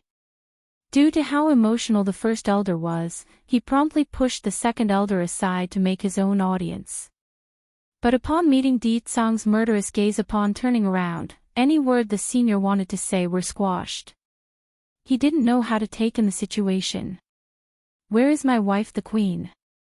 The man's voice was dreadfully cold as he eyed both seniors. Now that they are here, I will give only this one chance. The second elder looks up in confusion after taking to the knee. Didn't His Majesty instruct me not to divulge the doings of Her Highness? Why is he asking me in front of so many people? Fire plume. Di Tsang roars, take him outside and beat him to death with the rod. The red man shuddered at the command, his eyes showing a glimmer of panic. The bird man knows enough that once the matter with the second elder was finished, he would be next in line. However, this loyal follower also understands that this whole situation with Bai Yan leaving mainly lies in him for not carrying out the order as told. If there's any punishment to be had, he would take it without rejection. Sire. Seeing how Fire Plume's about to carry himself away, the second elder finally fell into a huge panic. Hurrying to speak, but it was you who had me send my people out to monitor Her Highness, did you not? You also told me not to tell the public. I did as you instructed, but last night my people went missing and now I don't know where the queen is after her disappearance. Bang! Di Tsang's fist directly made a hole in one of the granite tables here in the garden. You continue. Making a heavy gulp at the scene. The second elder nevertheless continues his story despite the unease. Did you forget, sire? About 20 days ago you summoned me to the mountains. There you gave me the order to monitor the queen and all her actions. 20 days ago. The complexion in Fire Plume's face could only be called horrific in how dreadfully pale it had become. He's been with the king the entire time. If he thought back to 20 days ago, Di Tsang should still be at the border fighting with those from the celestial realm in charge of guarding the seal. In that case, who could have summoned the second elder? Sire, you also told me that you have no feelings for the queen, claiming she's only a mortal woman who gave birth to your son. You also told me she's an unclean person who's been keeping contact with another man from the human world and that you only promised her everything thus far is to get her to willingly marry you. The second elder bowed his head deeply in fear at this stage. The old-timer doesn't understand what or why he's being told to say everything in public, but once opened he's not going to stop because the pent-up frustration inside him has reached a boiling point as well. In particular is when you said the demon realm is especially important to you. In comparison to sacrificing a single woman, you would do it without a second thought. And there's another part. You told me that if the queen dares to leave this place, you would ever not be able to see the little prince again in this entire lifetime. Boom. The man was so angry now that his oppressive aura was now openly seeping out, causing everyone within the White Moon Palace to feel like they've been thrust inside hell itself. Step by step, the Deet Song's murderous figure has come before the shivering elder responsible for the misunderstanding. The poor senior didn't even dare to look up, only staring straight at the floor like it's the only way it could keep his sanity in check. State teacher's beating, too. When did I call you? When did I give you this order? Just as the two elders were ready to collapse from the suffocating air, the man's grim voice causes them to flinch and regain their attention to the fullest. But sire, the person who summoned me really was you. I don't know why you are saying this right now, but have you demonized?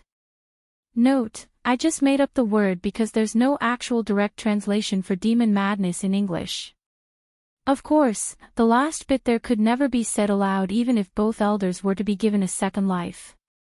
I remember it now, brother. Di Xiaowan's face revealed a flicker of light in those eyes. About 20 days ago sister-in-law also asked me something else. She was wondering if it's possible for someone to forge one's scent in the demon realm.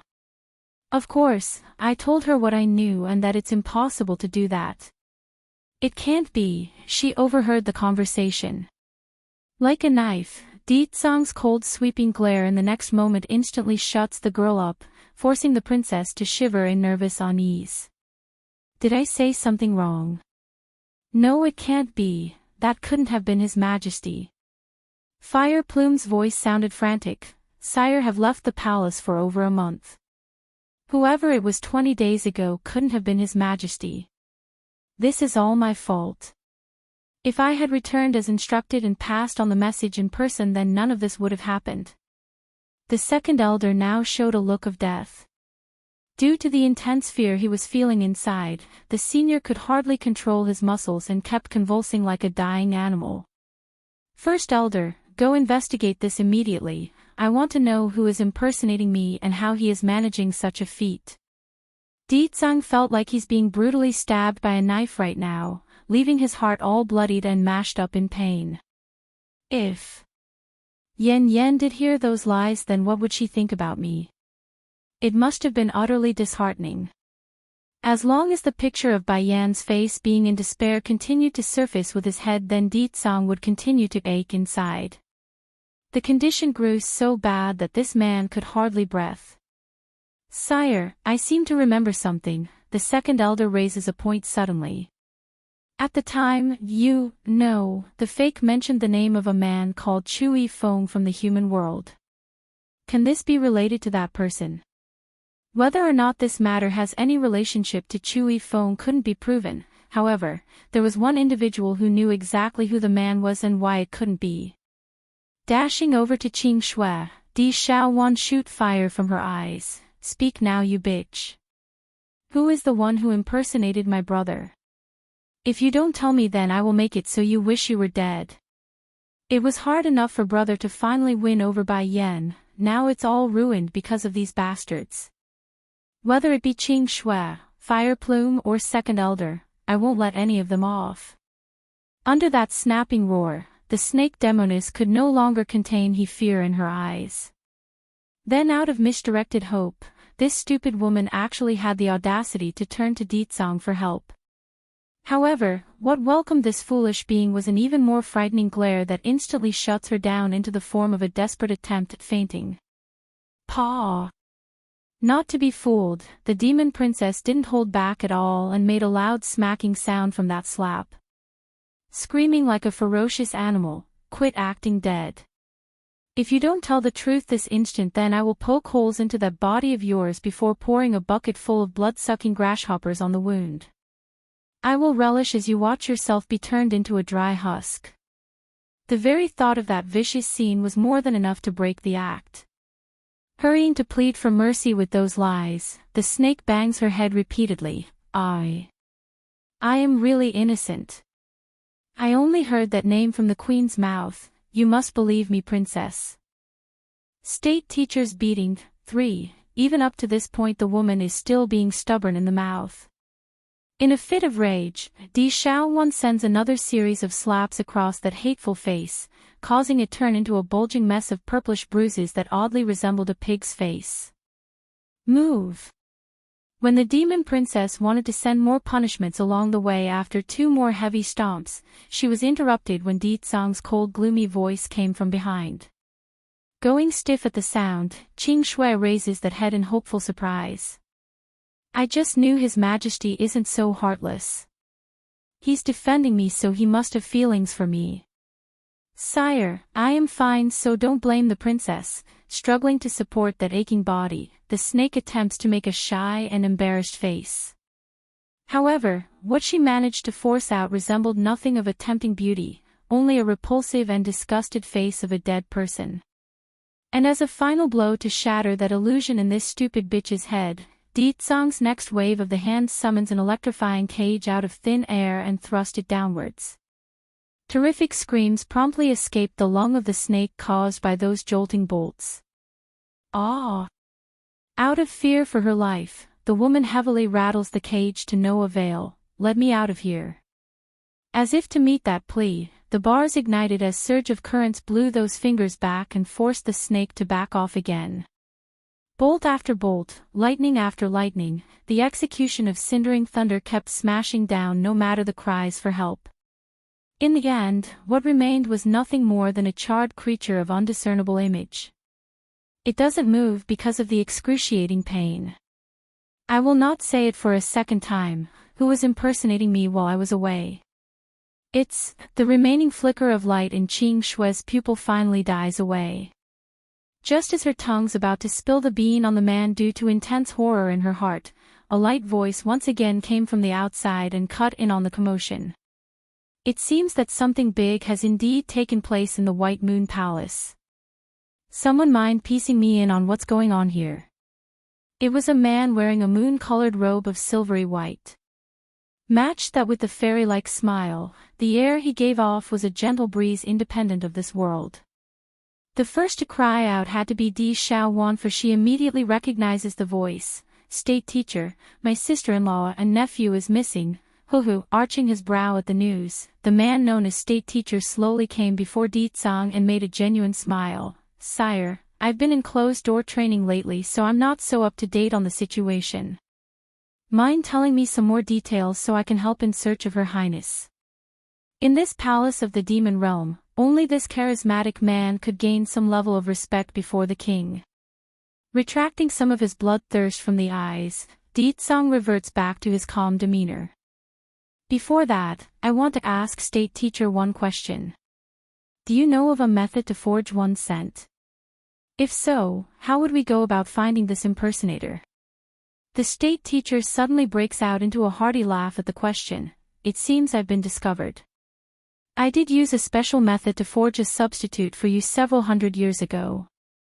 This individual is meant to be used against God when the time comes. Aside from me, no one is able to differentiate the difference in that person, including those from the celestial realm and God himself." "But sire, how did you come to learn of the substitute?"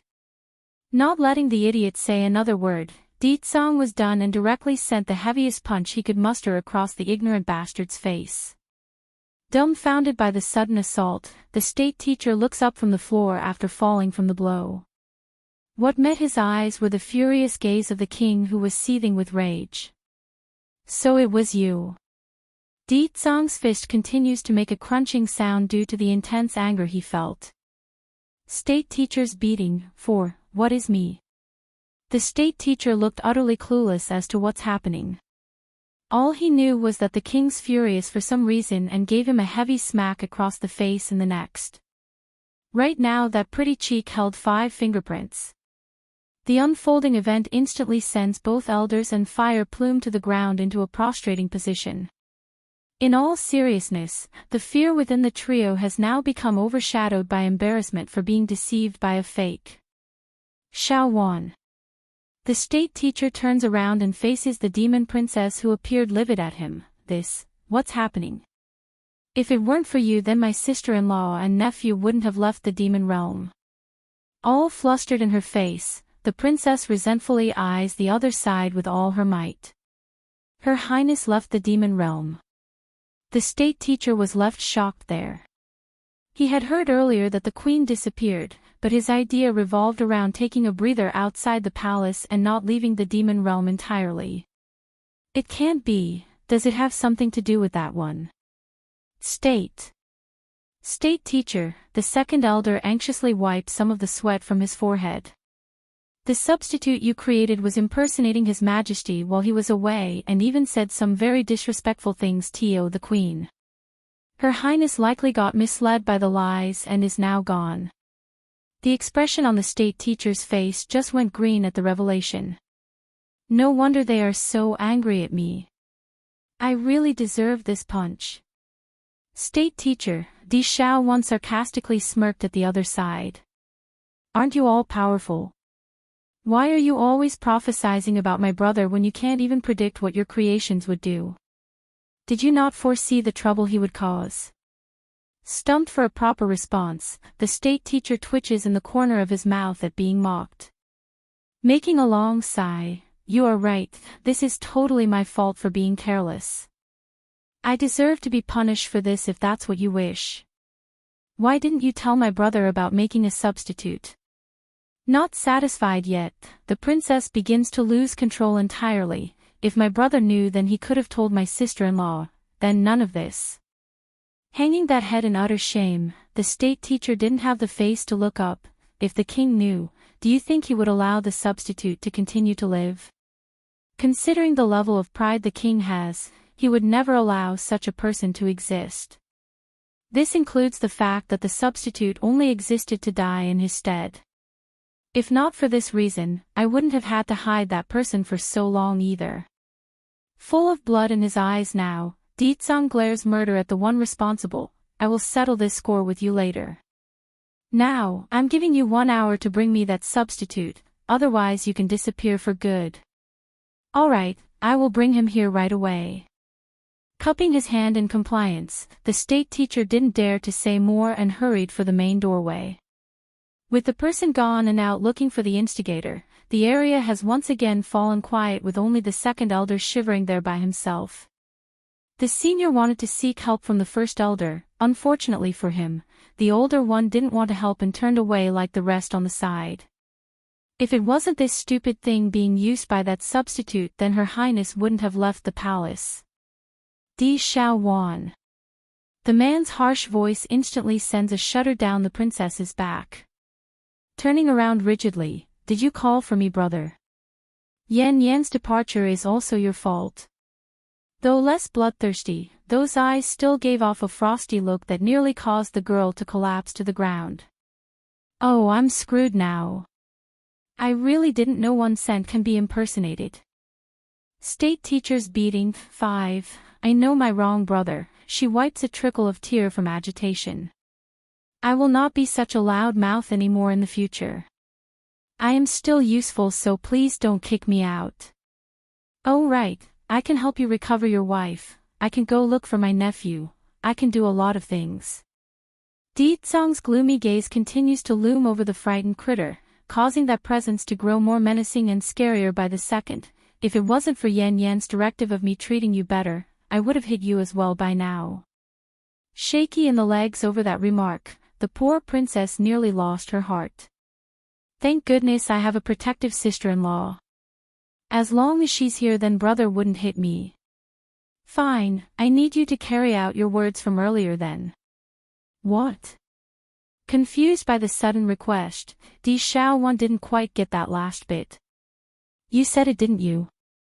You are going to poke many holes into her body and pour blood-sucking grasshoppers on them. Di Zhang's voice grew dreadfully threatening as he laid out his demands. This matter requires you to complete, Anne. I also want you to bring back several black bears that are in heat. All shocked in that dainty face of hers, what does brother plan to do with the bears? It can't be, but the black bears are such powerful animals. If they and Qing Shui go at it, then, oh gracious goodness. Just imagining the nasty picture of the snake being ravaged by several black bears and their thick slimy rods was enough to make this princess want to puke. Then after her death, I want you to take her soul to the Demon Mountain. She will join Jun Ruqing in the eternal flame I constructed until Yan Yan returns with me to decide her fate. This one will not pass on until my wife says so. Qing Shui's complexion had turned abysmally white at this stage. The pain created by the lightning bolts constantly striking down at her body surely hurts, but it's nothing compared to the knife-wrenching agony made by those words from the very man whom she idolized. Why?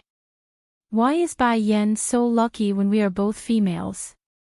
Everything good falls onto her and I, ends up like this. This is unfair, the world is unfair.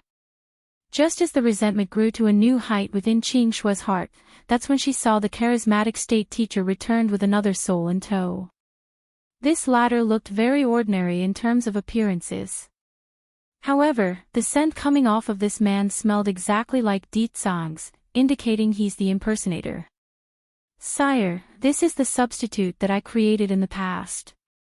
If he changed his appearance, then it's safe to say no one would be able to tell the difference unless I was present. I'm actually quite surprised he would continue to stay in the palace until I found him just now. After the explanation, the state teacher immediately shifted his gaze over to Di Xiaowan in search of forgiveness. Di Zhang needed no more words right now. Moving at a speed so fast that none could even catch his shadow, this enraged demon lord went straight for his target's throat, lifting the guy up into the air with one hand. Speak, why did you frame me?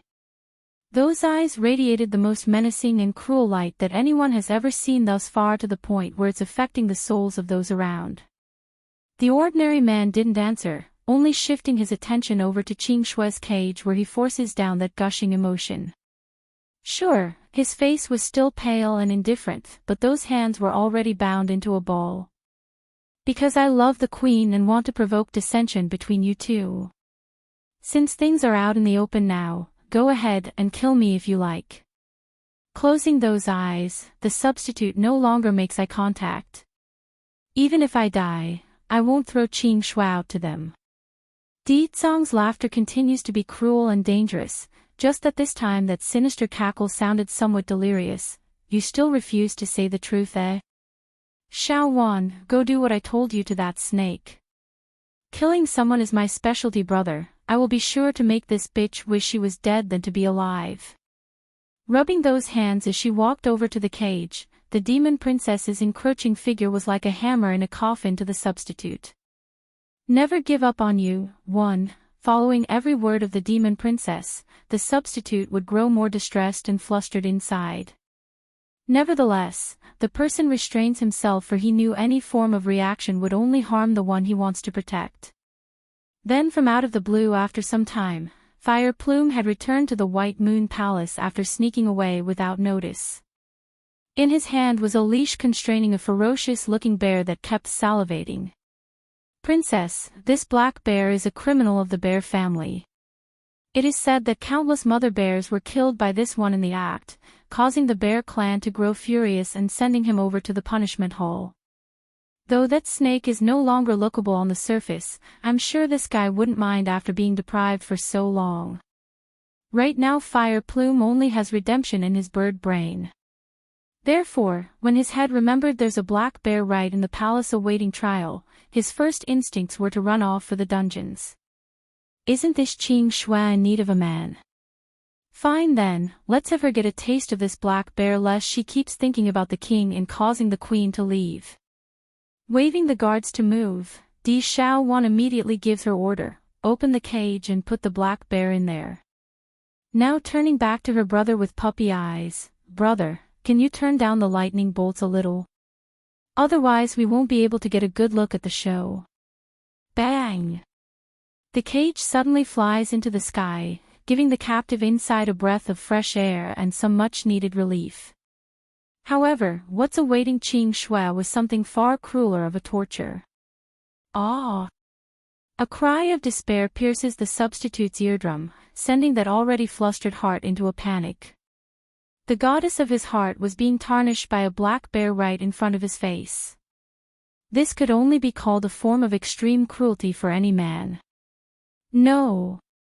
Finally unable to hold back anymore, the person struggles to climb up from the ground to only be firmly pressed against the floor in the next. You are here to watch. The one making the move was First Elder. Filled to the brim with seething rage, this is the result of you impersonating the king. None of the people present are idiots. They've long noticed the abnormal relationship between this substitute and Qing Shui, hence the reason why Di Tsang would go to such lengths to deliberately aggravate the foe. Please king, please let Qing Shui go. She is innocent. This is all my idea. She has nothing to do with this. Squatting before the demon lord's leg, the person bangs that forehead hard against the floor, leaving it all bloodied and bleeding in the next. Innocent. Di Tsang scoffed a sneer. She tried to frame my wife. That alone is enough to punish her with death. The sentence was a death blow, sucking the remaining energy the substitute had left in those veins. I clearly said I will handle everything. Why did Qing Shui come out in the open? Doesn't she know her actions are the same as seeking her own demise? Done talking to the bastard responsible for impersonating himself, Di Tsang now shifts his attention to the state teacher. State teacher, you will go investigate the matter. I want to know where my wife landed after leaving the demon realm. Affirming with a cup of his hand, the charismatic man known promptly began to move. However, he didn't even make it 2 steps out the door when he bumped headfirst into a flushed figure that was rushing over. Sire! The newcomer didn't pay any attention to the individual whom he ran over, instead he squats there on the ground in the next second to face his lord and master. Based on that deathly pale complexion, it's obvious his soul suffered a great injury. Never give up on you, too, brother, the demon princess exclaims at the sight. Isn't that one of your shadow guards? How did he suffer such a heavy injury? There shouldn't be anyone here that would hurt them. At this moment everyone's attention had fallen onto the indicated person's body and none of their faces were looking very good. It's too obvious the news wouldn't be good. Sire, we have failed the mission you gave us. Not daring to look up, the shadow guard hangs that head almost to the floor. Because of their clone being effectively killed by Bai Xiaoqin, the person here was extremely weak and could faint at any moment. If not for his absolute loyalty and urge to report the critical news to Di Tsang, he would have lost consciousness like the rest of his comrades who went after Bai Yan's life. Mission? When have I given you any mission? All emotionless in his face, Di Tsang raises an inquisitive eyebrow and asked. Ha! Stunned by that, the shadow guard then replied in earnest without leaving a single detail out. Sire, did you not send us on a mission to kill the queen?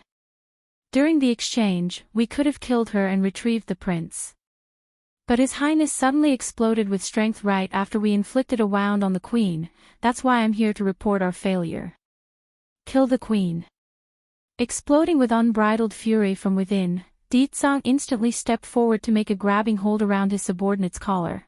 What did you just say? Blinking at his lord's appearance, the shadow guard truly didn't know what's going on. Shivering all over, I'm sorry my king, we are incompetent and couldn't kill the queen, please punish us. Bang! Unable to endure another word of this, Di Tsang directly slams his subordinate to the ground and actually left a huge crater from the impact blow. Blood now seeps out of the guard's mouth due to adding injury to injury.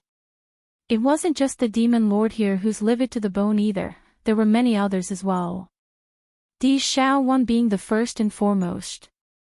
The demon princess only thought the substitute wanted to get rid of Bai Yan, she never expected him to send assassins after her sister-in-law. Impudent scoundrel. The second elder suddenly rushed up and slashed down at the substitute's shoulder with a knife he took out from the sleeve. Next moment an arm now flies and blood sprayed the air, dyeing the senior's robe in the process. You not only used me while pretending to be the king, you also impersonated His Majesty's order and sent a death order for the queen. Even if we turn you to ash right now, it would still not satiate our anger for you and that whore. Due to the intensity of his emotions, trickles of tears ended up leaking out the corner of the senior's eye, indicating how humiliated and shameful this second elder felt. This is all my fault. If it weren't for me and my foolishness, then the queen and prince wouldn't have left. If they didn't leave, then none of this could have happened. Back over in the crater, the shadow guard still didn't know what's happening at first. However, as soon as he heard the cries from the elder, he immediately realized what he's done. In that second, it was as if the soul had been sucked out of that body. The previous king is a fake. In other words, the order to kill the queen didn't come from the king and is a lie. Scared to the point where he's shaking sweat, the shadow guard felt like his whole world's about to collapse. He knows, regardless of it being his unit's fault or not, the shadow guards would never again exist after today. Climbing up from the impact crater, he grovels before his lord and master to await the impending punishment. I've said it before, my wife comes first before me. Whoever dares to bring harm to her or violate her order will face only one ending, and that is death. Sure enough, Deetsong didn't care what reasons these people have, he only knows they've all harmed Bai Yen, and that's the only thing he needs.